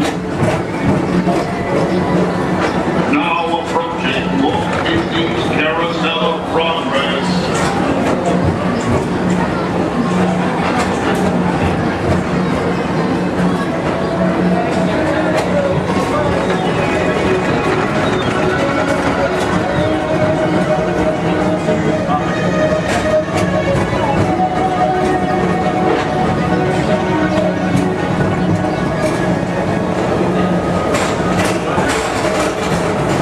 Citizens of Tomorrowland, join Buzz Lightyear on a daring space mission to save the universe from the evil Emperor Zurg. Report to Star Command and Buzz Lightyear, Space Ranger Spin!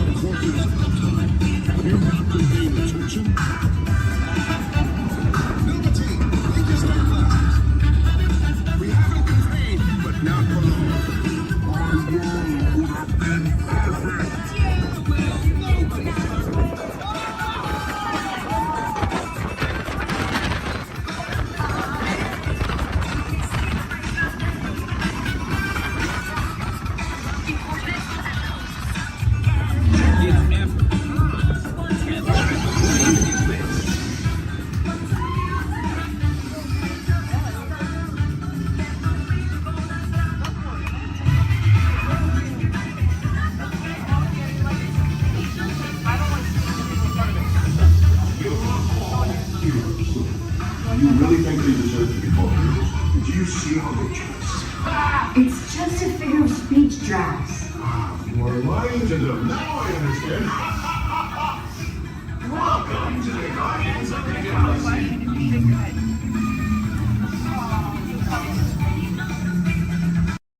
Would like to welcome you. While you're in town, be sure to...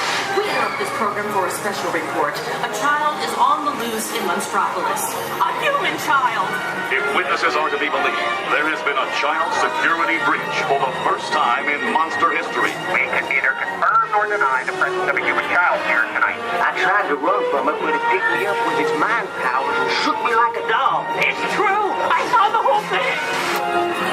Happy birthday, Schmoozy Poo! Oh, goodly bear!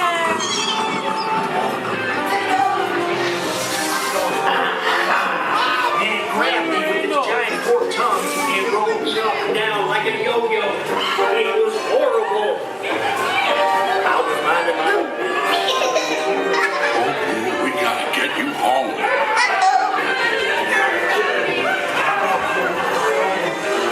There's a kid! A human kid! Sweet monster in the sky, save me! Michael Wazowski, and on my birthday, I thought you cared about me! Celia,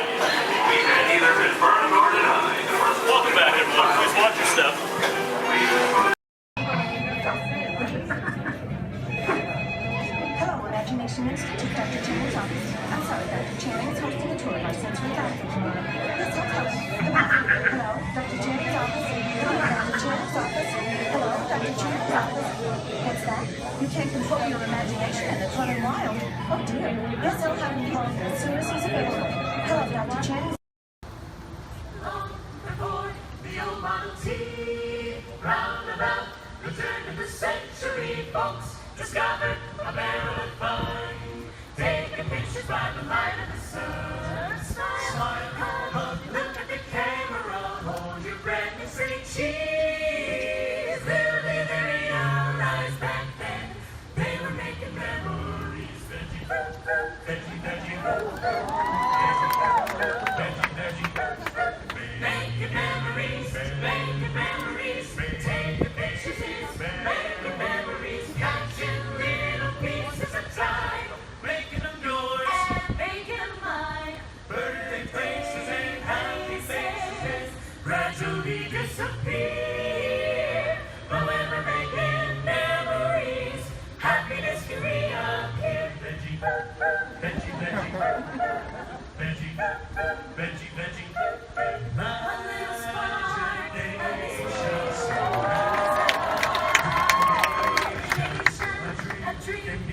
a dream come true. We're just a spark in me and you. We can dream it, then we can do it. Yes, we can. If we can dream it, then we can do it. Yes, we can. Yes, we can. And it will be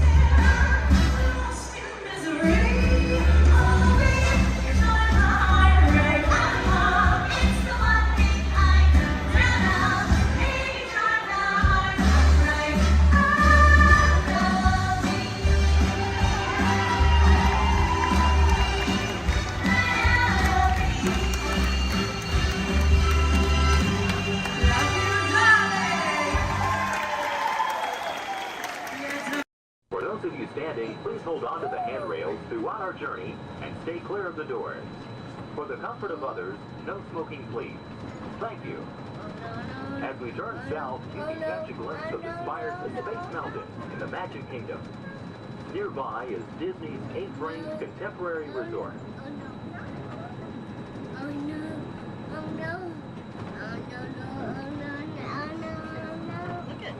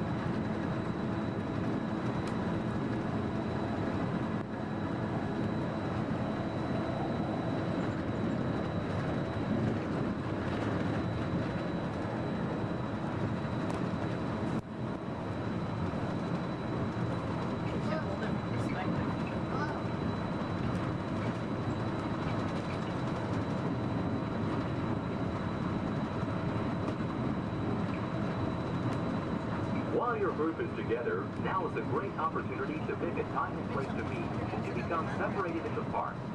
If you should need any assistance, please go to Guest Relations, located in Interventions East.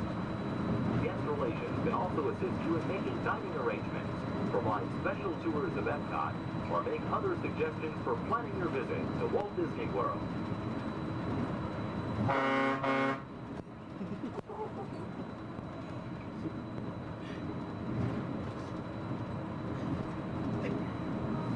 Here's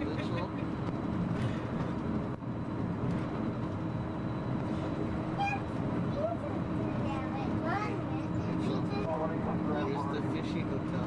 You could have a car down at Monorail. You could do a car down at Monorail. Sure you can.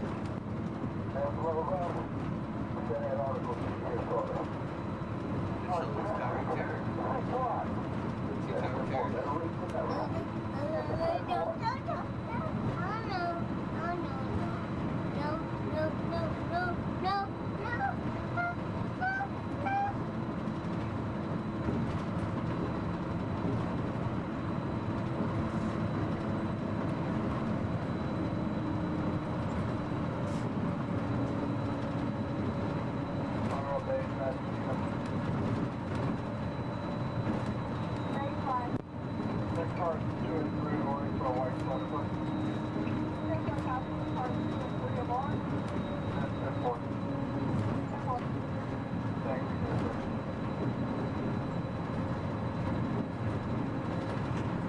We are traveling to Epcot, where nations celebrate human achievement and potential. Its 300 acres are divided into two worlds, Future World and World Showcase. Future World offers fascinating explorations into realms of energy, transportation, and imagination. You'll also find adventures in communications, sea exploration, food production, and other vital topics. World Showcase is a community of nations, highlighting the accomplishments and cultures of people around the world. On the banks of the 40-acre World Showcase Lagoon are Mexico, Norway, China, Germany, Italy, the American Adventure, Japan, Morocco, France, United Kingdom, and Canada. Young adults from each nation represented in World Showcase are among your hosts, making this a true international exchange. That's right.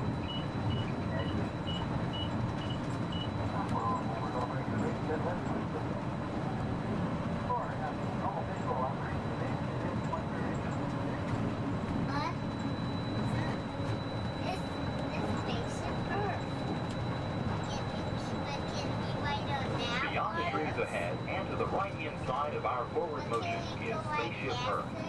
This 18-story geosphere marks the entrance to Epcot. Inside Spaceship Earth, time machine vehicles take you through the evolution of human communication from a distant yesterday to the dawn of tomorrow.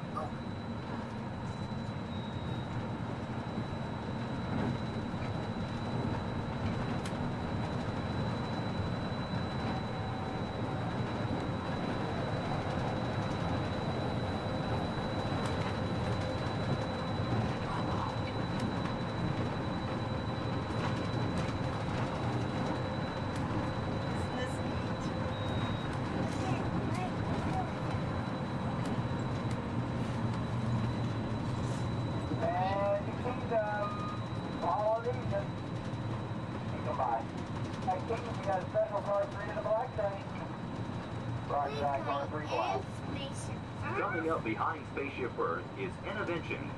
Inside this hands-on area, you can explore and interact with the ever-changing technologies and products for everyday living in the near future.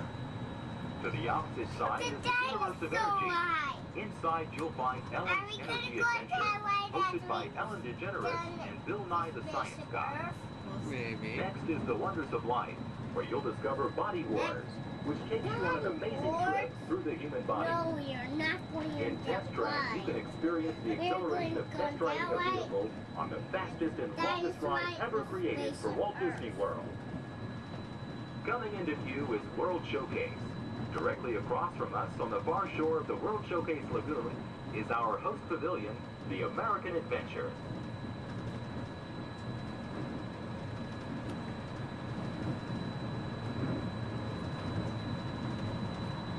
I'm still thirsty.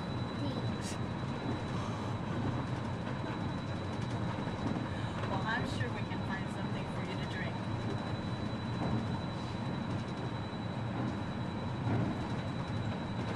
The glass pyramids are the gateway to your journey into imagination. Inside you can find the 3D adventure, Honey, I Shrunk the Audience. Join Professor Wayne Solinsky as he receives the Adventure of the Year award for his incredible shrinking machine. Next is The Land, where you'll discover creative partnerships between people and the land around the world. In the living seas, you can descend via hydrolator to Seabase Alpha and navigate the largest, most spectacular coral reef environment ever created by humankind. Ladies and gentlemen, we are approaching the Epcot Monorail station. Smoking is not permitted at Epcot except in designated areas. Please consult your guide map or ask a cast member for the location of designated smoking areas. Please hold on to the handrails and stay clear of the doors until the monorail stops completely and the doors open. On behalf of the cast of the Walt Disney World Resort, we'd like to welcome you to Epcot. And ladies and gentlemen, this is the Epcot Monorail Station. If I can please have everybody's attention once again, I do need everyone's attention. As you're walking up the platform this morning to the Transportation and Ticket Center, you might have noticed our signs, and if you did not, that is why I'm here. Epcot will be closing this evening promptly at 4 o'clock. Once again, Epcot, the entire park, will be closing this evening at 4 o'clock. Monorail Transportation will... My name is Skipper Melanie. That's first name Skipper, last name Melanie. And for the next 5 days and 8 romantic nights, I'm going to be your skipper, your guide, your lion tamer, your dance instructor. And if you don't laugh at my jokes, your swimming instructor. Off to a long ride. We're going to start our journey here in the Amazon rainforest, where it rains 365 days a year. Or only 2 days if you have Amazon rainforest touring. That joke's all about the delivery. If you look on either side of the boat, you're going to see our beautiful margarine flies. And I know what you're thinking. I can't believe they're not butterflies. Yeah, me too.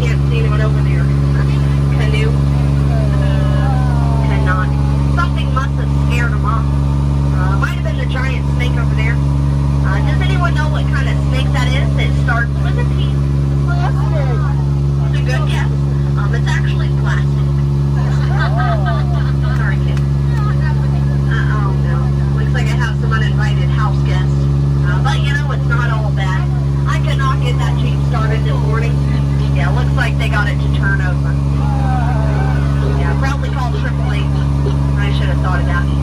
Yeah, or use that monkey wrench, I don't know. But we're now turning down the Nile River. It's the longest river in the world. It goes on for miles and miles and miles and miles and miles and miles and miles. And if you don't believe me, you're in disbelief. Right over there we have an African bull elephant.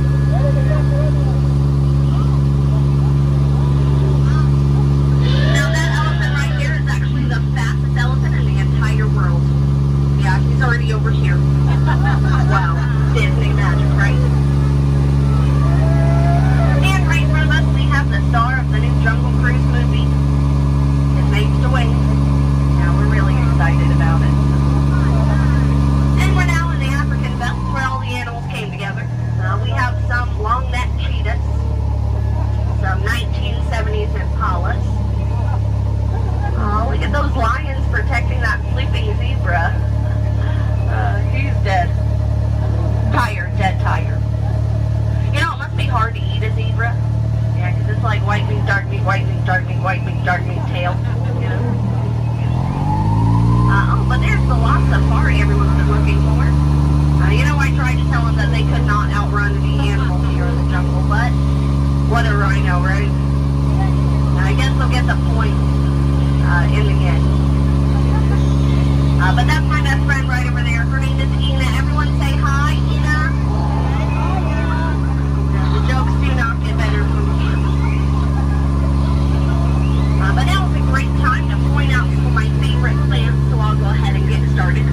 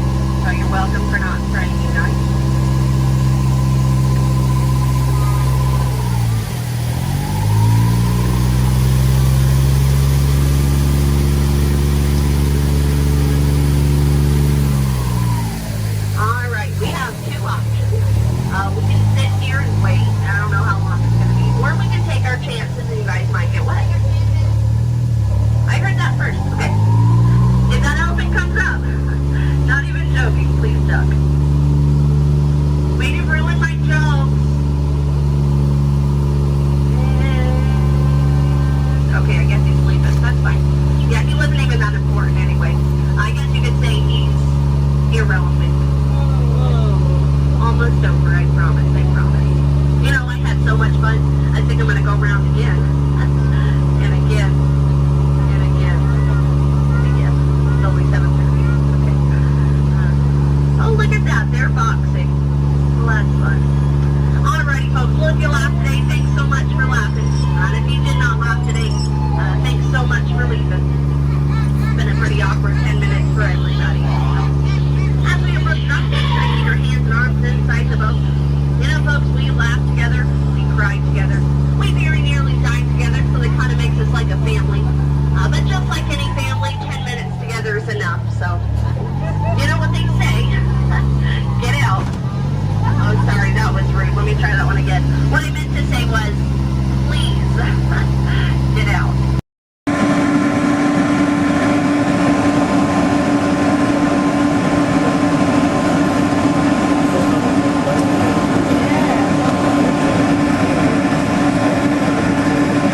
To those of you who have just joined us, welcome aboard the Disneyland Monorail. For your safety, please remain seated. Keep your hands, arms, feet, and legs inside the train. Watch your children and no smoking, please.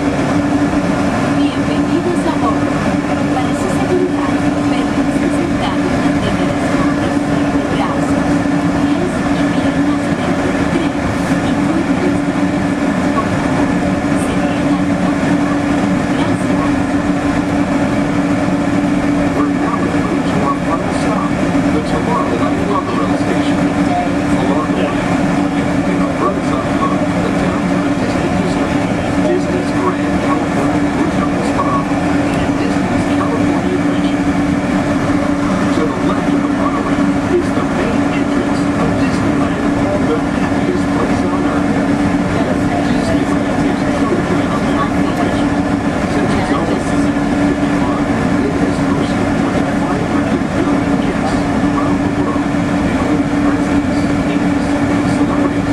It is the original Disney theme park, created and enjoyed by Walt Disney himself. To the right is our transportation plaza, where you'll find taxis, hotel shuttles, and other transit stops. We are about to enter Disneyland. Some of the houses are fantastic, so be sure to remain seated. Keep your hands and arms inside the cabin.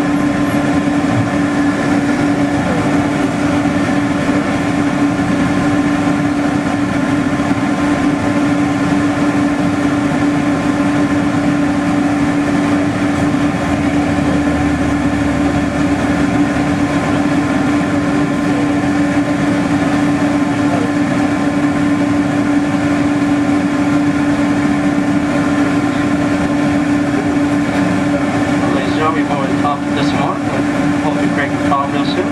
In time, receipt, please raise it, give it our tips and trade off next.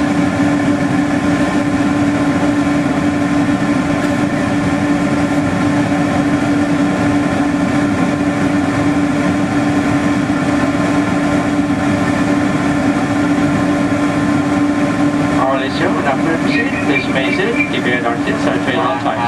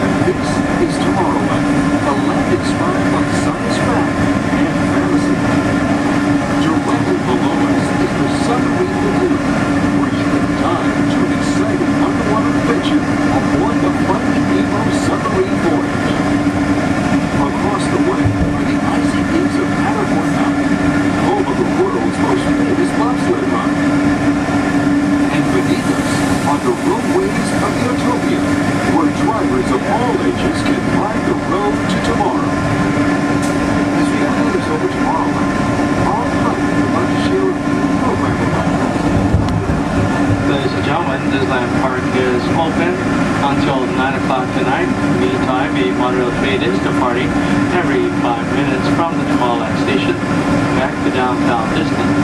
If you would like to leave the park and return later today, please make sure you have with you your valid Disneyland passport ticket and a hand stamp so you can re-enter the park anytime up to 1.5 hours prior to Disney Park's closing. You can get your hand stamp whenever you depart today. Today here at Disneyland Park, we'll have Celebrate a Street Party down Main Street USA at 5:30 p.m. And also tonight, as part of Halloween time at the Disneyland Resort, we'll have Halloween Scream, a bonus surprise in the sky at 8 p.m. Thank you, and have a pleasant day here at the Disneyland Resort.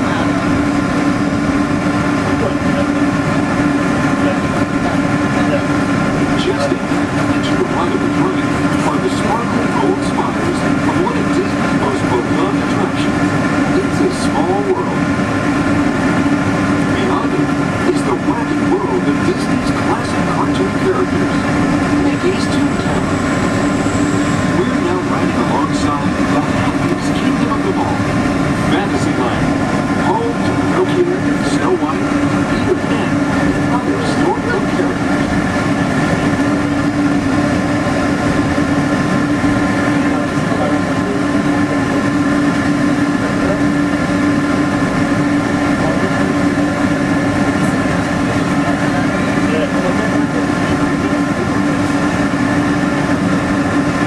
We're now approaching the Tomorrowland Monorail station, our final destination.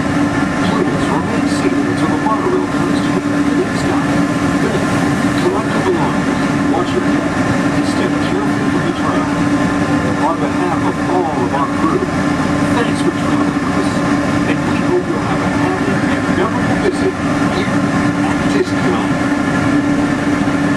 This is the Tomorrowland Monorail station. Once again, everybody, this is the final stop here on the next near Tomorrowland station. Please remain set, the train comes to a full pace stop, and the automated doors have completely opened. Once again, make sure of all your personal possessions with you. And for the sake contained right of our trains. Intrusion alert, level 2. Intrusion. Disarmed. Sensor offline.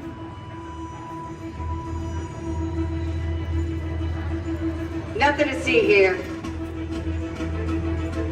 Move along.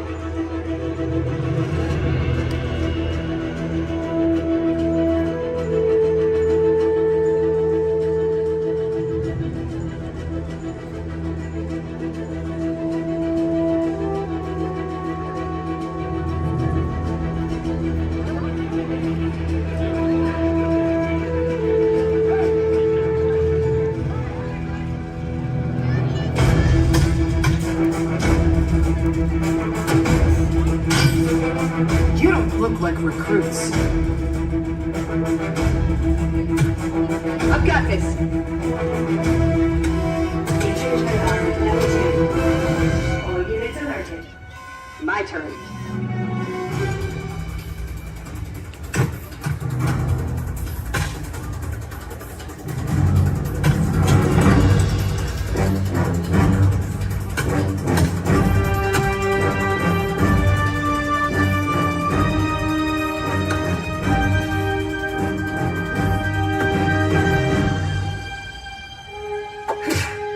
Let's try this again. Who sent you? An old friend. System offline. Assets at risk. Reinitializing. Taskmaster. What do you want? HQ back online. Ms. Romanoff, the Wakandan cargo has been secured safely inside the quick jet. It's in the jet. Let's go.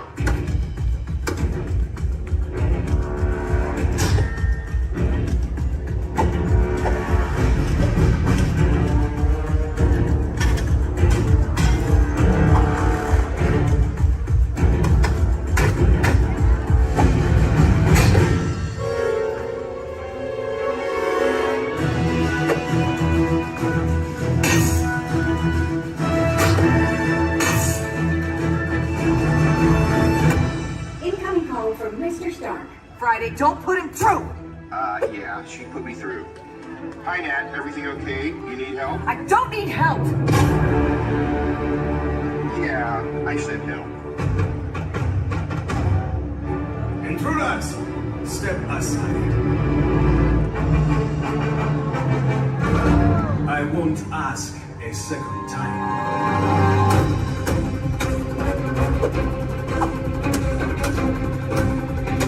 Friday, please introduce our guest. The Taskmaster. Origin unknown. Be ready. The Taskmaster has the ability to master and appreciate your fighting skills. It's annoying. This is a fight you cannot win.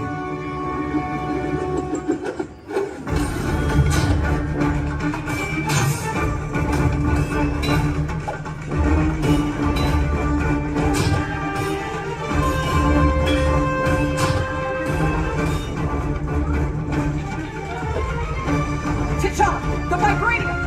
Leave it to me.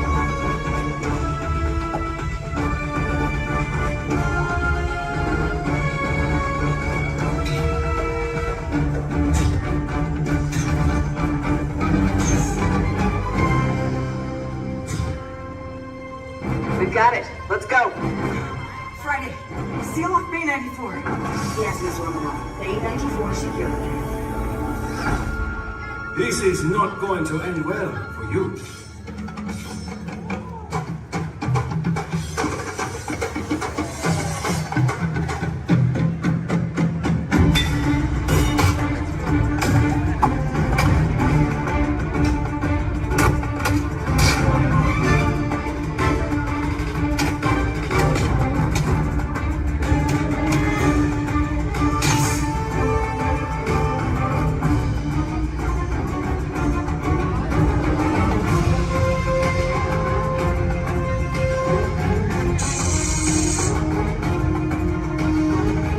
Looking for this?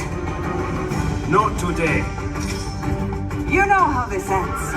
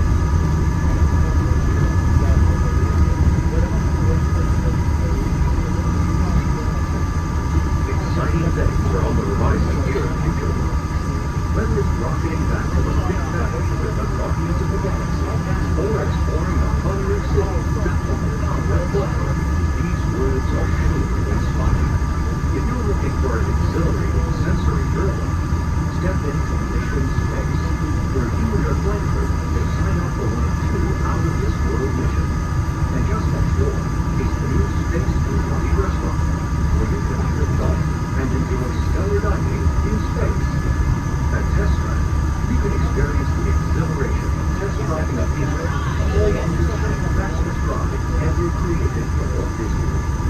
Across the river and during the showcase, you'll find representatives from the whole site, making this a truly international experience.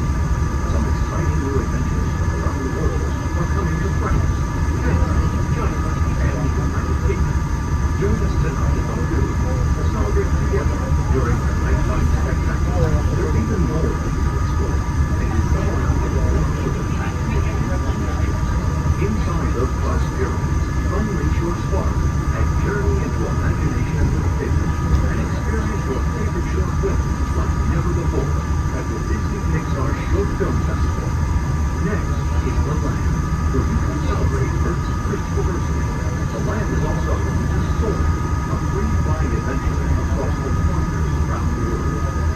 Here at the seas, you'll be able to meet some of your favorite undersea pals from Disney Pixar's Finding Nemo. We're approaching the Epcot Monorail station. For our smoking guests, there are designated smoking areas just outside the park. Please hold on to the handrail and stay clear of the doors until the monorail stops completely and the doors open. On behalf of the cast of the Walt Disney World Resort, welcome to Epcot.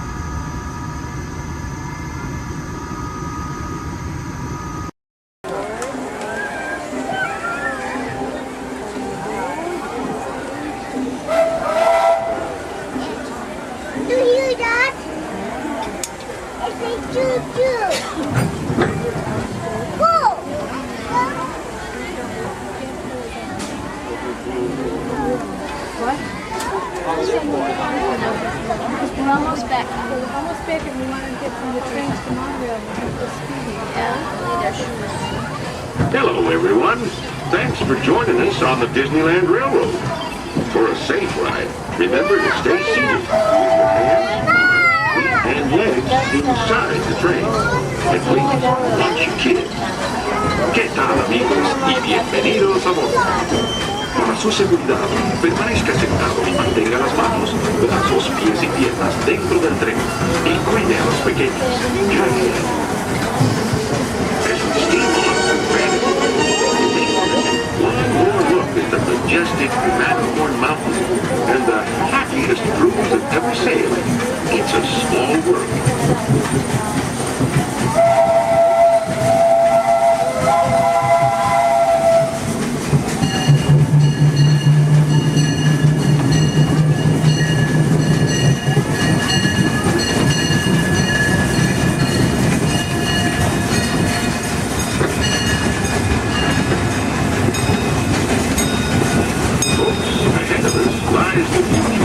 Well, I guess we all know that. What I mean to say is, we're heading into Tomorrowland, where everything is possible. You look overhead, you might catch a glimpse of a monorail. When Disneyland introduced the Monorail back in 1959, it was the first daily operating monorail system in the entire Western Hemisphere. Winding below us is a wheel, where drivers of all ages can get behind the wheel of a car, and no license is required. If you ever wanted to become an astronaut, then you might want to stop at Space Mountain and Star Tour, where they got some incredible flying spaceships that launch you into the deepest reaches of space. You can ride them if you got the mind. Well, folks, we're now arriving at Tomorrowland Station. If you'll be leaving here, just stay seated until we count to a full stop. Gather your belongings and step carefully from the train. Thanks. Have fun in the future. For the rest of you, just sit tight. We'll be on our way again in just a minute.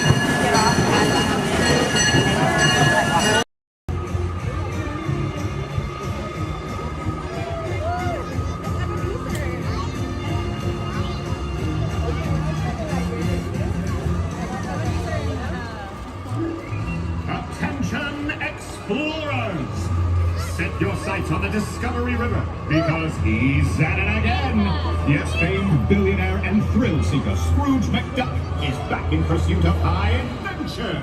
At the navigation helm, why, it's his personal pilot, chauffeur, and travel companion, Launchpad McQuack. This expedition will surely produce a grand ducktail!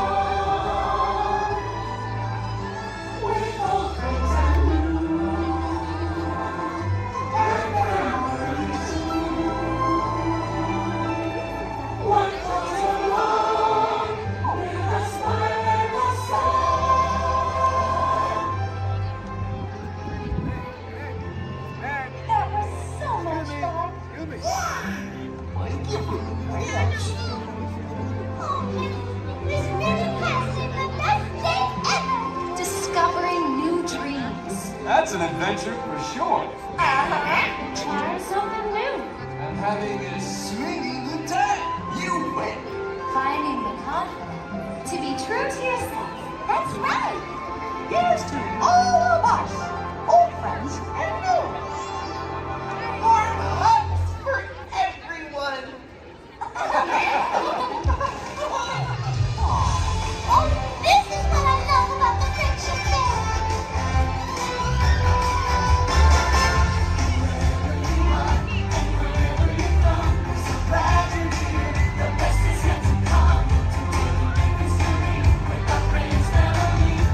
Just begun. Once in a lifetime.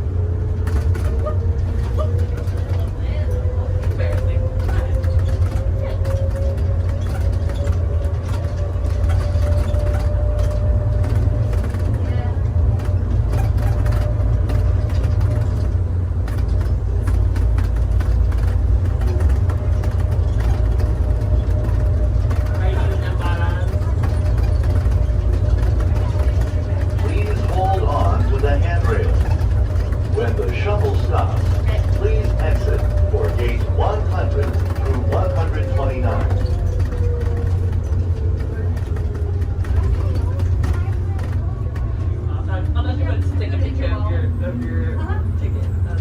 Why would I do that? I'm taking this here again. It's only to 7. Really told you about 7 times, but lost. I am.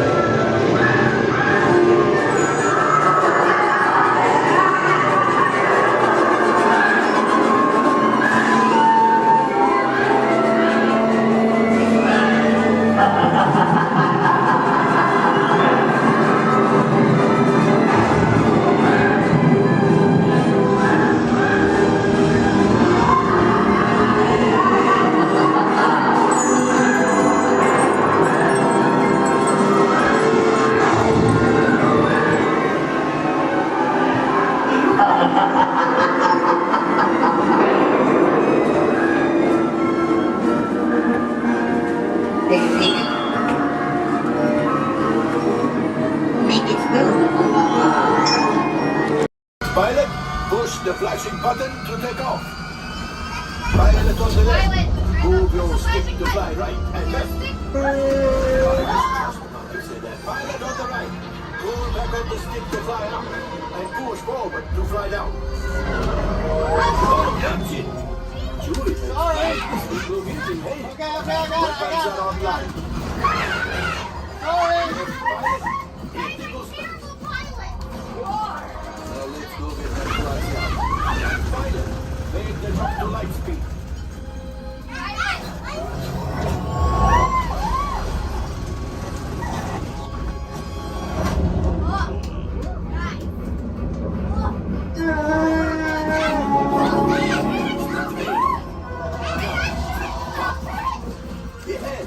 Yes, keep shooting. I'm shooting. I don't know what I'm shooting. They've locked onto us. Take evasive action.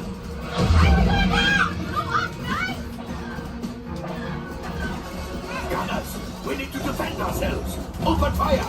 Gunners, blast away. Blast. Ah, there it is. After that plane.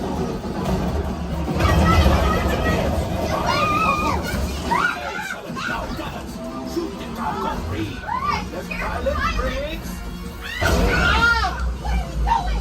I can't stop. That could have been much worse. Okay, it's much worse.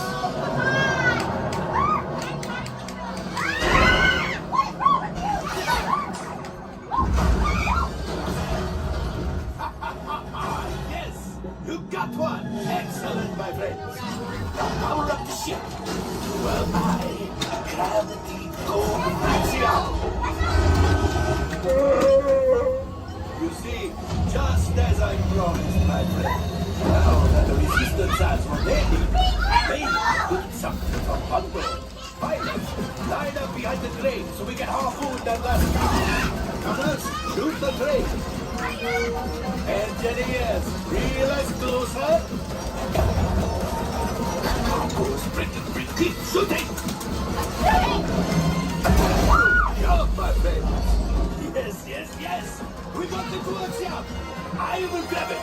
You keep up to the train.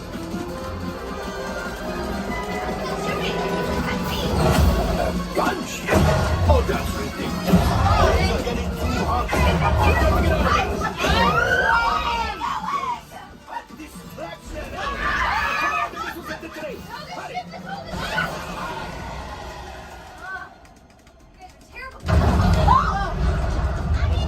Coming down. I can't see.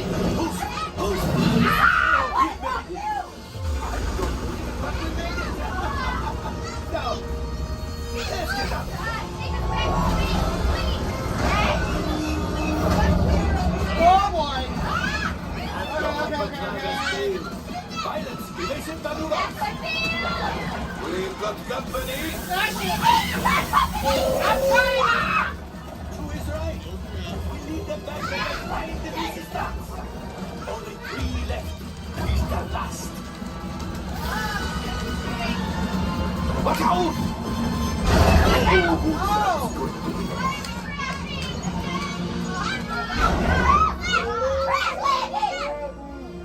Yes, Chewie will pilot us.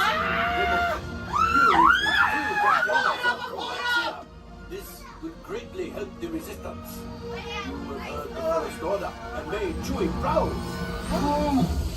Now after my modest profit, your cut minus what you owe me for damaging the Falcon. Not bad. I was doing it better than that. You are serious. 36%. This thing doesn't work well. Awful. I was doing better than that. Fired. That's not too bad. R5, damage report. I'm driving next Engine time. failure. All right. Hyperdrive leak. That is not too good. Multiple hull ruptures. Well, it could be worse. Life support failure. That's something. Yeah, I'm just going to cut you off there. It might be faster if you list the parts that are not damaged. You know, the ones that help us to breathe. All right, my friends. You brought the Falcon back in one piece, and I guess that is something. Not a lot, but something. Welcome back. back to Batu. So cool.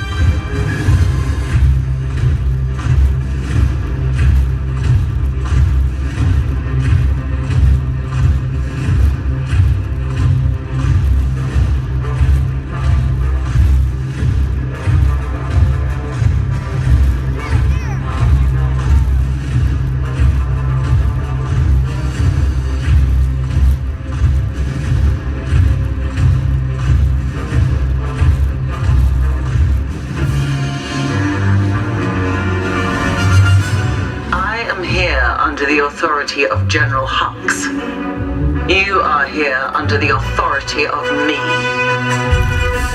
Stand proud.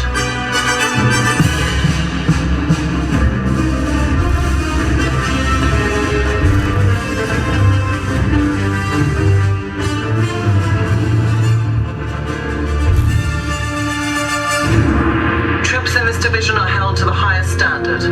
Mine. Show me fearless.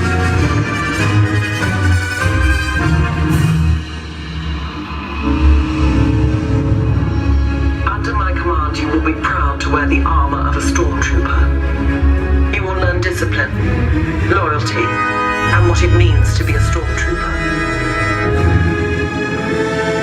Battle stance.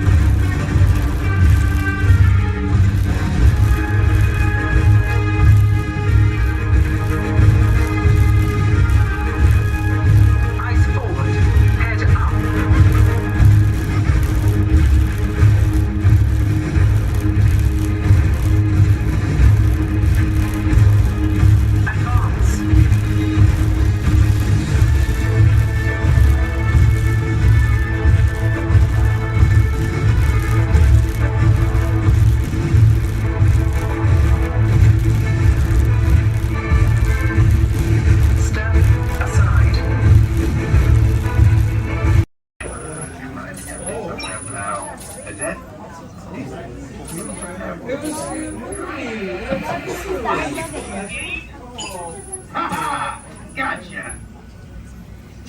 Oh! What are you guys still doing here? Tour's over. The cages are open and the creatures are loose. You gotta get out of here. Wait! Don't get out of here. I could use a hand. My little pal Groot is lost in the fortress somewhere, and I need to find him before he gets ate. I found his tiny little heat signatures, see? All those other heat signatures are, well, don't worry about them. Listen up. You guys can be a big help while I look for my pal. A gantry lift full of warm parents makes a really great distraction. I just need you to wave your arms, scream, whatever it takes, and then all these things will, never mind. You in? It doesn't matter. That was rhetorical. Now let's move. Meet me at the gantry lift. Yeah, I'm gonna go back that way.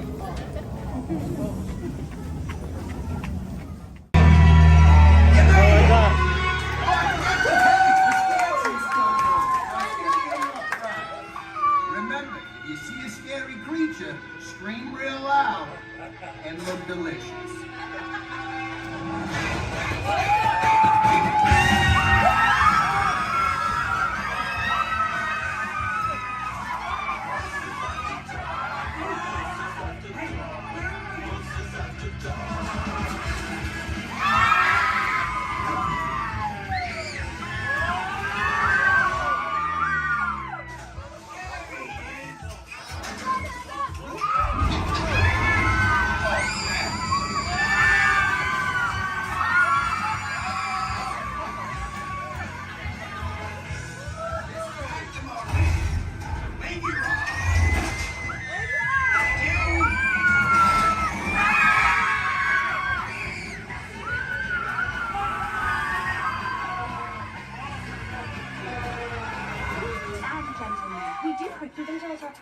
Please gather your purse souvenirs.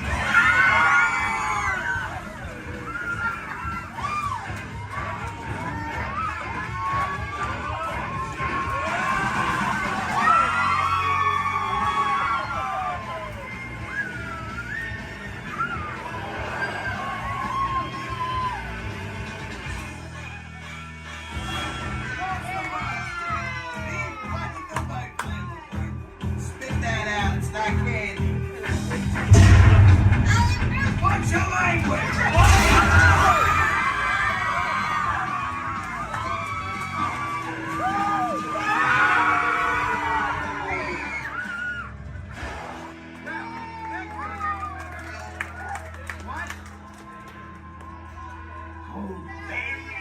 Very still.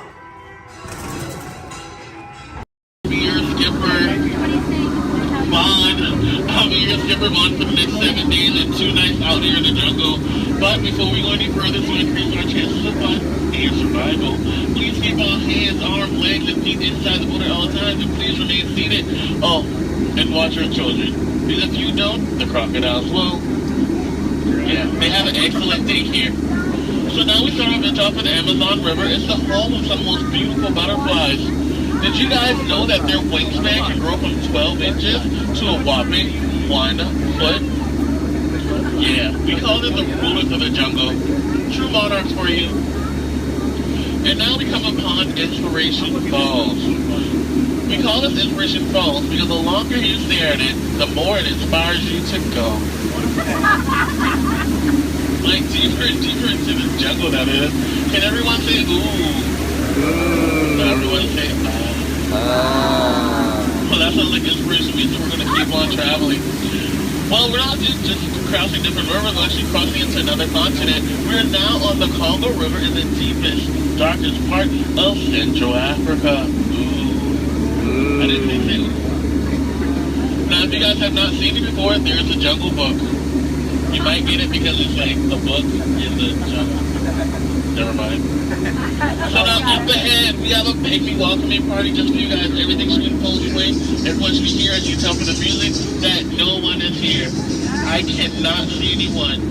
Canoe? No? Okay.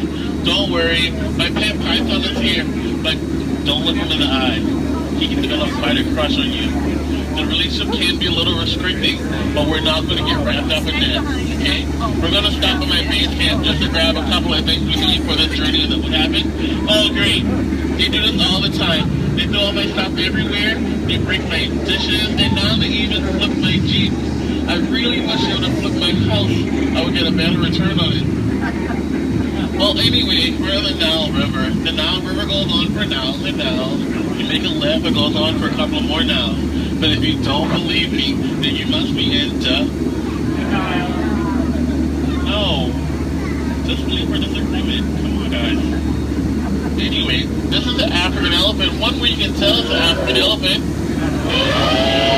because of its big floppy ears. So you guys get the second way you can tell they're African elephants.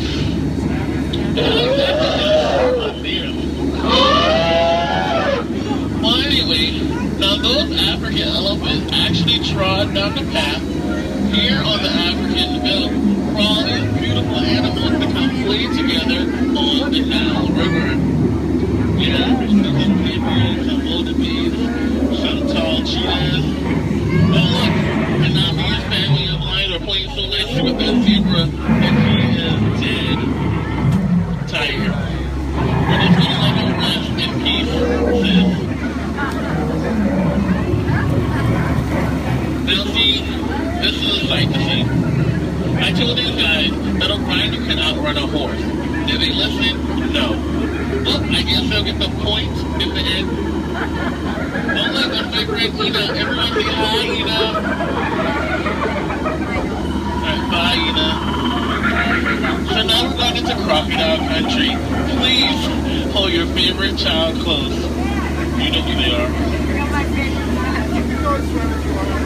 Here we have Smiley and his girlfriend Ginger. Be careful, Ginger Snap. Yeah, she is one top cookie. I'm sorry, that was a crummy joke. I thought I was milking for what it's worth.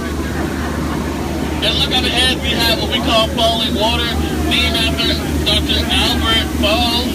Did you guys know that there's 100,000 different types of bacteria in that one waterfall? Yeah, feel that mist on your face. If you don't feel it now, you're gonna feel it later. Oh, and now it's time to talk about me. Now, as it is plain to see, this is how I landed my job here. I actually took a crash course. My career never took off the way I thought it would. Never since then I was playing it. But that'll the tail end of that story. Thank you guys for listening. And now we have that house. Don't worry, guys. I will scare them away with my trusty gun and some discouragement. Down hippo, bad hippo. What would your mother think? Thank you. Yay, I'll see you later. So now we are headed to Headhunter territory. This is a terrible place to be headed.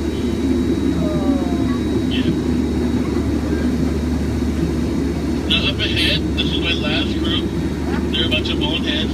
The guy in the front, that is art, and that's a sculpture. Now these guys are dancing in a circle only for one reason. They forgot how to dance. And they're attacking. Everyone, get down! Use your children as shields. I mean, shield your children. Shield your children. They're the future. Yeah, ricochet, ricochet. Ricochet. If you guys get hit with a spear, please take it out and throw it back. We cannot take any souvenirs with us. And now this is awkward. We're going behind a waterfall. Please, nobody move, okay? I don't want to get my hair wet.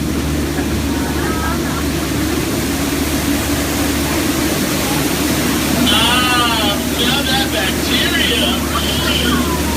That is actually the backshot of water, also known as O2H.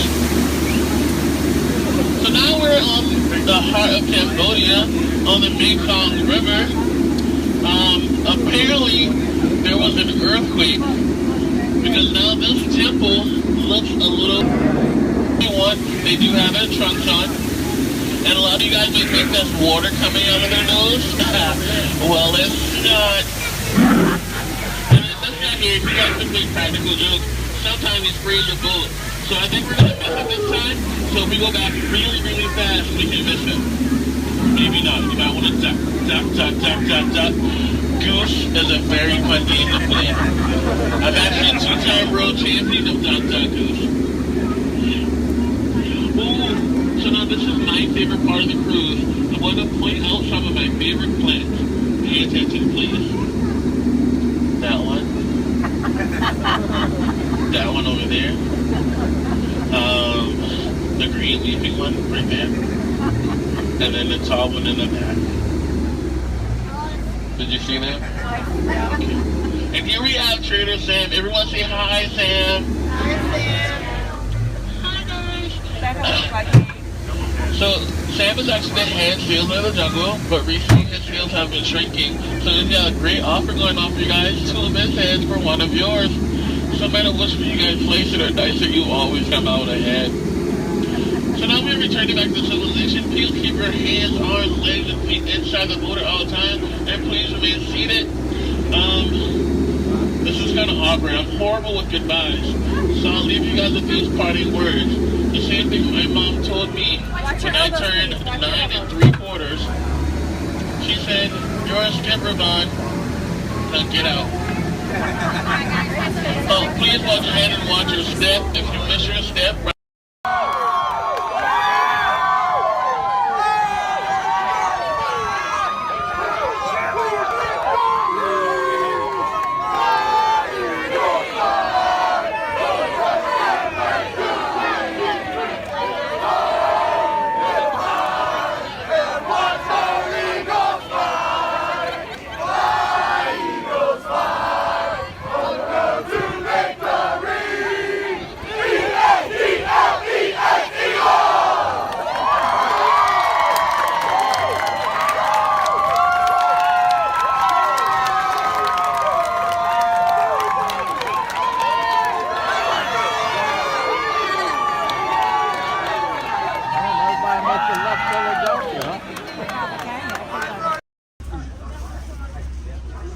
Everybody make sure we're staying seated. Sante-san award, and that does me. Thank you. There's another one we like to say out here in Harambe, which is Tuwende, and Tuwende means let's go. Jumbo, everyone. My name is Julia, and I will be your safari guide today. A few quick safety reminders before we head on in. Just make sure to keep your hands, arms, feet, and legs inside the truck, and make sure everyone is staying seated for the entire safari ride. Above you, you'll see that animal spotting guide. That'll help you identify some of the animals that we might be seeing out there today. So go ahead and look it over for a quick second, see if you can find any of your favorites. That's also a great time to get any cameras or phones out and ready, as the roads are going to be pretty bumpy and we won't be able to stop for every animal.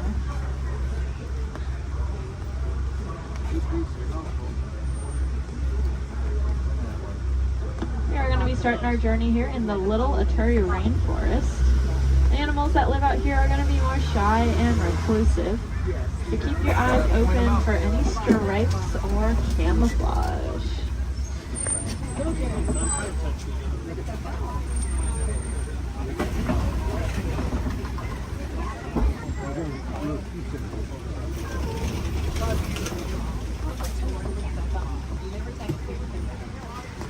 Like off to the right, there's that okapi.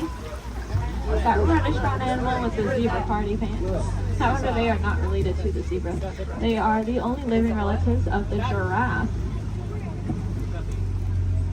Just like a giraffe, they have a very long tongue. Theirs are so long they can lick their own eyes.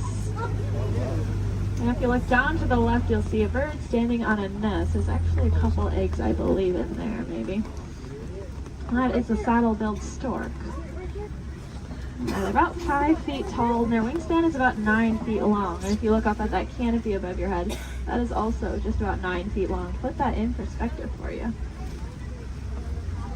Now, if we look back at the okapi over there, I said they're related to the giraffe. Just like a giraffe, they have ossicones, which are those stubby horn things on their heads. But that one that we're seeing doesn't have any ossicones. That's because she's a female. Only male okapi will have them, whereas all giraffes will have them. Up on the hill to the right are the greater kudu. And we can tell they are female. That's because they don't have any horns on them. The males will have horns that can spiral backwards up to 6 feet long. If you look off to the left against this cable wall here, you'll see a black rhinoceros. Kind of looks like one of those boulders, just a lot smoother. Now, these black rhinos are unfortunately critically endangered. There are less than 10,000 individuals left in the whole world, and that's including the one we are looking at. They don't have any natural predators, though. That is all due to the poaching of their horns. Their horns are thought to have medicinal value to them, so they'll be rounded up and used in medicine. However, those horns are made entirely out of keratin, which is the exact same thing that our hair and our fingernails are made out of.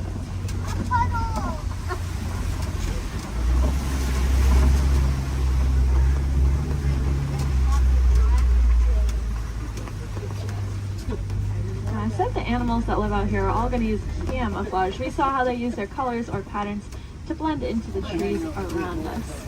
That's why it's really important that we use our paper products responsibly, since our paper comes from the trees that these animals' lives depend on. Looks like we are getting to the edge of the forest here. We're going to make our way down towards the Swampy River. The animals that live here naturally spend most of their time underwater, which will keep them cool and camouflaged, so keep your eyes open on the surface for any bubbles or ripples that you might see.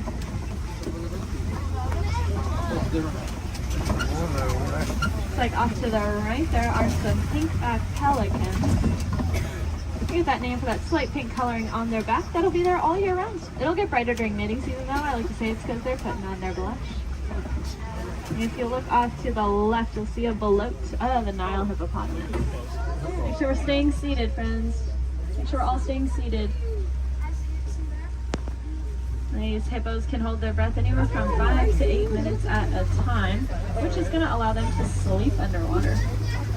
They'll float up to the surface every couple minutes, take a big breath of air, and then sink back down, all fall completely asleep.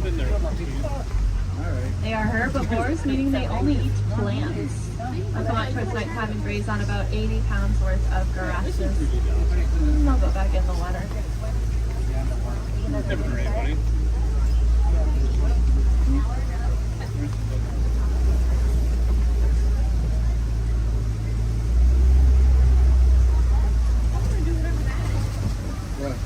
Keep your eyes to the left, especially as we cross over this bridge up ahead here, and you'll see the Nile crocodile.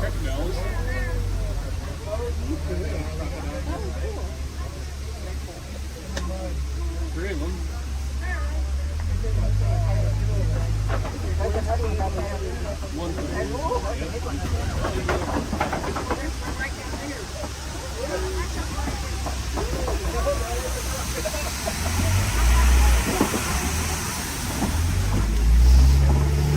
Those crocodiles are pretty impressive. They can weigh anywhere from 500 to 1,000 pounds, be as long as a giraffe is tall, and they have the strongest jaw and bite force of any animal. Being said, they are really amazing parents. They're going to take their eggs, put them in their mouth, and roll them around very, very gently. That'll help break up the shell, making it a lot easier for those babies to hatch. It sounds like there is an animal in the road up ahead, so I think we're going to hang tight here for just a second. This is their home, and they can go wherever they want, and sometimes they choose the middle of the road. So we'll just wait for them.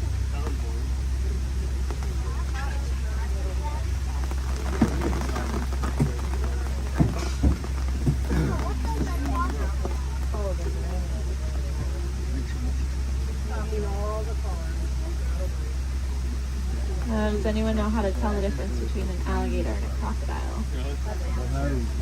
Yeah, a lot of people say the shape of their snout, which is true. That personally confuses me though, because it's the opposite of what you think it would be. So what I do is I look at their teeth. When their mouths are closed, if you see teeth sticking up and out, then it's a crocodile. And if you don't see any teeth when their mouth is closed, it's an alligator.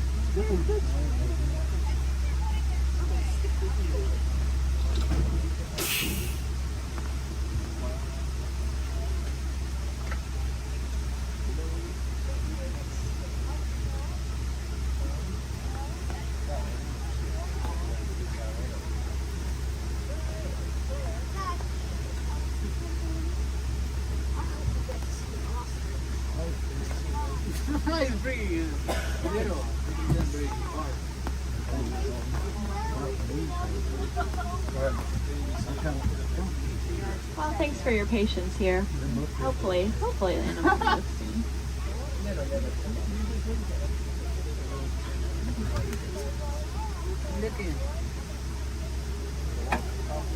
Crocodiles are also something that are called a living fossil. which just means that they were alive way back when all the dinosaurs and all them were alive. But they never went extinct and they didn't evolve into a different species. They kind of just stayed. There's a lot of other animals like that, like horseshoe crabs, cockroaches. They're all living fossils. But so are those crocodiles and alligators.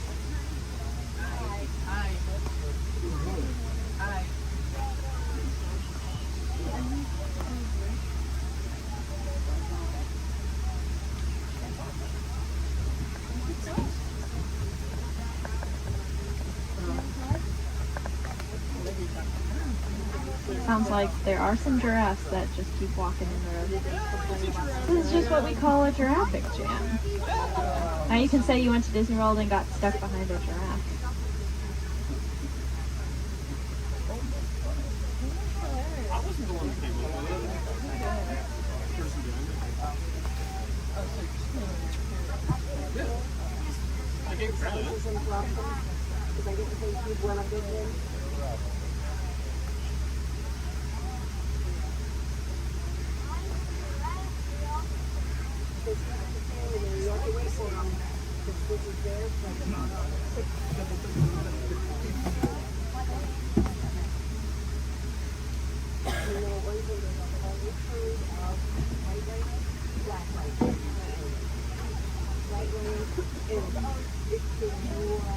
Sounds like the giraffe has moved, but now there's a different animal on the road. The animals really like the rain, so they are very active.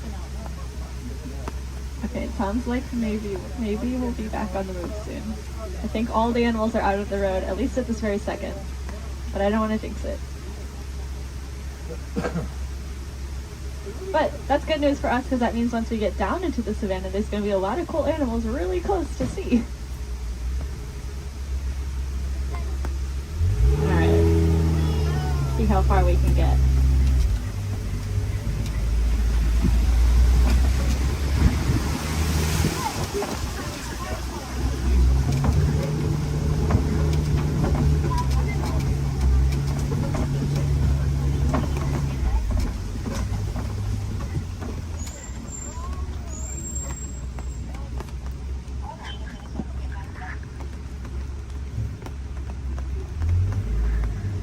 Now this might sound really ironic considering that it is raining, but we are leaving the river and heading towards a much drier area where it really does not rain as much.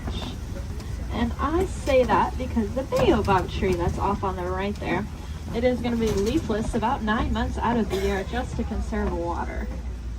Some people call it the upside down tree because, well, it looks like the roots are on the top. It's also known as the tree of life. That's because it stores a lot of water in its trunk there. So other animals will use it as water source. We can even use the bark as medicine. One of my favorite things about the baobab tree is that it does have flowers, but they only bloom at night because they're pollinated by bats. Alright. Looks like we are finally able to head here into the savannah.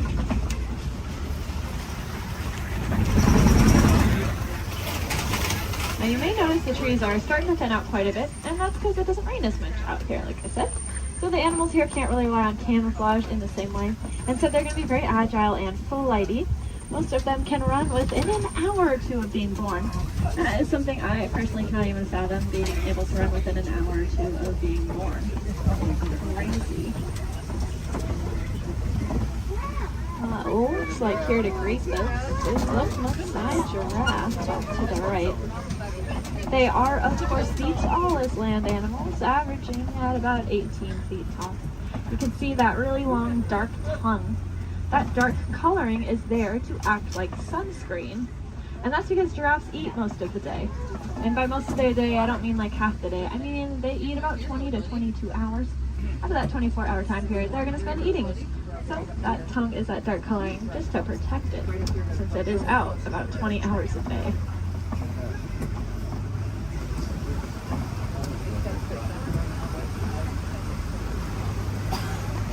Off to the left here in this den, you'll see some African painted dogs.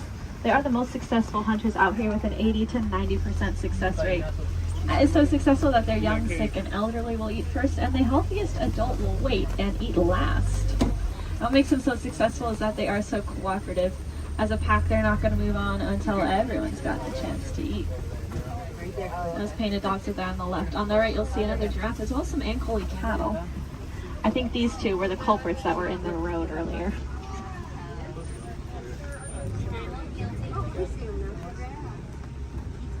Those cattle have those really large horns on them that look pretty heavy, but they are hollow with a honeycomb-like structure on the inside. That'll help blood flow to keep them nice and cool. If you look to the left, you'll see the sable antelope, those 3 brown antelope back there. You'll also see some Hartman's Mountain zebra. Now take a really good look at the zebra here, because one of them is a little bit smaller than the other one, and that's because she's about 7 months old. That's her and her mom there. And if you look at her legs, though, her legs are just as long as her mother's, and that's because zebras are born with their legs fully developed. Running, as I said, is very important out here, so those zebra babies are born with long, lanky legs, ready to run within half an hour of being born. Their stripe patterns are going to be unique to them in the same way that our fingerprints are unique to us. That's actually true for a lot of animals, not just those zebra. It's true for those painted dogs we saw, and it's also true for these giraffes up here.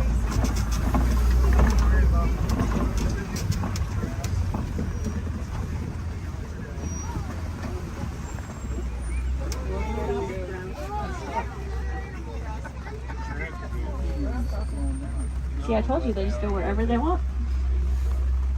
Oh, look, the zebras are in the road now. Over here they're in the road too. Yes, look over there. Zebras are in the road over there. Now, since giraffes spend most of their day eating, they also spend most of their day standing up. They don't really like to sit down. It's very vulnerable for them. They even prefer to give birth standing up. So that's about a 6-foot drop for those baby giraffes. I like to say the first thing a giraffe experiences in life is gravity. Of course, when you're born already about 6 feet tall, I guess it really doesn't matter that much. It also is going to kickstart their heart, that drop, so maybe it's a good thing.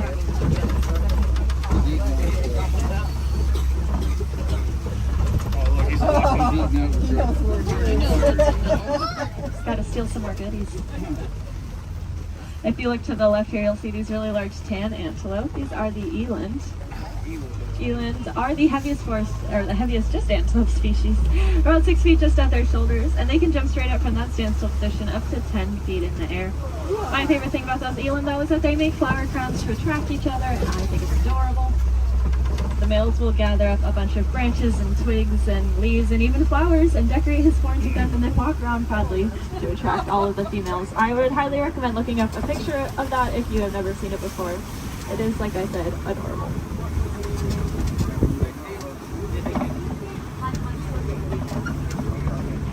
Now off to the right, there's going to be a path. We're not going down that path, but if you look down it, you'll see some little tiny antelope called the springbok. They get that name because they can jump about 6 feet up and 13 feet across. When they do that, it kind of looks like ping pong balls hopping across the savannah. It makes it really confusing for those predators out there. Now, all the animals that live out here have a very important job to do. They're going to be the landscapers. So those antelope will be the lawnmowers, giraffes will prune back the trees, and then larger animals will be the bulldozers. They'll knock over trees. And if you look around us, looks like there have been a whole bunch of trees knocked over. There's really only one animal I can think of, though, that is large enough to act as a bulldozer and knock over an entire tree. Let's see if we can find them. There's also a really large watering hole. There they are. Like off to the right is an African elephant. We are going to get a really good look in a second, though, so I don't mind looking over to the left because there are some mandrills walking around. Mandrills are the largest world monkeys, and they have that distinctive blue coloring on them. Might remind you a little bit of Rafiki. Let's see, I promised a good view of this elephant here. And I know the road up ahead has been closed, so I think we're going to get a really, really good view. Yeah.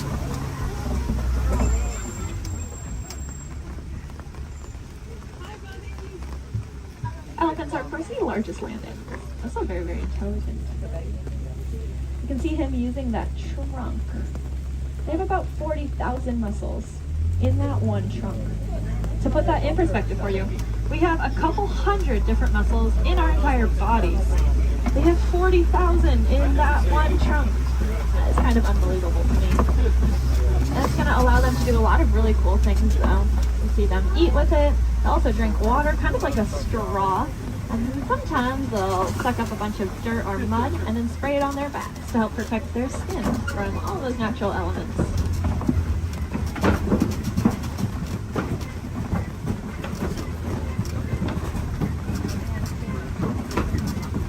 Lucky for us, I think we are headed deeper into elephant country here. And I say that because elephants love to eat red clay. If you look around us, it looks like we are surrounded here by this red clay. It's very nutritious, so they'll eat it as an extra form of nutrition, just like how we might take a vitamin or a supplement every day. And there are some tusk marks over to the right and some footprints down to the left. So the herd must be nearby. I think I see them off to the left there. Elephants are matriarchal, and that means the oldest or wisest female is going to be the dominant one in charge. Males are going to leave the herd at about 15 years old, and if they don't do it willingly, they will be forced out by those females. They're going to go hang out in bachelor herds, which can consist of up to 140 individuals that come and go as they please.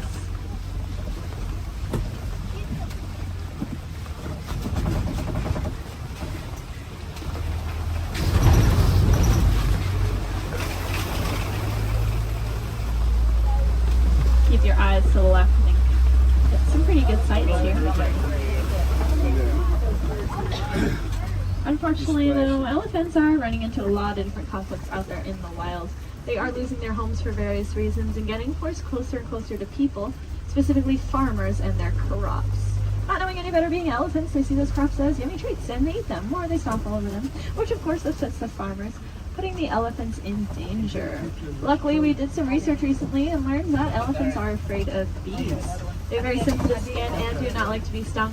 So now out in Kenya, farmers are building fences out of beehives. That scares off the elephants, which keeps them safe, and in turn keeps the crop safe and the farmer's livelihood.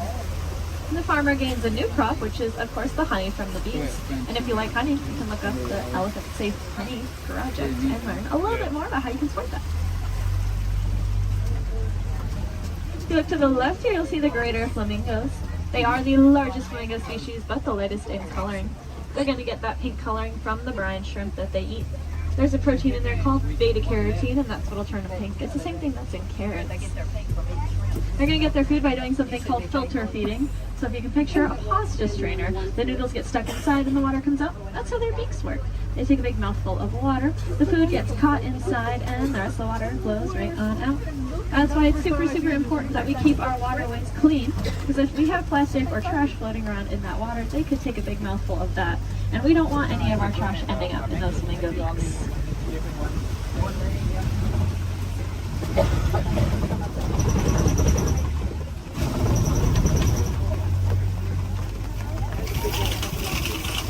Looks like this side of Savannah's getting a little bit more tree coverage here, which leads me to believe there might be some cats nearby. Please help them out while they are hunting. So keep your eyes open. I know I've seen cats roaming around on the hills up ahead before. Look down that path though on the right, you see a white rhinoceros.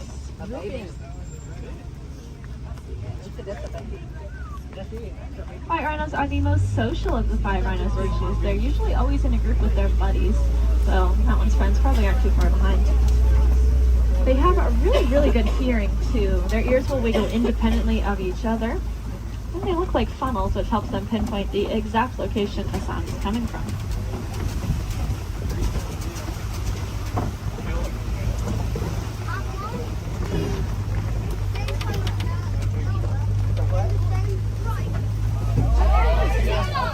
It's like off to the left there behind that orange rock. See cheetah. Cheetahs are the fastest land animals. They can go from 0 to 60 miles per hour in 30 seconds or less. They're going to use their tails to help them steer, very similar to a boat's rudder. And they're the only cats that are going to hunt during the day instead of at night. That's just because they don't have very good eyesight at night, so if you can picture what we see at night, that's about the same as what a cheetah can see at night. To help them out though, they have that black stripe under their eye that acts like built-in sunglasses, helping protect their eyes from the sun. Looks like up ahead are some Kopi rocks. And on top of those Kopi rocks, looks like a female lion up there.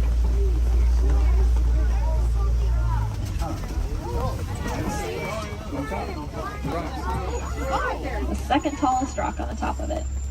She's laying up there. Females are going to be the ones that go out and hunt. The males are going to stay behind to protect their territory and any cubs they may have. Males have a mane on them, which is about 20 pounds of hair, just protecting his neck in case of illnesses. You'll be able to see them again. Big animal. Male lions also have the loudest roar of any animal. You can be heard up to 6 miles away.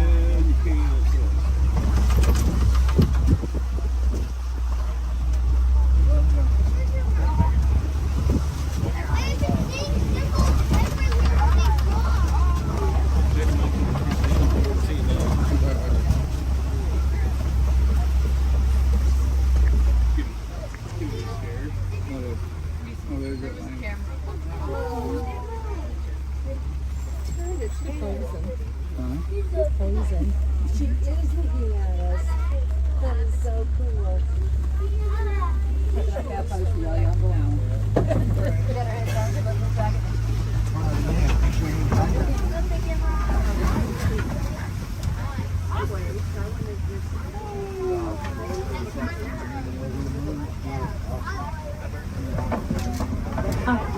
It looks like there are a couple ostriches walking around.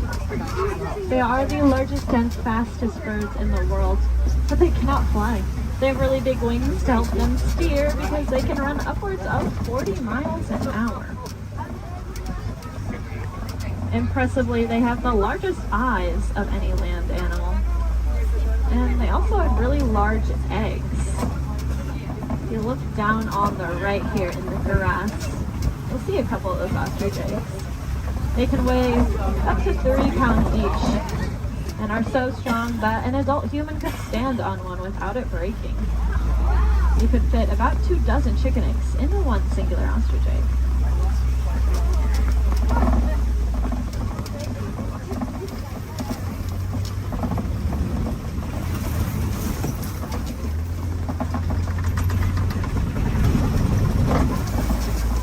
Up ahead is the warden's post. The warden takes care of all the animals out there on the reserve.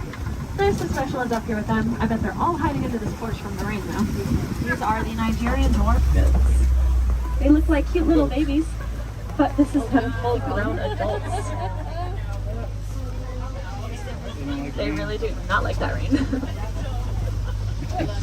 They have a very sweet and nutritious milk that is high value in Africa. So in return for it, we'll give them a nice place to live and some yummy food to eat.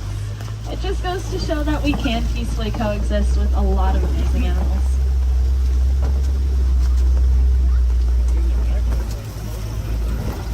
Unfortunately, those gates do signify the end of the reserve and our return back to the village.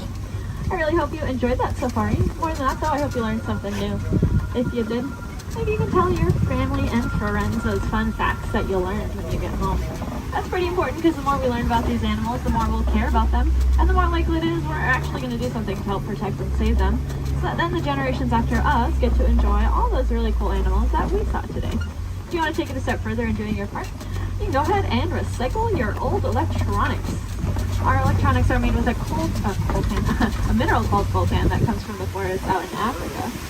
So when we mine for it, we are making things away from many, many animals. That's why I challenge each and every one of you when you go home. See if you have any old electronics that you're not using anymore. Go ahead and recycle them. We'll take out that coltan and reuse it, and then we can just keep reusing what we already have instead of mining for more.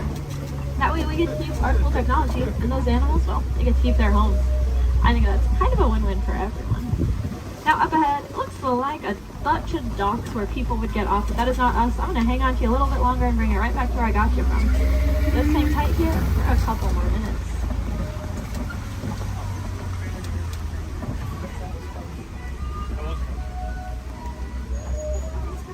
He's people watching.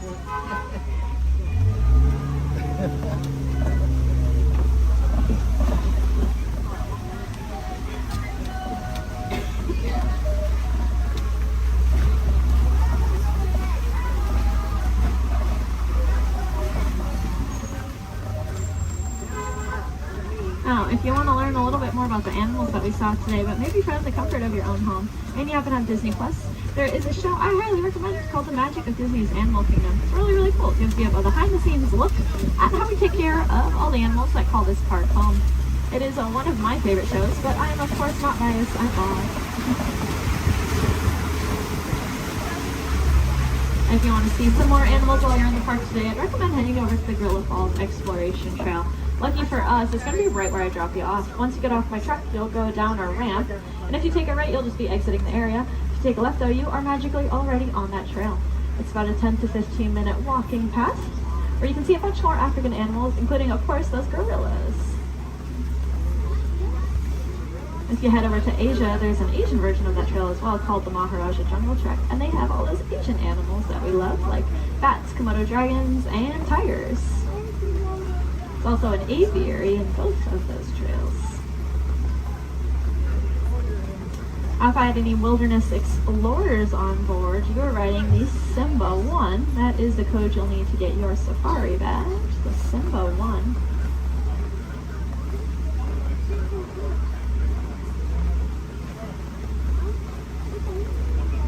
You might have also heard a train. That would be Rafiki's Planet Watch. That train is about 5 minutes long, and it takes you up to another little area. There's a petting zoo up there, so you can cuddle some of your favorite animals. There's also a drawing area where you can learn how to draw a Disney animal from a Disney animator. And there's a whole bunch of reptiles and amphibians up there as well to check out. The last train is going to leave at 4:30 though, so if that sounds like something you're interested in, I recommend making sure you are on that train by 4:30.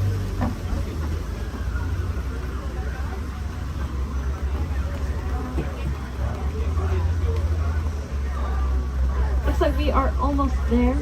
Thank you for your patience. I know that was a little bit longer than expected.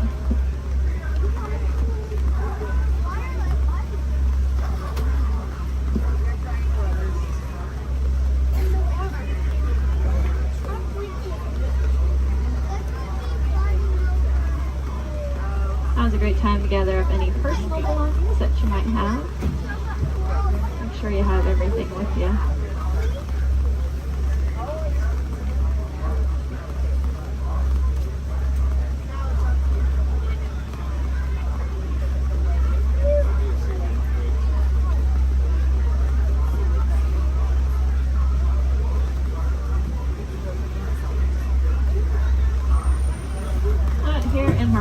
We do not like to say goodbye because it is far too sad and final. Instead, we say Kwaherini, which means to go well. So Kwaherini, my friends.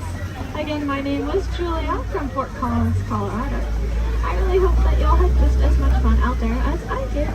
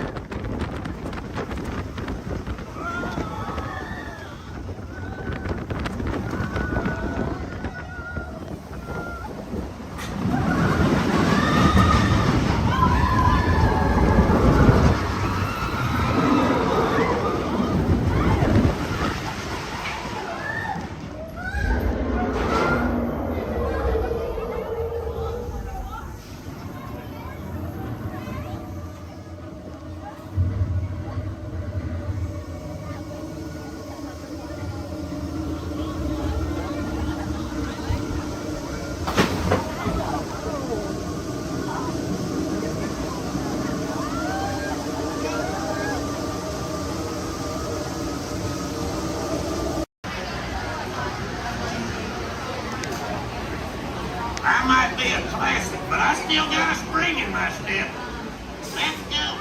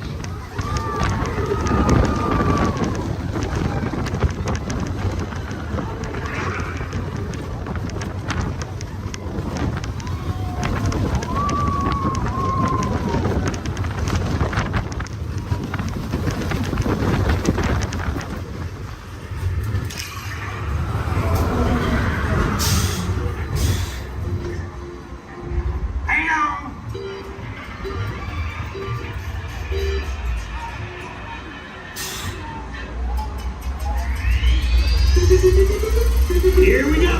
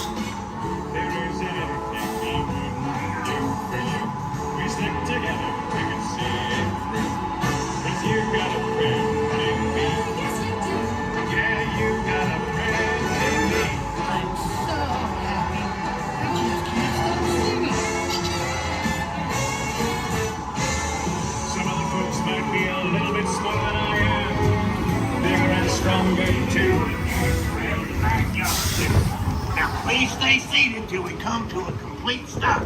Remember to grab all your stuff and step out to your right. So long, pal. Star Tours announces the arrival of the Indoor Express. Once we've had a chance to service the Star Speeder, we'll begin our boarding procedures. Thank you.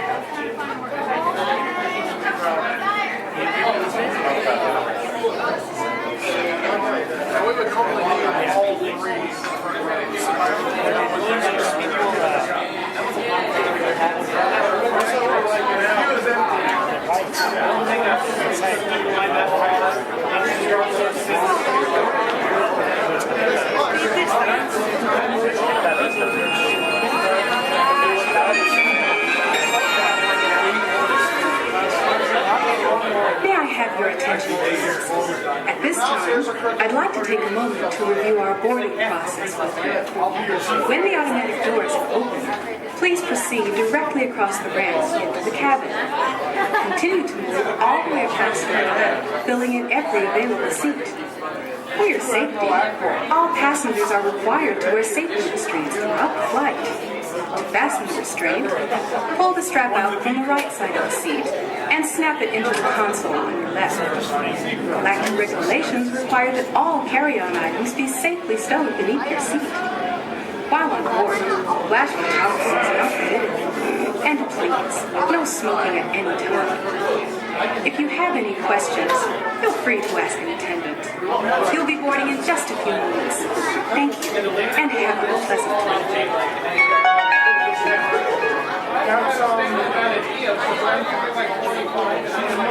Welcome, space travelers, to the Indoor Express. My name is Eric, and I'll be assisting you this afternoon.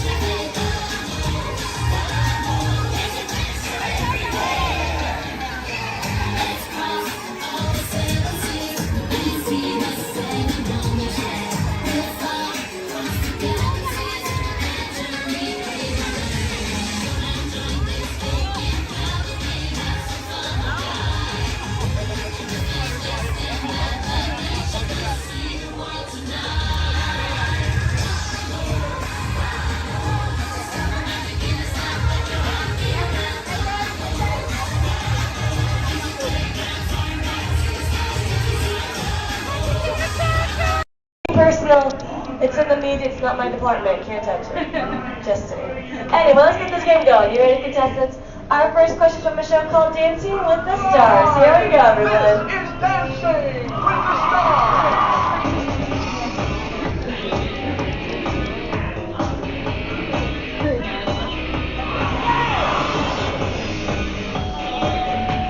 The NFL legend who danced his way to victory in Season 3 of Dancing with the Stars is A. Jerry Rice, B. Emmett Smith, or C. Apollo Antonio. All right, everyone, take it to the contestants. Contestants, what do you think the answer could possibly be? Contestant number 1. You sure they're going to be a better answer? Like maybe like change it B? Maybe like to change it to something different? Like maybe you see something. B, Emmett Smith. Okay, how about you, Team 2? What do we think? You sure you don't want to change it to what contestant 1 say? Like, because I think there could be a better answer. Like maybe if you change it. B. Okay, you sure? Last chance. You're sure? All right, contestant 3, what do you think then? B, Emmett Smith. Well, let's find out what we've got. Sure enough, that's gonna be Emmett Smith. Good job, contestant 1 and 3, getting a shine star up on your board. Don't worry, still 2 questions left to go. And this one's from a long-time running show. It's called America's Funniest Home Videos. Here we go.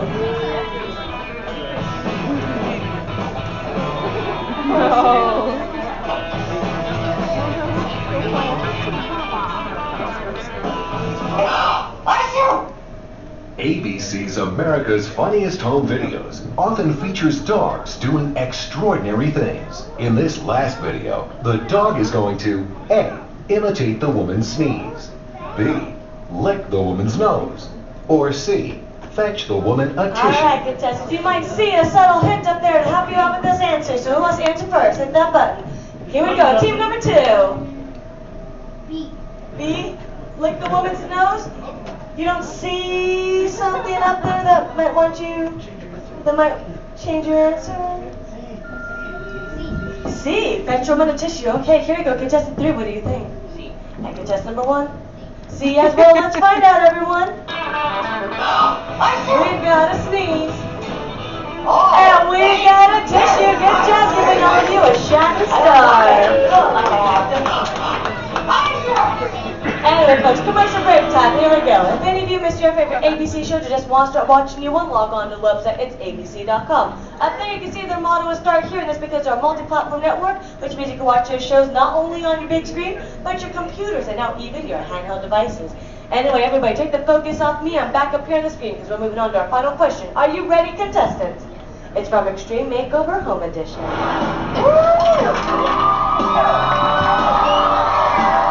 We finished the house! You know what to say with me, bus driver!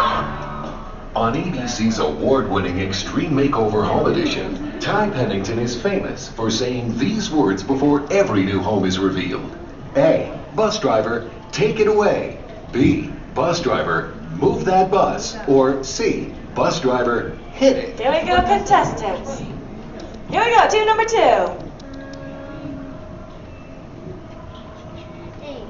A, take it away. B, move that bus. All right, guess number 3. And guess number 1. B as well. Audience, if you know the answer, say it with us then. Bus driver, move that bus. Yeah. Anyone wants to show? Do you remember that you want to end it? It's okay. Anyway, audience, if you're going right this way, we've got ourselves a tie with guess number 1 and 3, which means they watch way too much television. But how about a round of applause for all our contestants for coming on us? Now, folks, I hope you had fun here with me, but we have reached our destination. The Elias Extreme Home is there behind us. Everyone, jump onto their front yard and party. All right, pilots, get ready for takeoff in 3, 2, 1, lift off.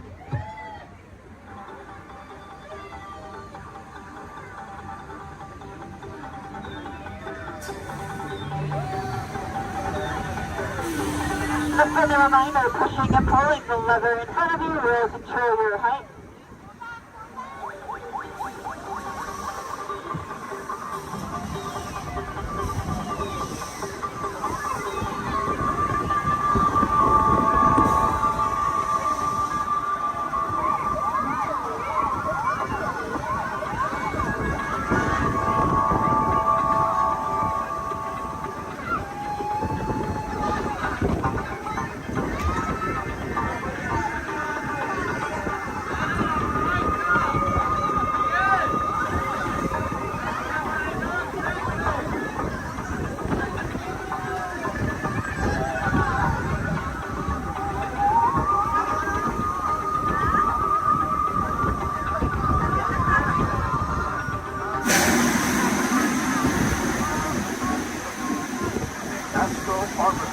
resolve in literally 3 seconds. Please remain seated until your launch is stopped, and follow the arrows to the flight. Welcome back, pilots. Please stop. Gather our belongings, but please to the left and only.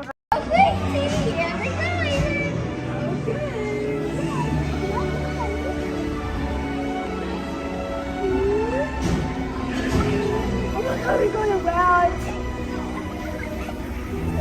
I went that side! And there's the left!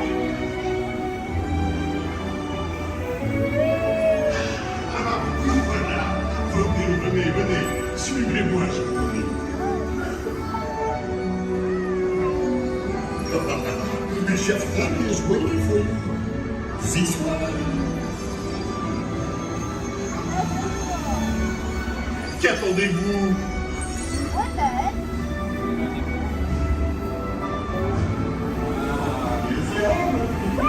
Invité pour le dîner. Mon rôle idéal. Encore un? Non. A simple moment? Too simple. What? Mais oui, that's it!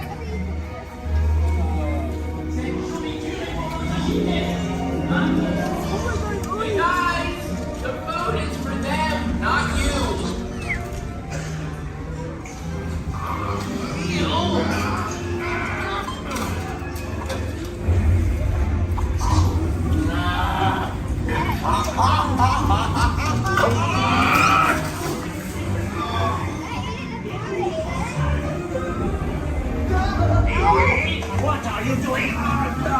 Que manigocez-vous?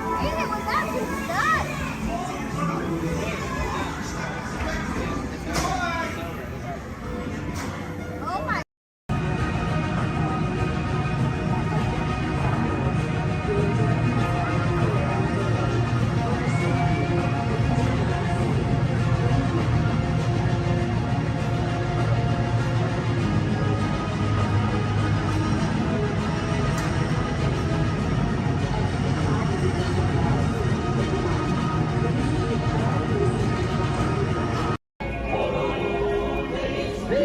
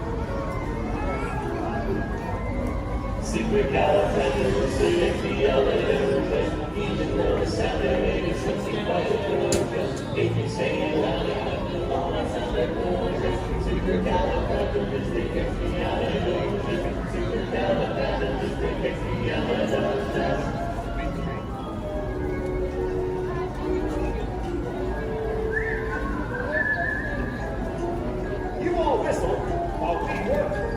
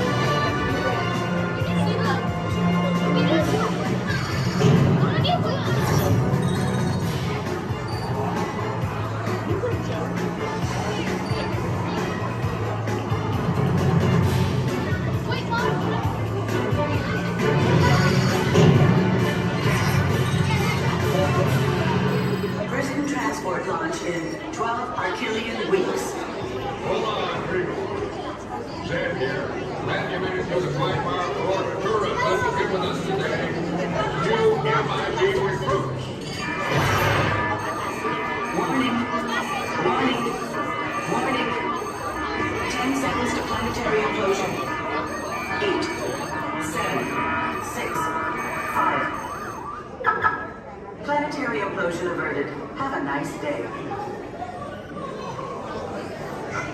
Never know over on that, folks. Many of you may be wondering, are resident aliens really that common here on Earth? After all, how many antennae or antennae does one see in a day? And that's precisely the point. Because when they get here, you look like this. Then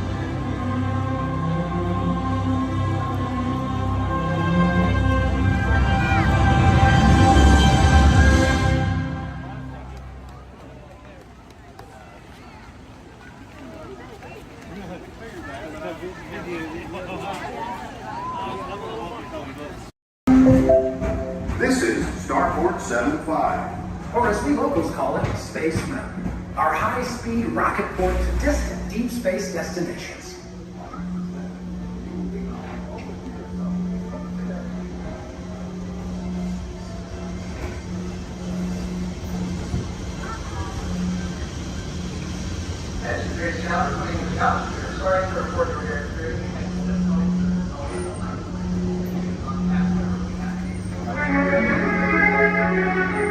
Let relaxation wash over you at the most refreshing retreat in the galaxy, the coral moons of Pisces 7. You H2O it to yourself.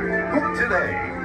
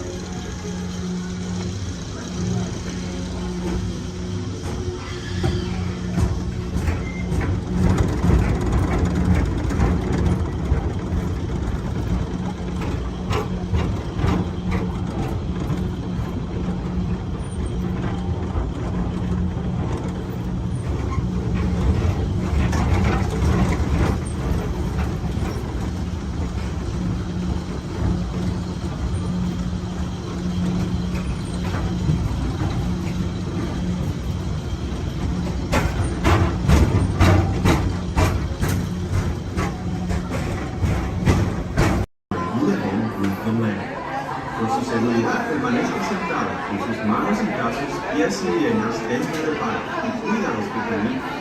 A manera de recordatorio, no tomar fotos con flash y luz de video antes de llegar a la universidad.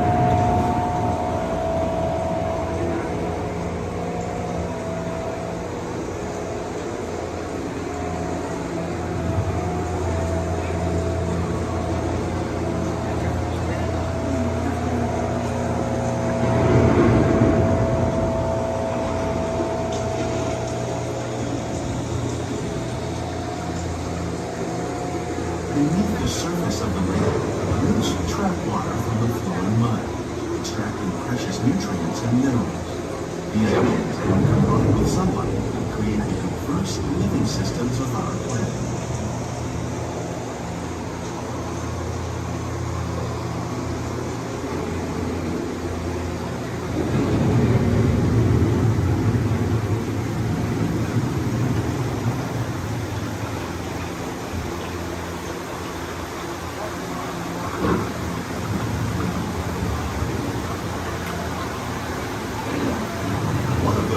Systems is the rainforest, home to the most amazing concentration of life on our planet. These dense and beautiful forests cover only a tiny portion of the Earth's surface, but they contain more than half of its plant and animal species. Rainforests are also extremely rich and productive living systems, providing us with oxygen, food, medicines, and other elements essential to our lives.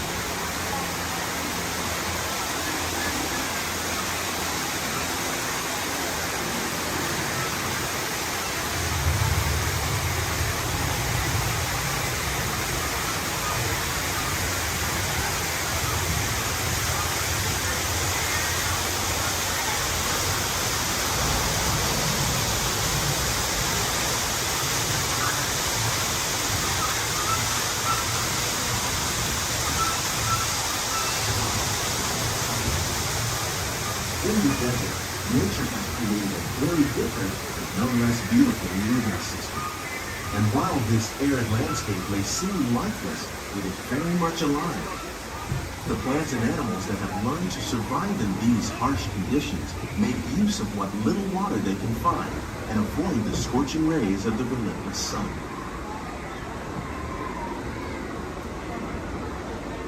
The American prairie once appeared as desolate as the desert. But over time, rainwater and nutrients gradually penetrated the hard surface of this land. Even the hooves of the mighty buffalo helped create the rich soil that one day become home to the American farm.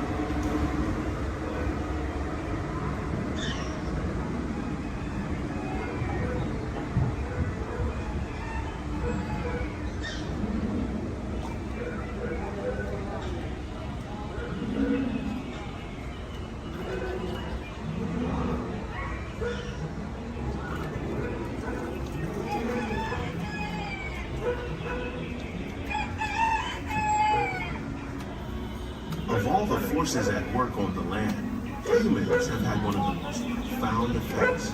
The need to produce food for a growing world led to the enormous use and sometimes overuse of the land. In our search for more efficient ways to grow food, we often fail to realize the impact of our methods.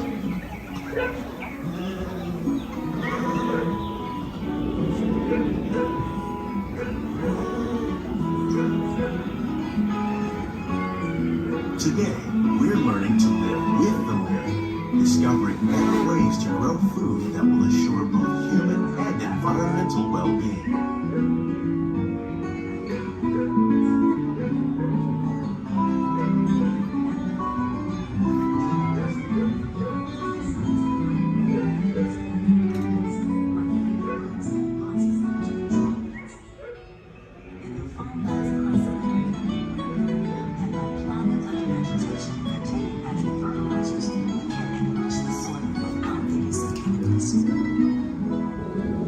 In arid regions, we are learning to produce food on desert seacoasts by developing and planting crops that thrive on salt water.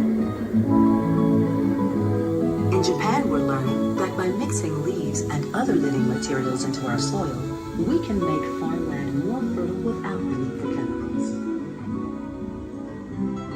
Here at Epcot, we're learning to reduce the need for chemical pesticides by breeding and using natural predators, like ladybugs and wasps, to control pests. How will we meet tomorrow's growing needs for food production, yet still respect the needs of the land? Some of the answers are being discovered just ahead. To help us maintain these carefully controlled ecosystems, and for your safety, please remain seated in your boat at all times.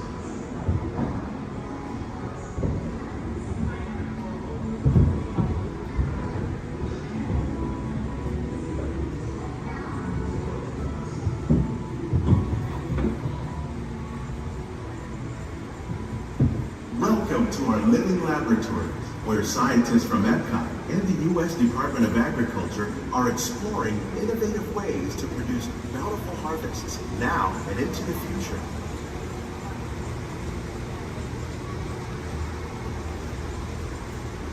The tropics are home to the greatest diversity of plants on the planet. Many of these, like papaya, bananas, cacao, coffee, and rice, are well known around the world. These are just a few of the edible plants that have been an important source of nutrition for people living in the tropics. Many are rich in vitamins and minerals, while others are well adapted to growing in less than ideal conditions. Some, like the water lily, thrive in wet, swampy areas and waterways. All parts of this plant, even the flower petals, are edible. The starchy root of the plant has long been used to make flour for baking.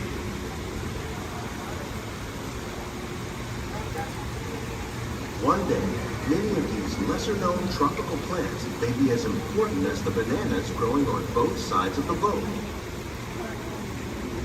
More than 28 million tons of bananas are eaten annually, making it the most popular fruit in the world.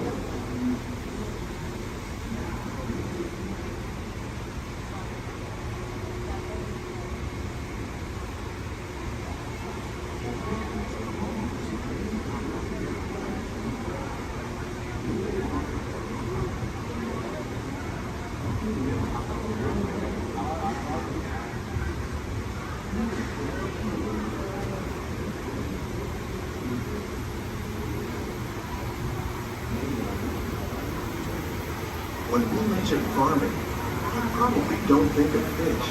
But fish farming, or aquaculture, accounts for nearly half of all the seafood consumed globally. Tilapia, bass, and catfish, like the ones you see here, are three of the more popular crops raised by fish farmers. The sustainable system we use here recycles the water in the tanks. As a result, we're able to save millions of gallons each year. Our small fish farm produces nearly 5,000 pounds of fish each year to serve in restaurants around Walt Disney World. Innovations like this one can play an important role in our efforts to produce bountiful harvests and still protect natural resources.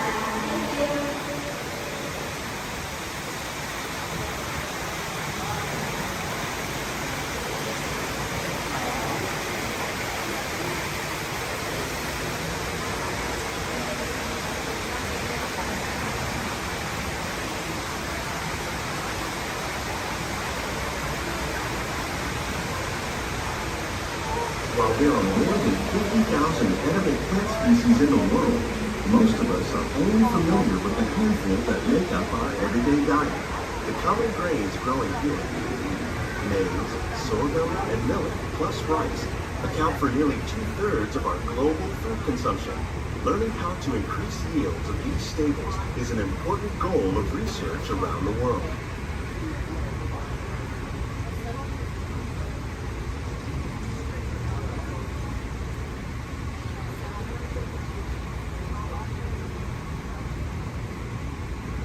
These plants are definitely on their way up. Innovative growing techniques like these increase yields while more efficiently using resources like water, fertilizer, and pesticides. Another innovation at work here is our integrated pest management program. By populating our greenhouses with beneficial insects that prey on harmful pests like aphids and flies, we are significantly reducing our reliance on conventional pesticides. We're growing these crops using our nutrient film system. This technique precisely controls and recycles water and nutrients. With it, we can produce over 27,000 heads of lettuce a year in this one small area.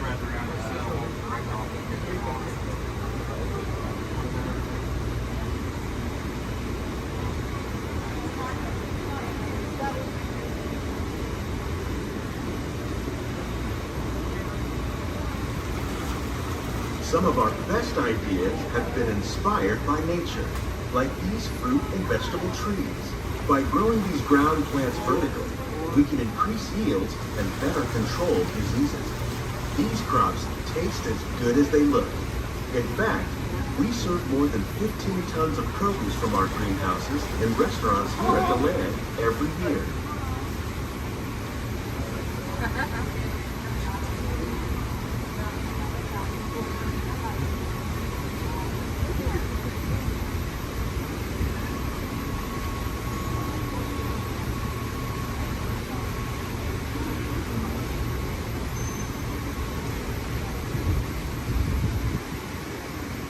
The future of agriculture may include innovative ideas like this vertical growing system. Plants grown in this way use a fraction of the space required by traditional growing methods. That saves water and increases production. The aquaponics system on your left combines hydroponics with aquaculture. The fish provide a natural source of fertilizer for the plants, and the plants help keep the water clean for the fish. It's another great way to produce more while using less. In our lab, Epcot scientists are working with the U.S. Department of Agriculture on a number of innovative projects. The goal of these efforts is to produce higher yielding and better quality plants.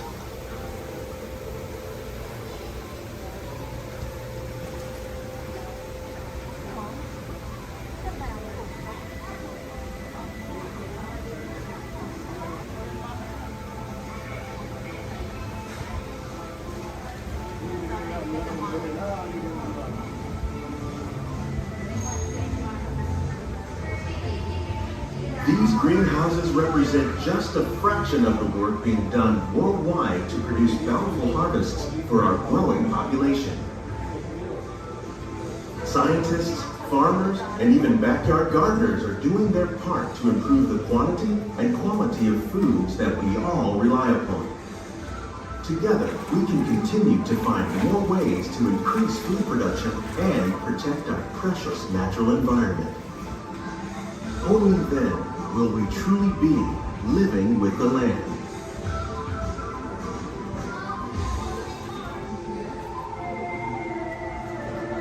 On behalf of Walt Disney World, we hope you've enjoyed this unique journey through our living laboratories. If you'd like a closer look, then check out the Behind the Scenes walking tour. It's a chance for the whole family to get up close and personal with the plants and growing techniques in our laboratory. Please keep your hands and feet inside the boat and remain seated until the boat comes to a complete stop.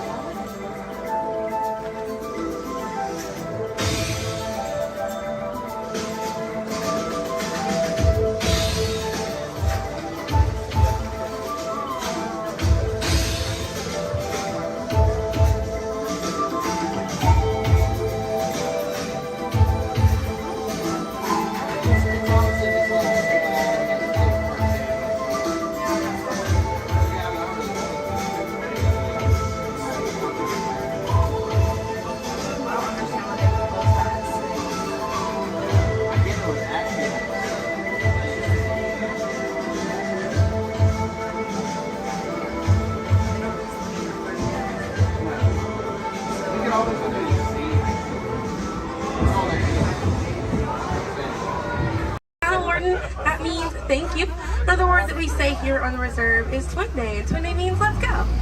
Jumbo everyone, my name is Selena. I'm going to be your safari guide here today. Before we get out in the reserve, I do have a few safety reminders. Please make sure that we keep our hands, arms, feet, and legs inside the vehicle at all times so that we remain fully seated throughout our entire journey today. Now, if you take a look above your head, we have an animal spotting guide. You can use that guide to help me spot some animals out here on the reserve. I can't promise that we're going to see all of them, but I usually have some pretty good luck. Now, we're going to be heading into the Little Aturi Forest here first. And this area is home to animals that tend to be shy. They like to use camouflage to blend in with their environments, but we're going to see what we can find today. And already see, looks like we're going to see that saddle-billed stork. They're high up on that left-hand side of the road there. And the saddle-billed stork gets its name after the little yellow patch that's on its beak. It's shaped like a saddle. Those birds are 5 feet tall and have a wingspan of 9 feet, about the same width of the canopy that's above your head. Now on that right-hand side there, we have the okapi. And the okapi have stripes on their legs that make them look like they're related to the zebra, but they're not. They're actually related to the giraffe. They have long, prehensile tongues that they use to grab vegetation. Their tongues are so long and touch their eyeballs and clean their ears. As we're looping around here, you can see we have some greater kudu way up there, as well as the bongo. Now the bongos are going to have that deep, almost penny color coat to them, with those antlers over there, and then the greater kudu, the tan colored coat right there. Now the bongos are known as the ghosts of the forest because of how rare they are to spot in the wild. And their antlers, they angle backwards, and that's to help them get through thick vegetation and underbrush very quickly. Now the greater kudu that we see right there, the greater kudu are one of the tallest antelopes in Africa, or the second tallest antelope here on the reserve. They stand at 55 inches tall at their shoulder, and they can leap about 8 feet forward. Now coming up here on the left-hand side, we're going to see the black rhino.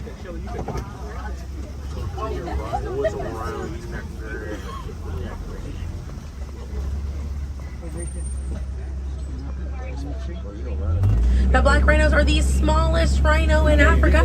They weigh about 3,000 pounds. Rhinos are poacher hunted for their horns. Some people believe that they have medicinal value, but they do not. Their horns are not valuable at all, made out of keratin. And that's the same thing that our fingernails are made out of. Really good view of that bongo there on the right-hand side as we're passing by here.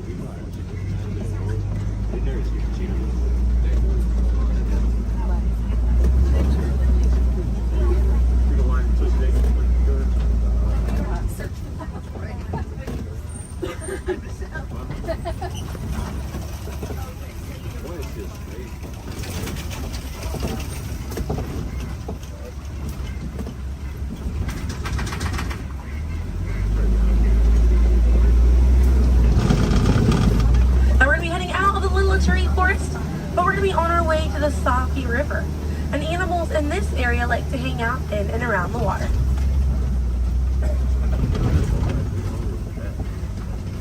Now coming up on the right hand side, we're going to see some pink-backed pelicans. And the pink-backed pelicans get their name for the pink skin that occurs on their back during mating season. Now those animals are colonial nesters, so they'll nest between 20 and 500 pairs. That's a group of 40 to 1,000 pink-backed pelicans.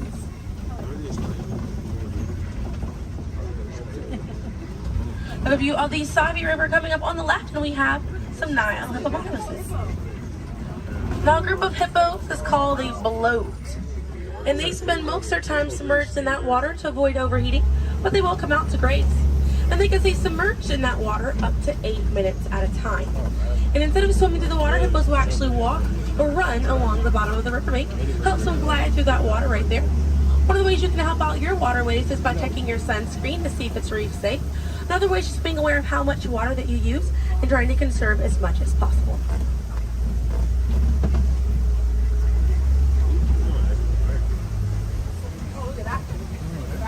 Another one there, taking a nap on that left-hand side.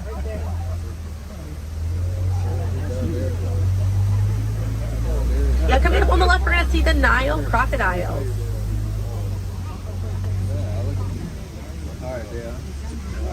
Now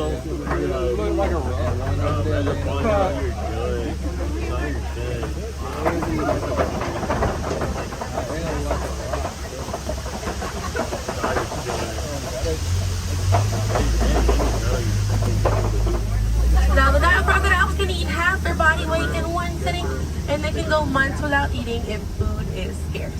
Now mother and father crocodiles are great parents, and they'll gently roll their eggs in their mouth It softens up their shell and it makes it easier for their babies to hatch.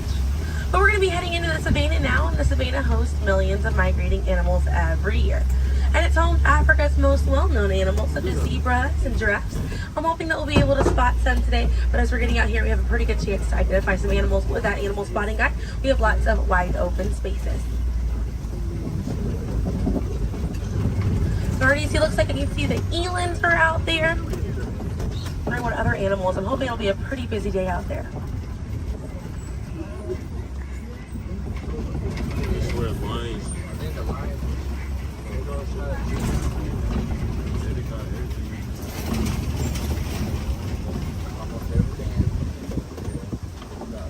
Let's see, also some springbok. It does look pretty busy out there.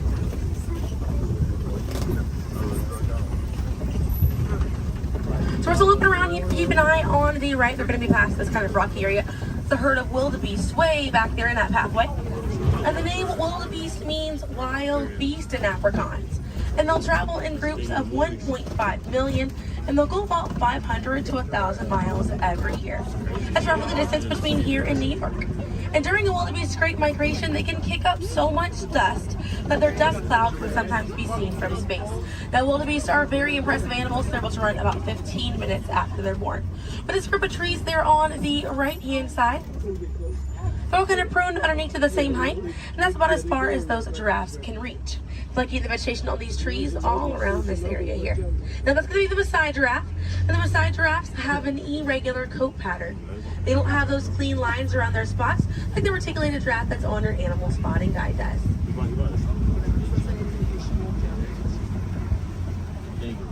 Now on the left-hand side, we do have the African painted dogs. There might be a little bit more people once we're a little bit further up here. Now, African painted dogs get their name after their fur pattern. It kind of looks like they have paint on them. It's unique to each animal, and that's how they identify each other. African painted dogs are Africa's most successful hunters. They have a catch rate of 90%. Now, right here on the left-hand side, we're going to have a really good view of the Ankole cattle. We're going to sneak on by here. The Ankole cattle are the only domestic cattle breed that we have here on the reserve. They're in the bovine family, same family as buffalo and bison. And their horns right there, they grow about 3 to 4 feet in length, and they're filled with a honeycomb-like structure. It allows for blood circulation, and it helps keep them cool on hot days. Now, further back, that's a sable antelope in that back left corner. And the sable antelope are very special because of the symbol of the Harambe Wildlife Reserve, because of how courageous they are. So in a choice between fight or flight, the sable antelope will choose to fight, just how we should fight to protect these animals and the environment that they live in.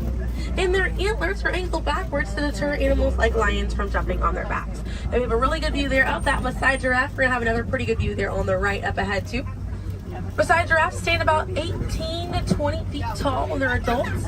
And when they're born around 6 feet tall.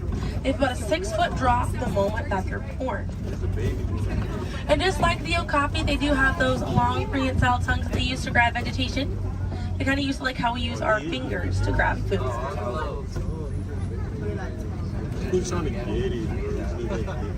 Really good view of them right there. They're actually the same number of neck bones or vertebrae in their neck as we do in ours. Theirs is just bigger.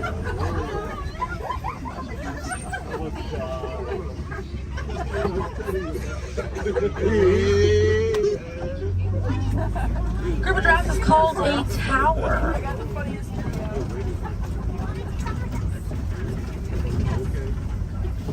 Now we're going to see on the left-hand side we have the elands. Now the elands are right next to the springbok. The elands are the tallest antelope on the reserve. They stand at 6 feet tall at their shoulder. One of my favorite eland facts is they'll make a flower crown with their antlers to impress the females during mating season. Now it's not a perfect flower crown. They'll kind of root up at plants and bushes, but it's the thought that counts. Another eland right there, a couple of elands right there. And then we have the springbok, and the springbok are the smallest antelope on the reserve. They're able to jump 6 feet straight up into the air repeatedly and about 13 feet forward. And they're a symbol of a lot of sports teams over in South Africa. Now those elands right there, they can weigh up to 2,000 pounds.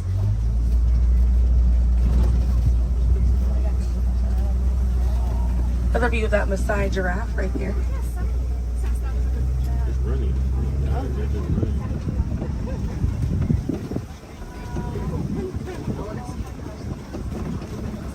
See what else we have waiting around the corner for us.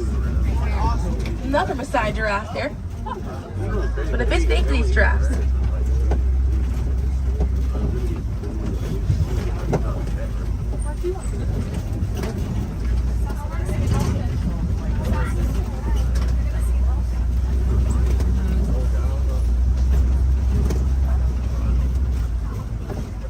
We're going to see the African elephant up here. It's going to be on the right-hand side of the truck.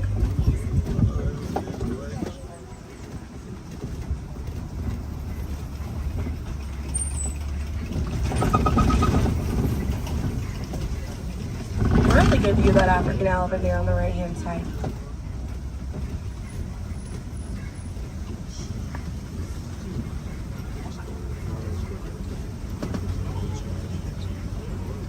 And on the left we have the mandrill. That's the male mandrill on the left. Lots to look at right here. Male mandrills weigh about 100 pounds. Females grow up to 30 pounds. And they can bare their teeth at each other as a sign of aggression, but they usually don't. They usually do it as a friendly gesture. So it's kind of like the mandrills are smiling at each other.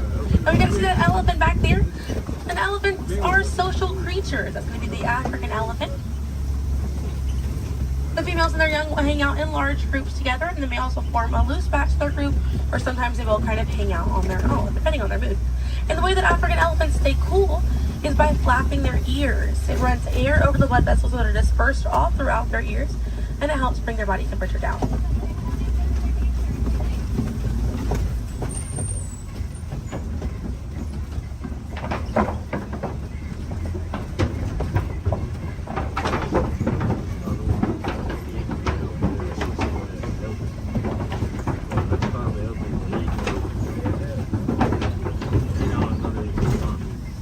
We're going to be looping around this area here. We have lots of red clay on this right hand side.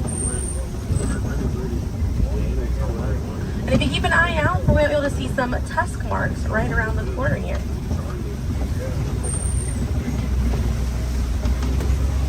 So those tusk marks on the right were caused by African elephants. And they'll scrape up against that clay and they'll eat it. More elephants there on the left hand side. And they eat it because it contains the minerals that they need, sort of like how we take vitamins.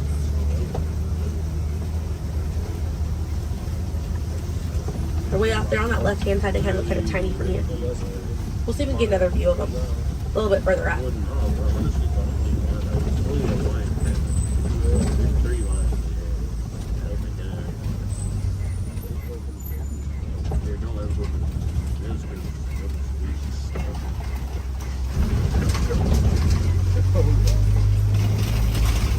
So on the right-hand side, we're going to pass by a couple of trees. There's one on the left by those elephants as well. And these trees are baobab trees. And baobab trees survive by storing water in their trunk, and they stay leafless about 9 months out of the year. Now, baobab trees have a few different nicknames. One is the upside down tree, and the other one you might be familiar with is the tree of life.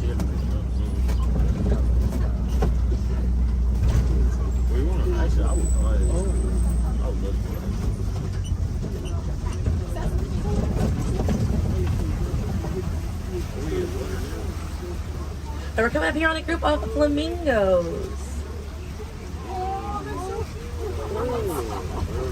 Group of flamingos is called a flamboyant. So here we have that flamboyant of flamingo. Now this particular species is the greater flamingo species, and they're the lightest colored flamingo in their family. They get their color from the brine shrimp that they eat, and over time it turns their feathers pink. It takes about 1 to 2 years to get that full pink coloring right there. When they're born all gray and fluffy.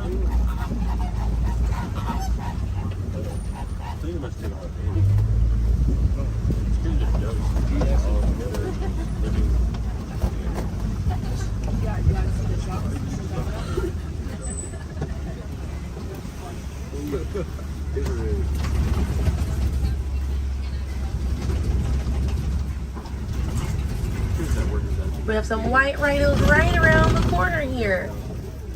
So they're going to be hanging out by a mud wallow on this left-hand side, and they'll use this mud wallow to cool off it. And they'll coat their skin in the mud to act as a natural sun protectant, sort of like how we use sunscreen.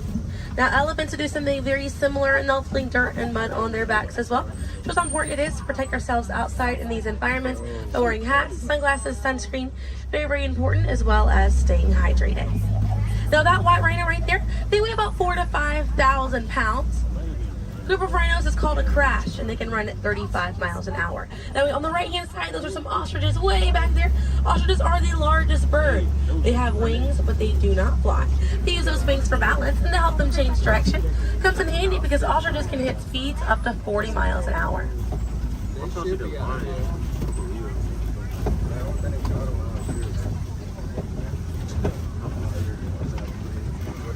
You see some cheetahs right around the bend here.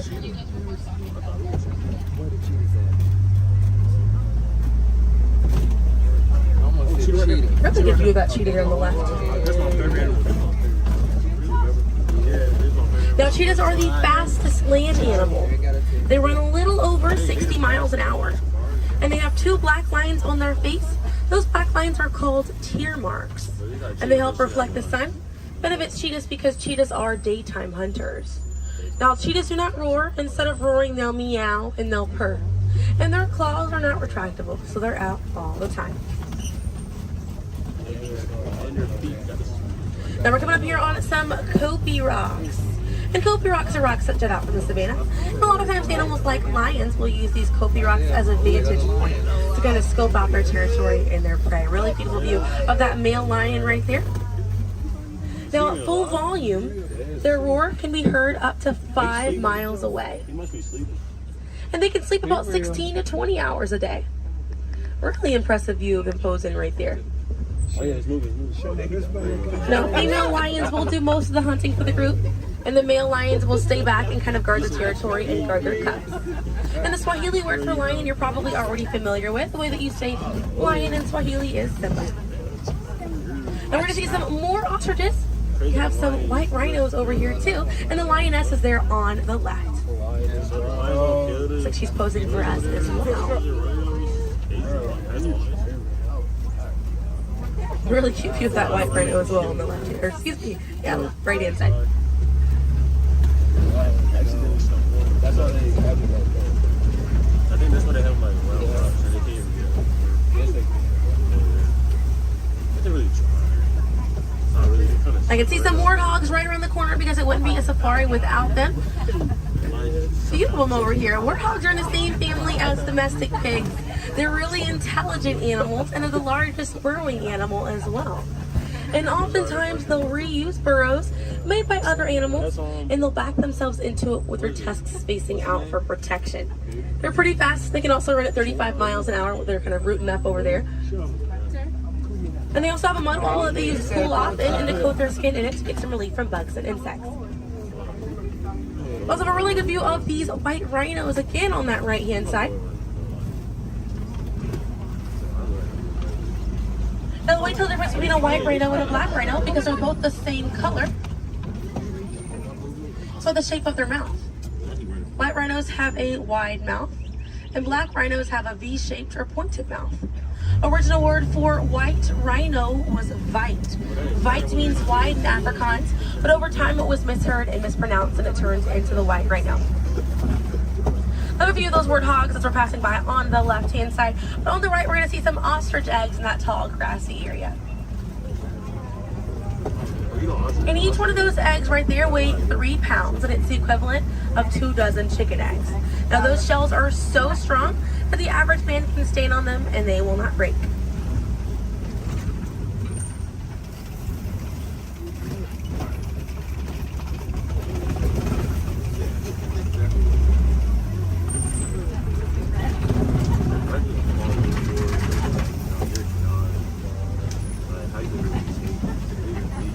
We're gonna see, looks like we have some Nigerian dwarf goats over here.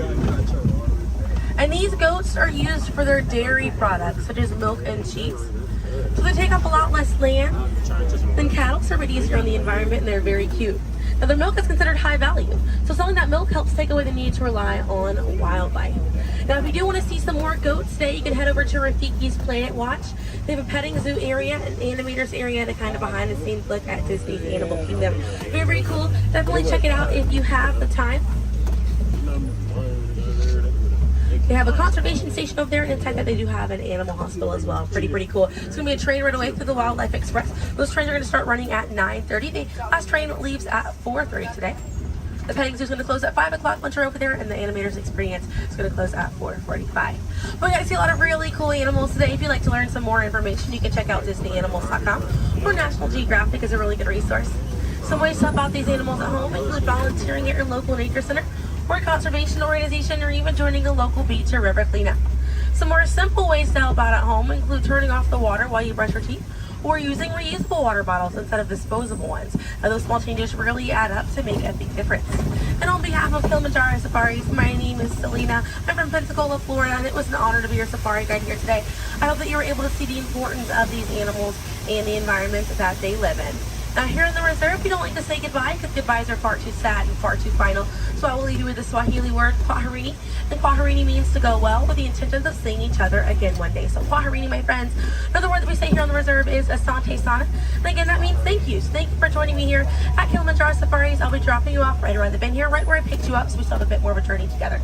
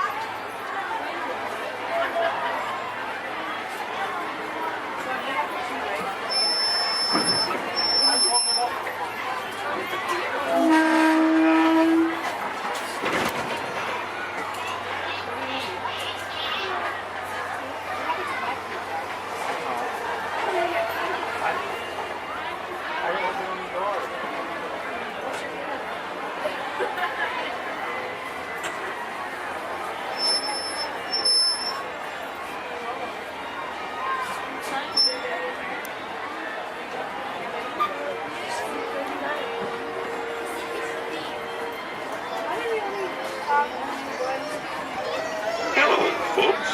Welcome aboard the Disneyland Railroad. We're now embarking on a grand circle tour of the Magic Kingdom, with stops at New Orleans Square, Mickey's Toon Town, and Tomorrowland, followed by a visit to the Grand Canyon and Primeval World.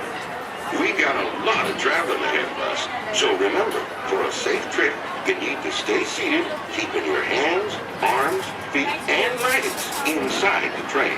And please, watch your children. Bienvenidos a bordo del Disneyland Railroad. Para su seguridad, permanezca sentado y mantenga las manos, brazos, pies y piernas dentro del tren. Y cuide a los pequeños. Gracias.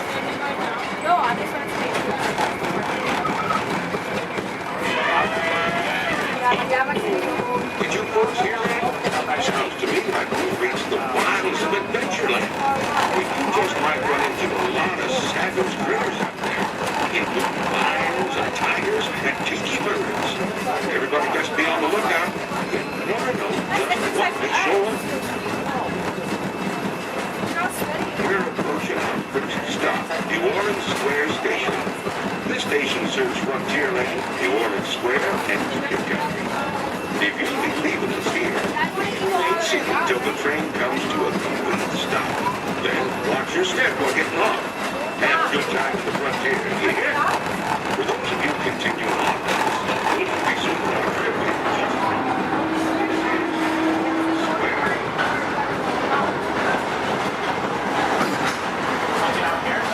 Mom, you want to get off here?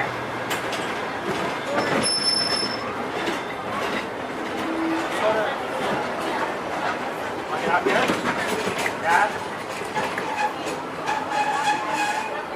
Next stop is Toontown. Next stop is Toontown.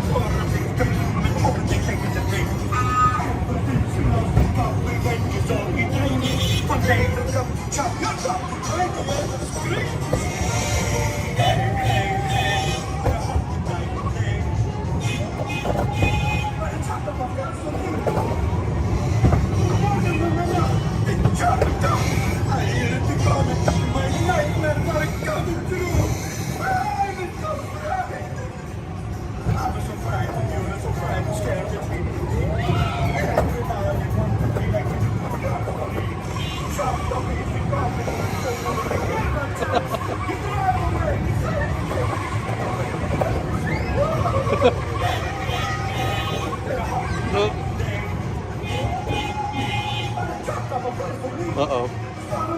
Wow!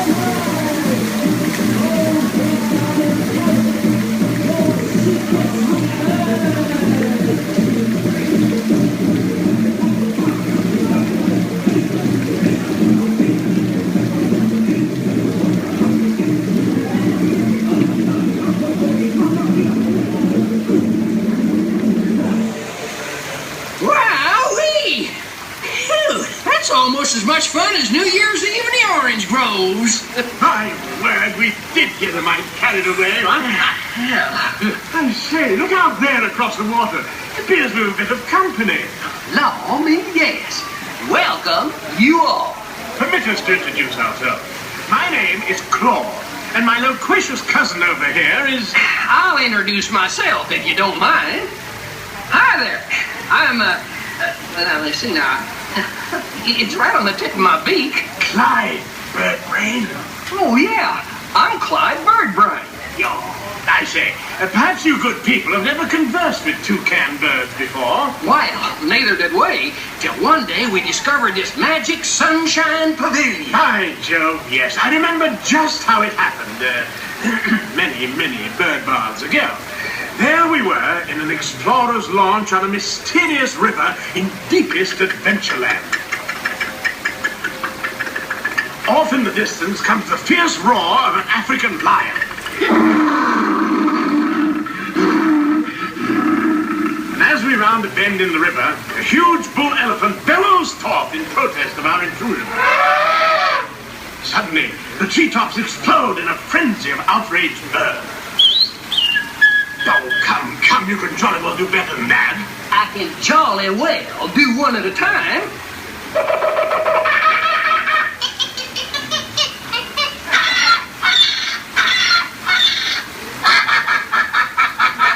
Meanwhile, shifty-eyed crocodiles lurk by the water's edge.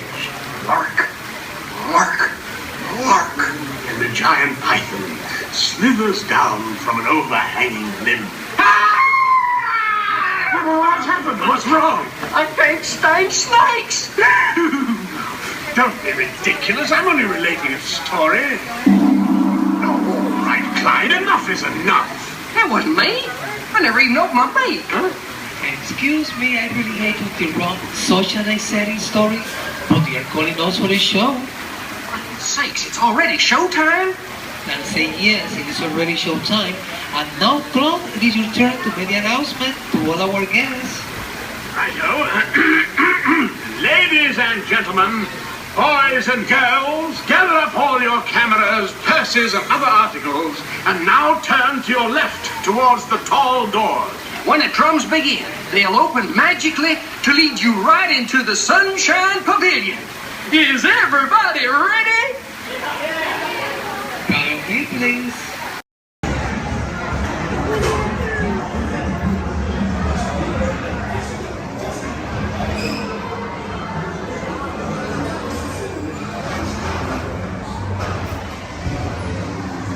One day, 100 acre wood, the Eastway traded places.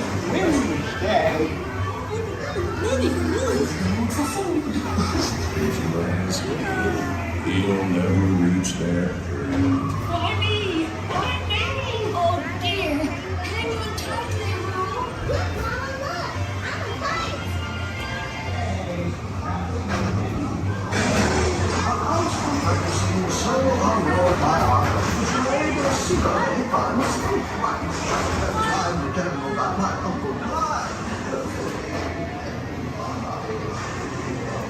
Hunter! Come bounce with me!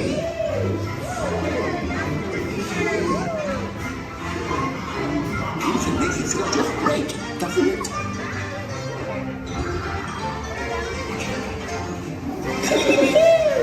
Follow me! I almost bounced right out of the ride. Watch out for other ones than wolves.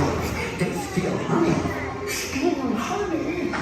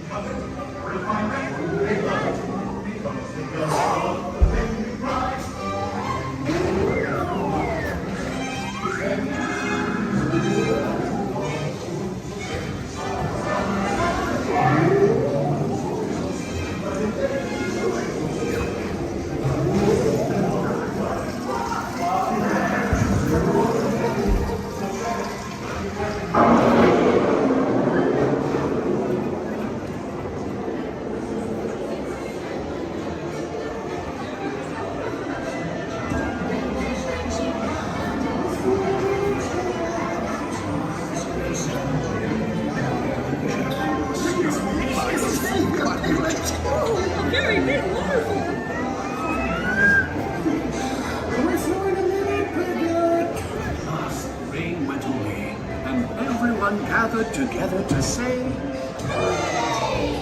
Hooray for Boo, too! I started the party without me.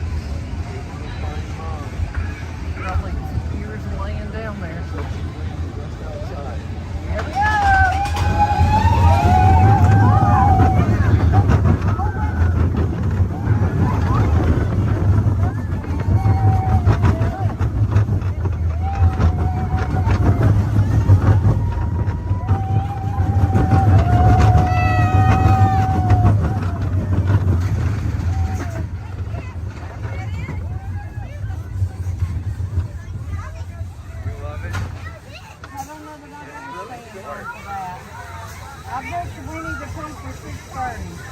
Now what? You see all the ears laying down there? The bunch. The big Some cute ones, too. Donut ears. I see Minnie Mouse.